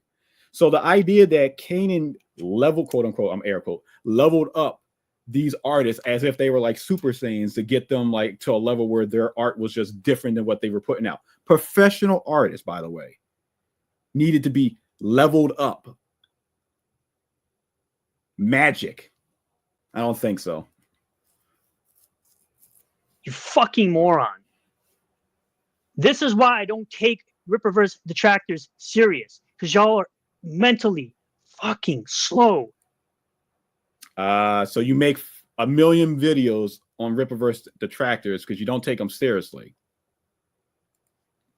Majority of you, 99% of you, are slow in the head and did not get past a 3rd grade reading level. And that might even be an insult to 3rd graders. But at the end of the day, they'll continue to shift the goalpost no matter how many times they need to make themselves feel better. And when Gooding does more than 500,000 in sales, I'm going to didn't, by the way. Bring that tweet back up. I'm going to tag this bitch in it, and I'm going to laugh at him because he's such a moron. The guy who claims to have such a successful life and have so much going on, meanwhile, this man probably, actually, I can guarantee he tweets about Eric every single day. He's one of those clowns that watches a campaign for something he doesn't like. Meanwhile, I don't watch campaigns or tweet about Eric every day. He bought Yaira #1. Yeah, I bought it. So thank you all for checking out this video, though. I really do appreciate all the new subscribers, returning subscribers. It was like, anyway, so like and subscribe to my channel, guys. Like, come on, Sturgis.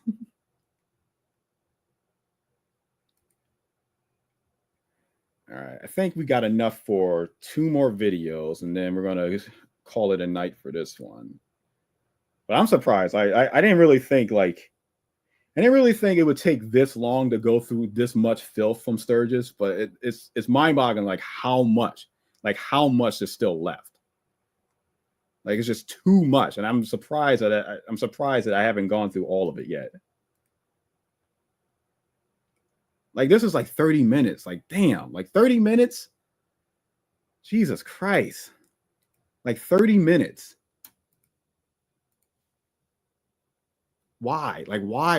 Like, look at this. Why?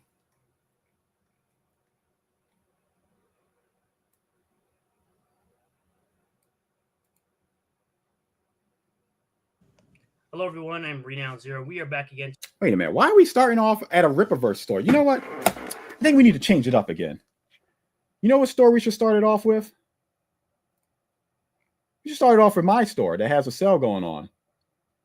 We can get you some quality Sturgis up. But before we go to that, I got a nice little mouse pad for my cat Cecil. If you saw the picture on Twitter, you saw him sleeping in a sink. But yeah, we got some nice Sturgis merch right here. We got the Stray Bean Special, Sturgis as MODOK. Got some buttons you can get. Shirt of the MODOK Sturgis. I'm sure Sturgis is going to buy this because it's probably the best he's ever looked in life, even though he's like still fat and unkempt. Got it as a shirt as well in a cup. Got the Sturgis Watch stickers. I guess I got to make another thumbnail for the third Sturgis Watch Day. I'll probably have to do. We got him finally admitting that he is Sturgis. He's proudly displaying his name on his shirt. Got it as a shirt and a mug. We got the Darkest Dungeon style version of the rat known as Sturgis. He even comes with like the cum stain and the drizzle look.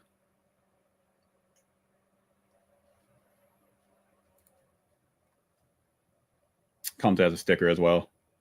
Rip Retarded Sturgis. Don't drink Rip Retarded, guys. Otherwise, you'll end up looking like that with a cum stain on your beard. Got it as a sticker and a drink glass. I think I'm going to do maybe like one or two more designs and then just let the monetization flow through. Monetize your haters correctly, I guess.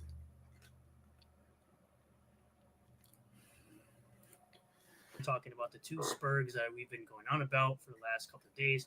Tizo Spencer and Vonster as they continue. All right, look here, Nicholas Hayes. Stop using my full name like that. Anything Rippaverse is doing, because that's the only way they can stay relevant. That's the only way they stay with people talking about them, is they have to consistently talk about Rippaverse bad and Black Man bad, because they can't get over the fact that Eric July is successful, more successful than they'll ever be, made more money than they'll ever. Oh, you actually looked it up? So that's how much good and so I was trying to look it up, but I know for a fact it didn't. I know for a fact it didn't sell over 300K. And yeah, the Iris statue is supposed to ship next. It's supposed to ship early this year or next year. So Q2, I think. I think they were trying to like Q1, but I think they kind of pushed it back to Q2. But you know where it'll probably be on a $5 sale? That statue.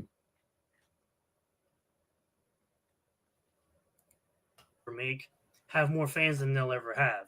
They have to constantly spurg out and cry and melt down completely over on Twitter. And we're going to go through it all today. As usual, you can always go to the store for the Rippaverse. They have all the merch here. Most of the merch anyway from the past couple of campaigns, including the Yara #1 campaign that did wrap. We will win, guys. We will win. Wrap up on Monday. You can get Blade Devil 2, Chains of Blood, sitting at 158K, more money than, of course, Vaughn will ever see, because all he does is spurg and cry and complain online. No, I'm not counting your money. I'm just stating a fact.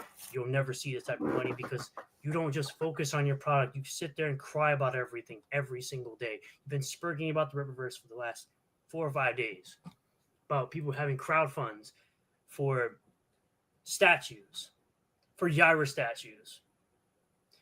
Get in on Blade Devil 1. I think it's an awesome book. It's a great read. If anyone's into that more anime and manga style, you can get the first book here for just $10 plus shipping. And if you want to get in on Blade Devil 2, of course, you have the Blade Devil 2 campaign. Then next up, we have Phenomenova from Vaughn Coleman, currently sitting at 207 backers, $12,000. Great guy. Had an interview with him. There's an interview with me, with him on the channel. Check it out in the live streams. And all the links to these campaigns will be down below in the description of this video. Now, it starts off with Alejandro Garcia, by the way. We'll just kind of throw a few nuggets in here and there. But apparently it's not a partnership. It's a production agreement. It's like saying you go to the Joe Kubert school when you just have the books. Oh, yeah. He's talking about the Yaira statue that from McFarlane. Yeah, it's not a partnership because McFarlane has never acknowledged the statue's existence whatsoever. Not in a tweet, not on his website. But every other partnership, quote unquote, he advertises. So there's something weird going on with that statue. Doing the correspondence course. And I'm like, it's a partnership. Keep coping and seething, you jealous clown. Because you're not actually doing anything as far as I can tell. All I see is, again, you crying about the Rippaverse and posting in my tweets all the time, or almost all the time. We have other individuals who call me this name that literally means nothing. These guys are just dumb, and they think it doesn't mean anything. That's why you get mad every time we call you Sturgis. Did you get mad when Eric called you Sturgis? Did you? Everyone who's not them is a lolcow. They still don't understand that the name comes from nowhere, outside of me being or looking like a biker, which I would love for any of these clowns to go to the actual city of Sturgis during a biker rally and actually try to talk a bunch of nonsense that they talk online to those people, because I guarantee they won't do it. No, you look like a rat-like creature more than like a biker. And I say to him, define simp. Also, who is Sturgis? I don't know who that is. My name says Renown Zero. I don't know who this person is. But let's continue, because apparently I'm a simp, which they don't even know what that means, because they just throw it out there. This individual saying, can Todd McFarlane and McFarlane Toys please clarify the agreement with Rippaverse? I already know you're a troll. Everyone should know that you're a troll, because all you do is cry about Rippaverse. There has been issue with Eric and his fans in the past with other businesses, and then you go and tag the Isom Church Ministry or whatever. That's great. You know, we're trying to keep his fans and himself in check. Like, who are you? You're just some random troll. Just like the troll that got the frivolous lawsuit put up with the ministry and the name ISOM. Talk about you're not an SJW. Yes, you are. You're tagging Todd McFarlane and you're tagging the ministry. You're a troll. You're an SJW. I said there have been no problems with the people you are tagging, but it's cool that you think you can revise history. Trolls going to be trolls. Eric really needs more intelligent haters, and so do I. Of course, we have Dark Shadow Logan saying new Rippaverse payment plan for financially tapped out Supermax Sturgis, because they're trying to say these are the type of weirdos that literally are brokies. Try to claim that no one else has money, even though I put in for the I Want It All with Yaira number one, put in for the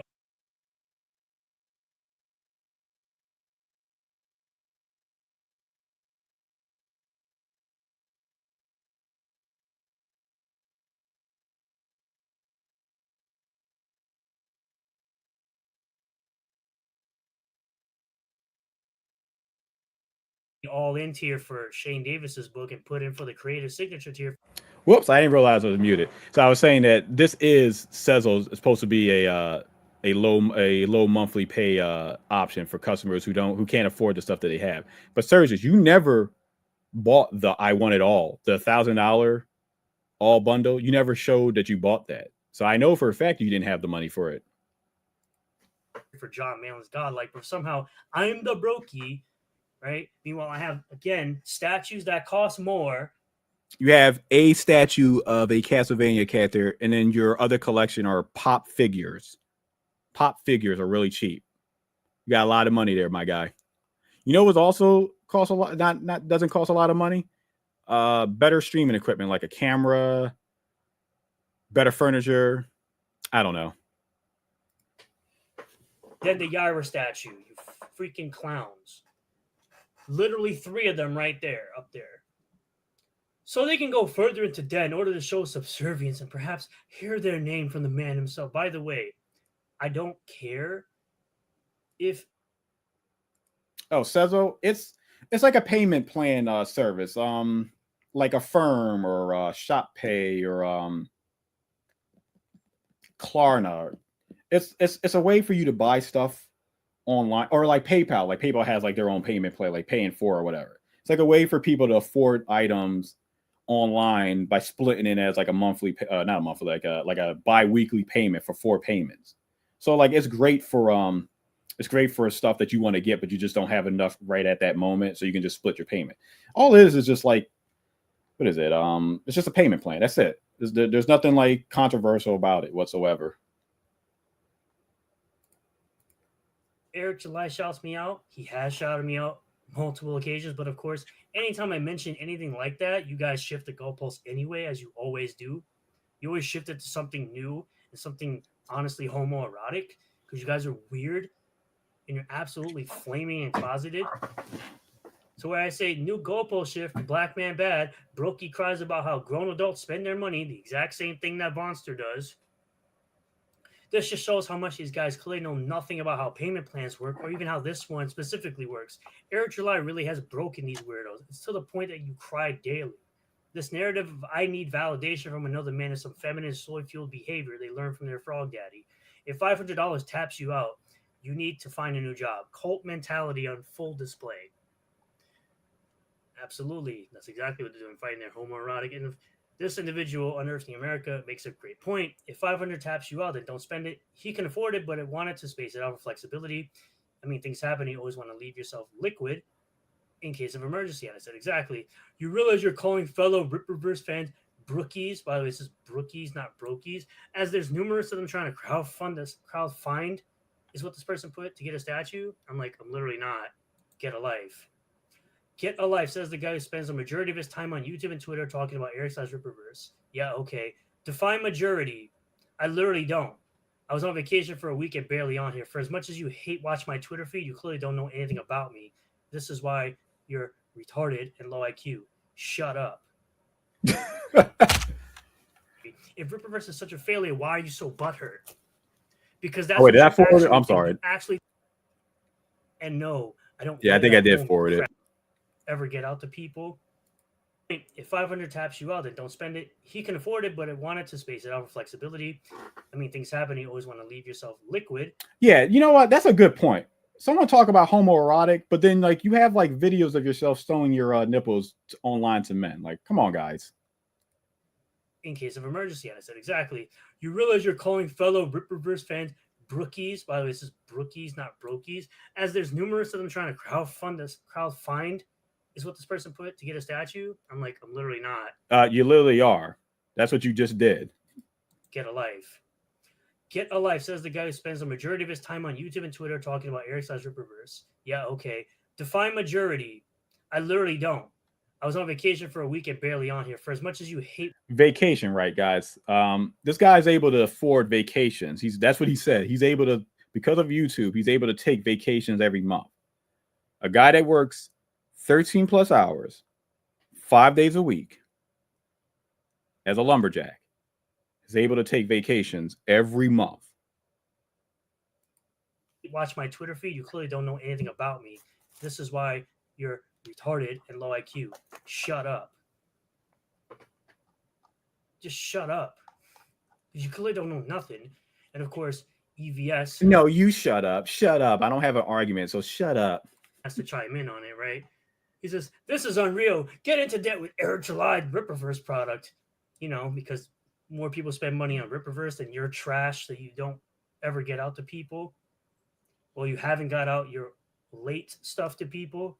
People are apparently still waiting on Cyberfrog 2 and Cyberfrog 3 and Rainbow the Brew and everything else. You were waiting for Cyberfrog 2? I don't know. Maybe people with head sketches, probably. But, you know, quality stuff takes time. And I would rather something take, you know, years to come out and be great than something comes out next week and be shit. We're just starting to get Snowman, apparently. And how long did that take? Like 2 years? You have so much late product. It's not even funny. It's pathetic at this point. Look who also doesn't agree with payment plans because Rippers cannot make things convenient for customers. It's pretty convenient for people who needed a payment plan. It's unbelievable how angry these broke bitches are over someone selling a comic book and offering optional collectibles with easier payment plans. I bought my Yard graded ungraded copy through Klarna. I don't see the issue. People just want to hate. Why is it okay for Nike and big retail to do it, but not Rippa? Because it's Rippa. It's Ripperverse. That's why it's not okay, according to these weirdos. Now, there's nothing wrong with offering payment plans. In fact, offering payment plans is a great opportunity for your customers to be able to afford a lot more stuff up front than they would normally. I mean, that's up to them how they want to handle their debt, but that's a good idea. That's a good option for customers who want more of your stuff. No one has a problem with that. But like the optics for it are really like, you're saying that people are brokies, but then he introduces a payment plan for brokies, quote unquote. That's why it's not okay. This Like I don't use Sezzle. Like, do you understand like how to use Sezzle on the Rippaverse? Because normally like there's an option for it. Like you just log in to the app or whatever, and you go to the website. But you can't really do that with the Sezzle app for it. You got to actually make like a virtual card that reduces your current allowed amount, and then you go buy whatever you want on Sezzle. So you can't just go to checkout and just see the options like PayPal or Shop Pay or whatnot at the checkout. It's only your credit card, and that's it. You're still crying about me from a video from almost 2 days ago. I don't want to watch it because I know in my heart it's going to be Sturgis screaming at the screen as he reads everyone else's tweets, not just my own, because you're an idiot. This is exactly why I don't want to watch any of this stuff, because it's literally this. I'm literally watching him read the same stuff that I'm reading right now live by tweeting at him. But he's going to do it by shouting at himself at his computer screen. You're an idiot. You don't know anything.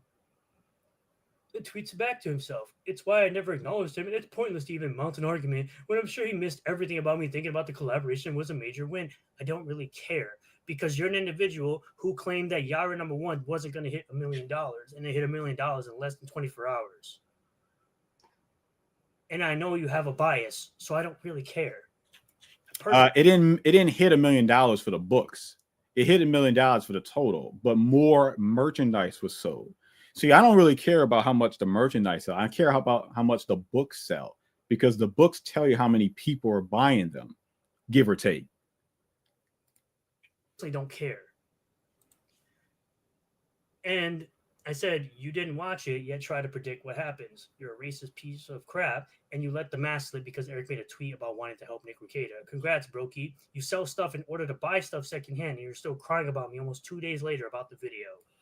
He's talking about me being an eBay seller. So there's a big point coming up about me buying stuff on eBay. Specifically a Shane Davis Inglorious Rex book that I got for 10. I don't know if anyone was following me back then, but I was tweeting about like old classic books I were buying, like the Artesia books.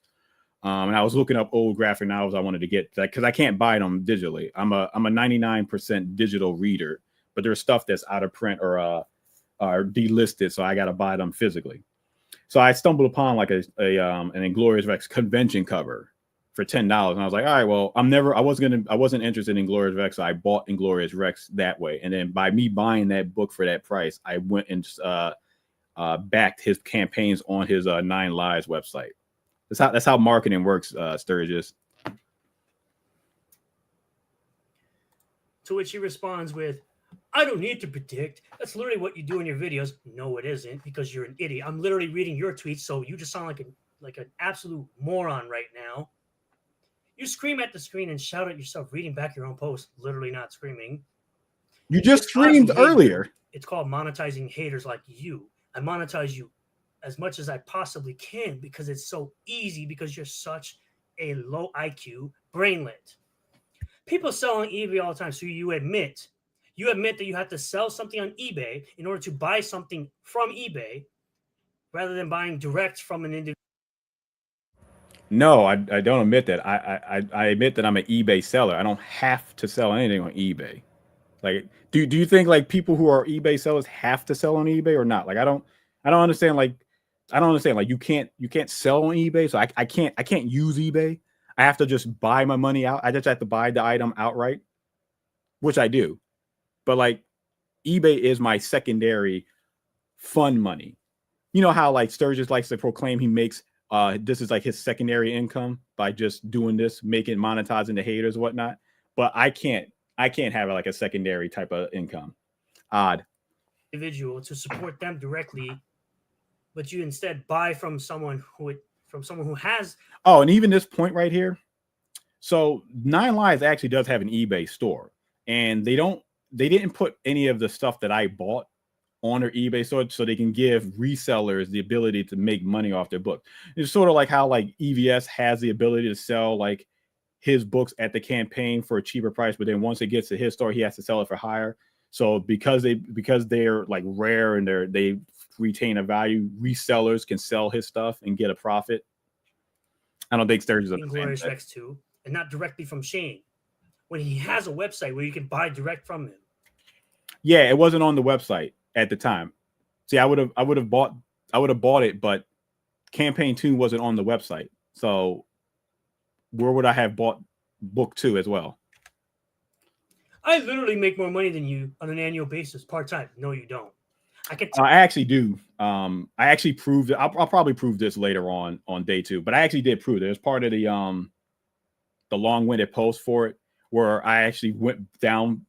This is where he revealed that he like essentially is a lumberjack when I revealed what I make. But he doesn't seem to understand. Like he thinks like I make like minimum wage as a part-timer, but he doesn't seem to understand that you make more. The goal is to make more money and work less when you get older. You don't work more to make less. But he didn't seem to understand that. I don't know if let me see if I have that because I saved it. I saved it as a tweet. I just want to make sure. Just want to make sure.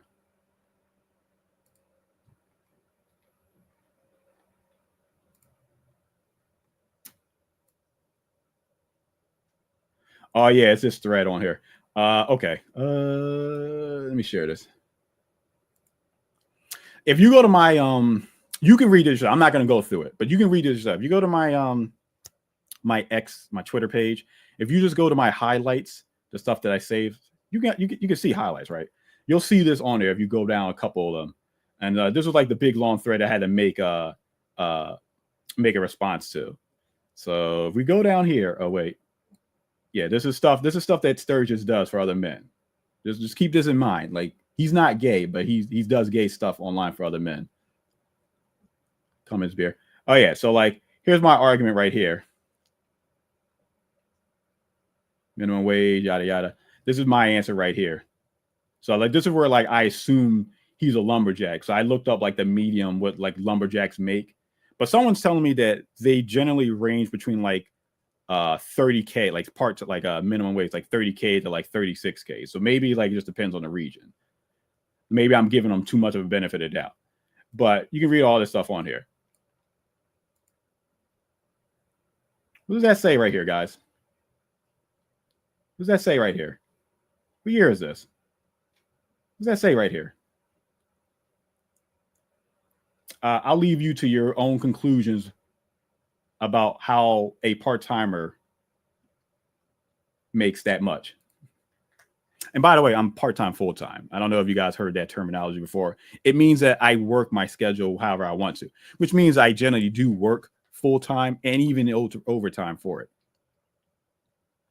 But that's not reflective of a full-time salary right here because I went part-time for my health. Food for thought.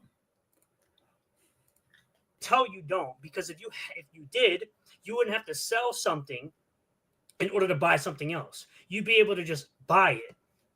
That's not how that works, Sturgis. Like just because I have the money to buy it doesn't mean I want to buy it. I don't have to buy it, and I don't have to spend my money the way you want me to spend it. What's that word that you've been telling everybody before? What is it? It's pocket watching. That's what it is. You're pocket watching my money. So clearly, either you're living you're living over your means, or you're lying, which I believe the latter.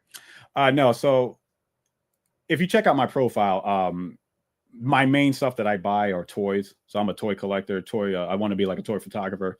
But if you know anything about toy collecting, is that the collection that you have today isn't going to be the collection you have tomorrow because your taste in what you collect varies drastically. So the stuff that I collected yesterday is not the stuff that I'm into now. So just to make sense, like I get rid of stuff that I don't want. That's what people sell on eBay. They're selling stuff that they don't want anymore. That you're lying. I'm not living with my mother pretending to take vacations.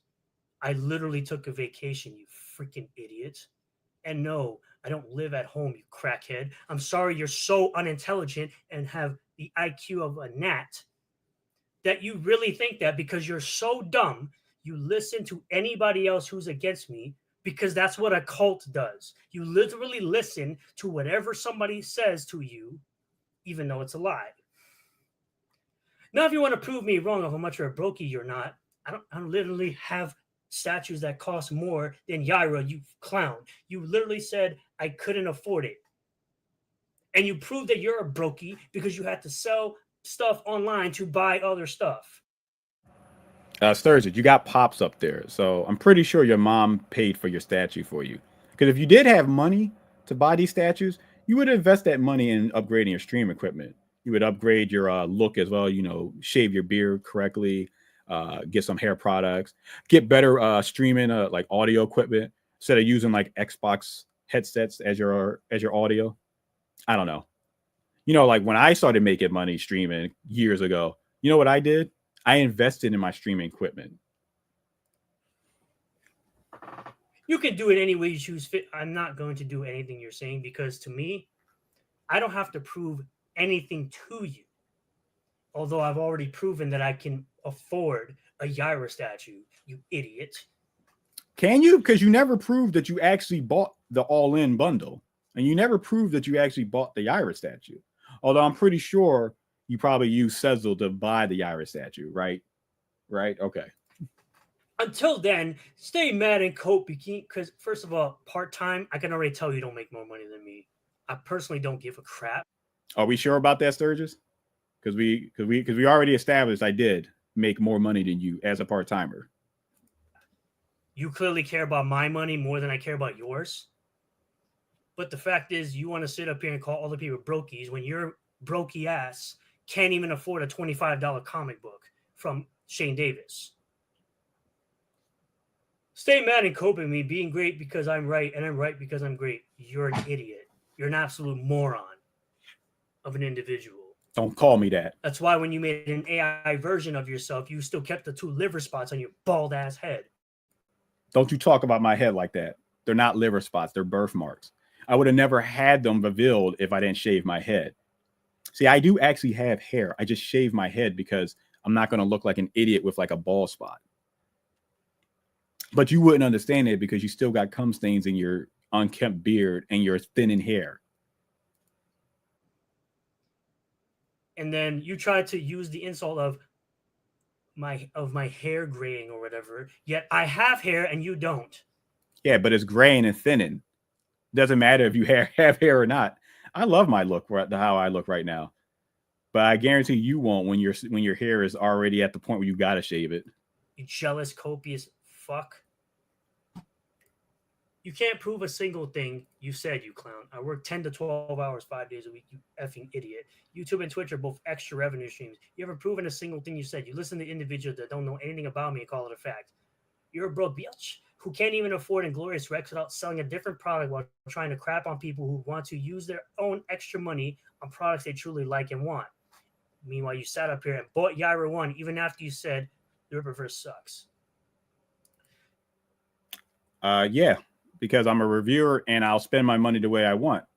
But you're doing what's called pocket watching on what I spend my money on. Why are you pocket watching, bud? You're a literal tard who wishes you had money and you project so much BS on this app. Clearly, my videos of you anger you that you have to talk about it and count how many times I've talked about you. I'm the angry one. I'm not the one that has a bajillion videos about one person that has gotten under your skin. Maybe if you just shut the F up, I wouldn't be able to make content on you, lonely, pathetic simpleton. Also, this individual, I'm not sure you're all there considering you're obsessed over me and a Sturgis individual who isn't me and a black man being successful in the indie space. So he tried to claim that I'm not all there. Congratulations. Superfans exist. I'm not one of them, but thank you for calling me one, even though there are other people who spend a lot more on Ripperverse than I ever would. This individual who said, get a life. I spend majority of my time on YouTube and Twitter talking about Eric Ripperverse. Meanwhile, I said, you spend majority of your time talking about Eric and Ripperverse. Literally, no. Shut the F up when grown folks are talking. Keep listening to your cult leader, the Frog Daddy, as you continue to be wrong, you low IQ brainlet. So I showed him 6 videos I did recently. By the way, 11 days ago would definitely prove that I was on vacation. I even put a post out, you clown. Because I love people who love to hate watch me and they don't know anything. So 1 video was Ripperverse related. Just one. Just one out of 6 that are here. Which, by the way, this one, 1100, was about Shane Davis being smug to another customer. And the one talking about Japanese gamers destroying Kotaku over Assassin's Creed Shadows did better. Did better. This has nothing to do with Ripperverse. Did better than the one that had to do with Shane Davis. Even the video where Ripoffverse was crying about Nerdrotic and Critical Drinker did almost 3 times as many views as this one, where the announcement for the Ripperverse was there. And again, the only part of this video that had to do with Ripperverse was the announcement of the partnership. The rest of the video was about me clowning on Tizo and Vonster being absolute morons. With Vonster trying to shame somebody for crowdfunding a statue while the fan's mother is terminal. Freaking clown. Though I was a bit hyperbolic, because here comes the goalpost shift, as I say here. A nice goalpost shift. First, it was Eric/Ripperverse related. Now it's Eric Ripperverse drama related. I don't do drama related content. I do commentary. I'm not EVS, your Frog Daddy. So let's go to my channel real quick. Ripperverse, Smug Davis, Activision, hiring DEI, Assassin's Creed Shadows, a Valorant Twitch streamer, Ripoffverse being upset. These 2 clowns talking about a song that came out called White Pilled. Interesting how the Ripperverse content is the one that gives them more views. So again, he's using Eric July's success to monetize and piggyback off of that. Again, about Shane Davis saying I'm trying to sue him. Vito being upset that Doug Tenaple didn't like his garbage book. Kotaku going after Smash JT. EVS brings the receipts. This is, again, commentary based on videos and clips. This one's about Helldivers 2. This one is about an update for Bloodstained Ritual of the Night. Me monetizing my haters. Another Helldivers video. So, please, this one isn't about nothing. This is about Paper Mario Remake being censored. This one's about a cast member. Wait, how come that Grums video was about nothing? Like, Grums is pretty hot button topic. How come you only barely got 370 views in 4 weeks? In a month, you only got that many views for a Grums video? I don't know, man. Dead channel, bud. Dead channel. In Disney's park being trans. Literally, how many? Well, barely this one. Where? Out of 4, 8, 12, 16, 20. Maybe one. Maybe one. Just one. Just one. Out of 20 videos was about anything Ripperverse related. So go F yourself, clown. Sturgis called us racist daily for non-racist things, just like SJWs. Means he lost the argument. I don't know who this person is, but last I checked, your Frog Daddy said we only like Eric because he's black, and we're looking to say we have a black friend to somehow prove we're not racist. You don't know who Vonstar is? Tizo calling Eric the N-word with the hard R is racist. So you see how he just mentioned this? He's thinking I typed it out. Like I actually typed out the N-word. But here's the problem with that. This is literally how I typed it. Exactly like that.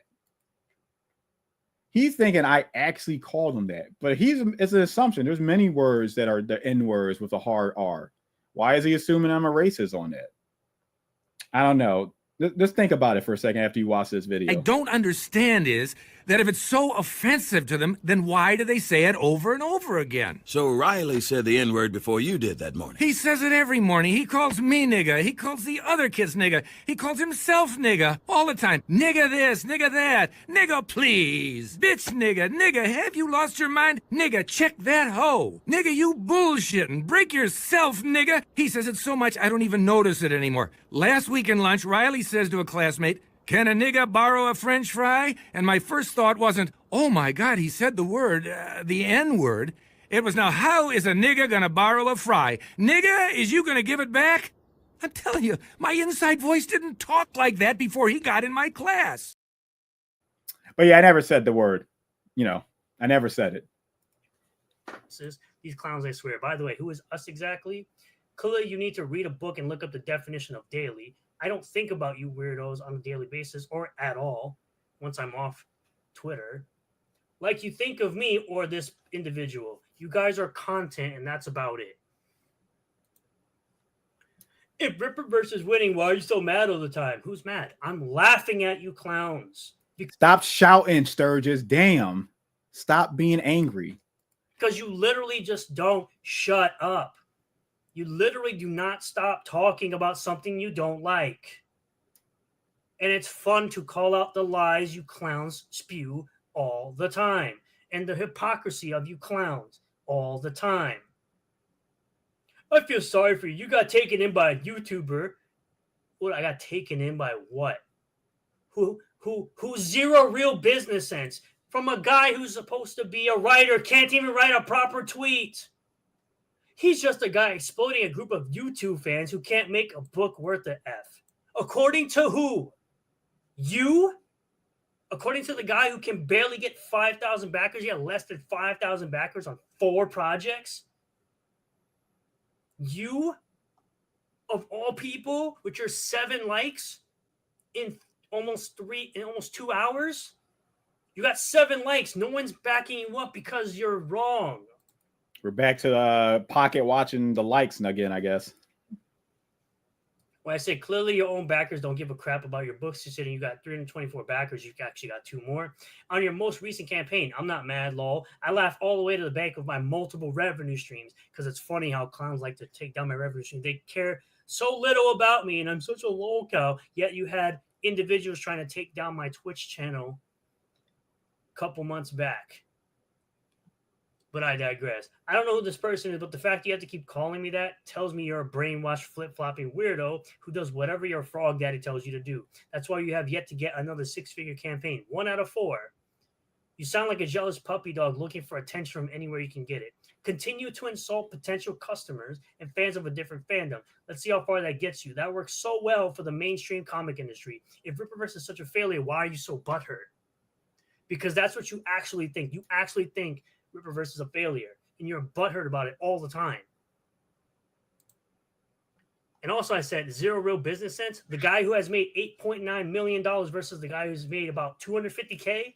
Tell me which one has zero business sense. The guy who focuses on giving the customers what they want, or the guy who sucks the teeth of someone who drama farms for 4+ hours daily, who doesn't deliver 4+ year old late books. Man, it's always about Ethan. That goddamn EVS and his late books. Why can't you just get Cyberfrog out, Ethan? Like, damn it. It's always about Ethan with these guys, man. Like, I don't understand it. I don't know why they laser focused on Ethan and his books. Which one? Making money, he says, making money off your YouTube audience with bad product is not good business. It's common. Bad product according to who? You? Congratulations, you have an opinion. Like everybody else. I see more people saying Ripperverse is good than I do saying bad. And the only people really lately I've seen who said it was bad are anybody who follows EVS because they just listen to anything he says.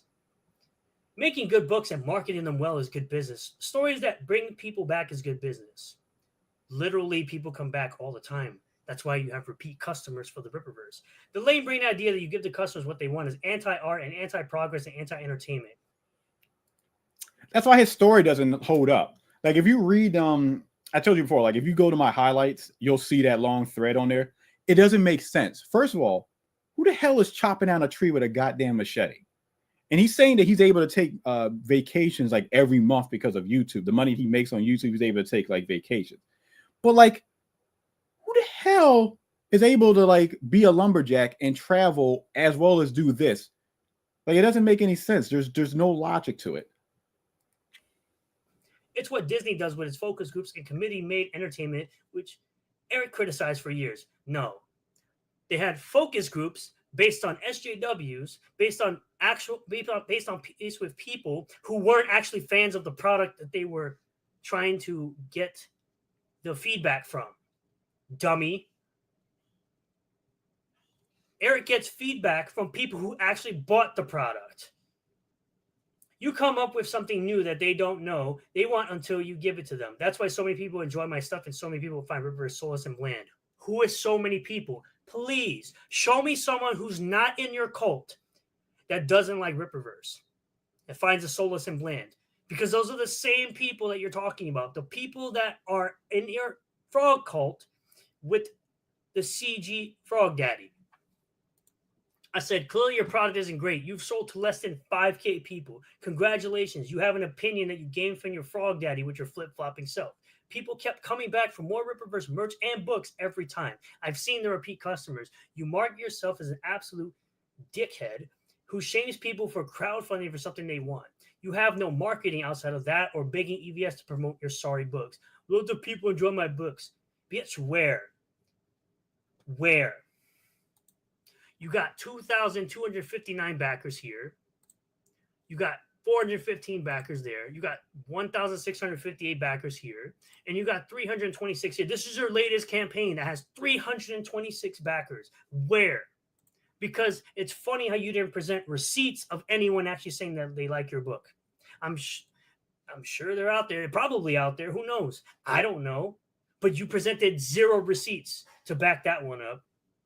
Who's enjoying your books because you've sold to less than 5K backers?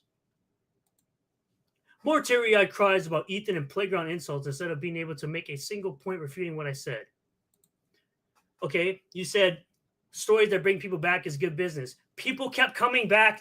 There have been repeat customers. What the heck are you talking about? You said you have good marketing. No, you market yourself as an absolute a-hole all the time. You've literally marketed yourself recently as an a-hole. Why do all you clowns always have a product to sell, yet you act like a-holes and you act like people don't remember? You said people enjoy your books. I said where? With your less than 5K backers? I've literally refuted everything you said. Why is he so mad? He's just so mad. Like, I don't get it. He's so mad. So mad. This is why your fandom isn't fun. I don't care about you. You're not a fan of nothing. You're a fan of being an a-hole. You just want to be an a-hole to everyone that doesn't accept your garbage opinions, or your opinions that you have, I should say. People would think your opinions are garbage because you're a garbage human being. That's why I told you your mother should have swallowed you. You're all too mad having to buy bad books again. Your opinion. Congratulations, you have one that you got from your frog daddy because you are a flip-flopping weirdo. And defend bad decisions and lies to customers in order to win at nothing. Are you winning new customers? Are you winning, son? Are you winning new potential customers? No, you're not. Because I see people in my comments all the time talking about being glad they didn't back you or buy your books. Or people that have backed you said they will no longer back you because you're just a big whiny baby about everything. I said I literally refuted everything you stated, you clown. You claim to have more business sense. You don't. You claim to have better books. You don't. You claim to have better marketing. You don't. You cried about bad business decisions. You claim people enjoy your stuff. They clearly don't. You bring up the campaigns decreasing all the time, but when I point out your campaigns are down, you either deflect or you claim they're different IPs. Clearly, your IQ is below room temperature. It's absolutely amazing that you will sit there and say all this garbage about other people, yet when I respond back to you and you talk about, oh, I have insults, you not realize calling me a name that has nothing to do with me, that literally means nothing, is an insult? Stupid? Did you not realize that before you actually said that? Clearly you did it because, again, you have below room temperature IQ, and you clearly haven't figured out that your marketing, quote unquote, isn't real marketing. You're marketing yourself as an absolute a-hole trying to sit up there and sell books. I don't understand why all you clowns like you, all the clowns like you, sit up there and act as if I have zero reach, right? You guys say You do have zero reach. You're a nobody.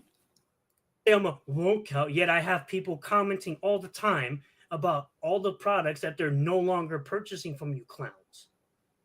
Because you're not good individuals. You don't respect potential customers. You don't respect anything. You don't respect other people who have different opinions, or you don't respect other people who have a different opinion of a different fandom than you do. You sit up here and you trash talk somebody else's fandom constantly, but you want to talk about how the Ripperverse fandom is bad. Meanwhile, literally all you do, for the most part, is trash a fandom that people like all the time. Because you're not getting that same support. So you have to lash out like a big baby because you're not getting the same type of support. And it's sad. It's absolutely sad. And I started thinking to myself, man, what did he do to make them niggas that mad? That's what you're doing.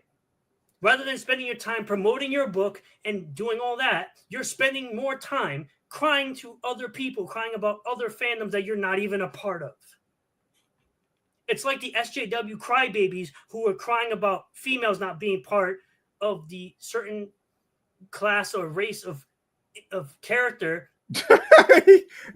Choose your words carefully, Sturgis. In fact, let me give you a second on that one.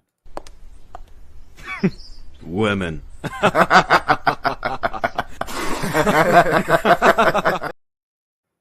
In Warhammer 40K. And they're not even part of the fandom that they're crying about. So get the heck out of here with your garbage self and your garbage life. And go find a life. Go touch some grass. And go find some salvation in your life.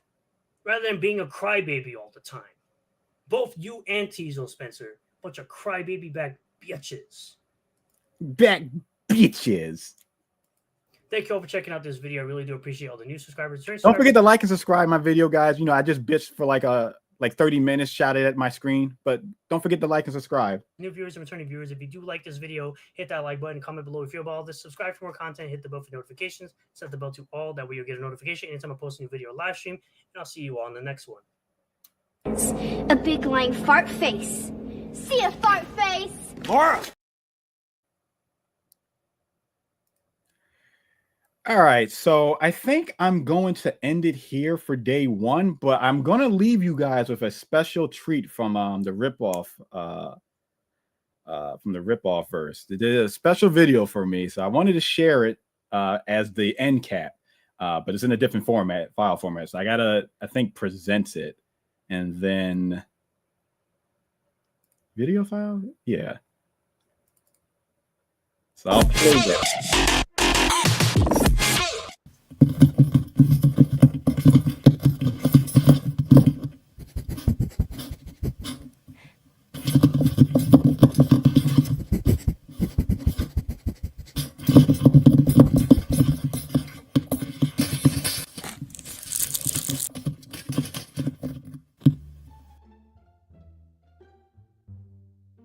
Hey everyone, I'm Retard Zero, and we are back again. This time we're talking about Tiso Spencer. He's absolutely the worst of the worst and continues to claim that, well, let's see what the dummy is saying now where is he? Here we are. Oh, look, what's this? So now this total dummy is selling merch? Haha, let's see what stupid merch he's... What? This is stupid. It doesn't even look like me in real life. Okay, maybe that one does. I am going to leave a comment, though. F you, Tiso, I still win. Ha! Wait, what's this? No! No, no! No!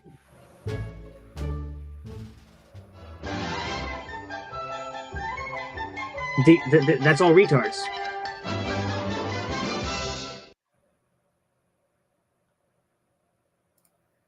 All right, so thank you guys for joining me. I'm about to go get some pancakes from IHOP, and I'll be back tomorrow for part 2, most likely part 3. I'll see you guys tomorrow. Thanks for dropping by. To me, it look like a leprechaun to me. All you gotta do is look up in the tree. Who else in the leprechaun say yeah?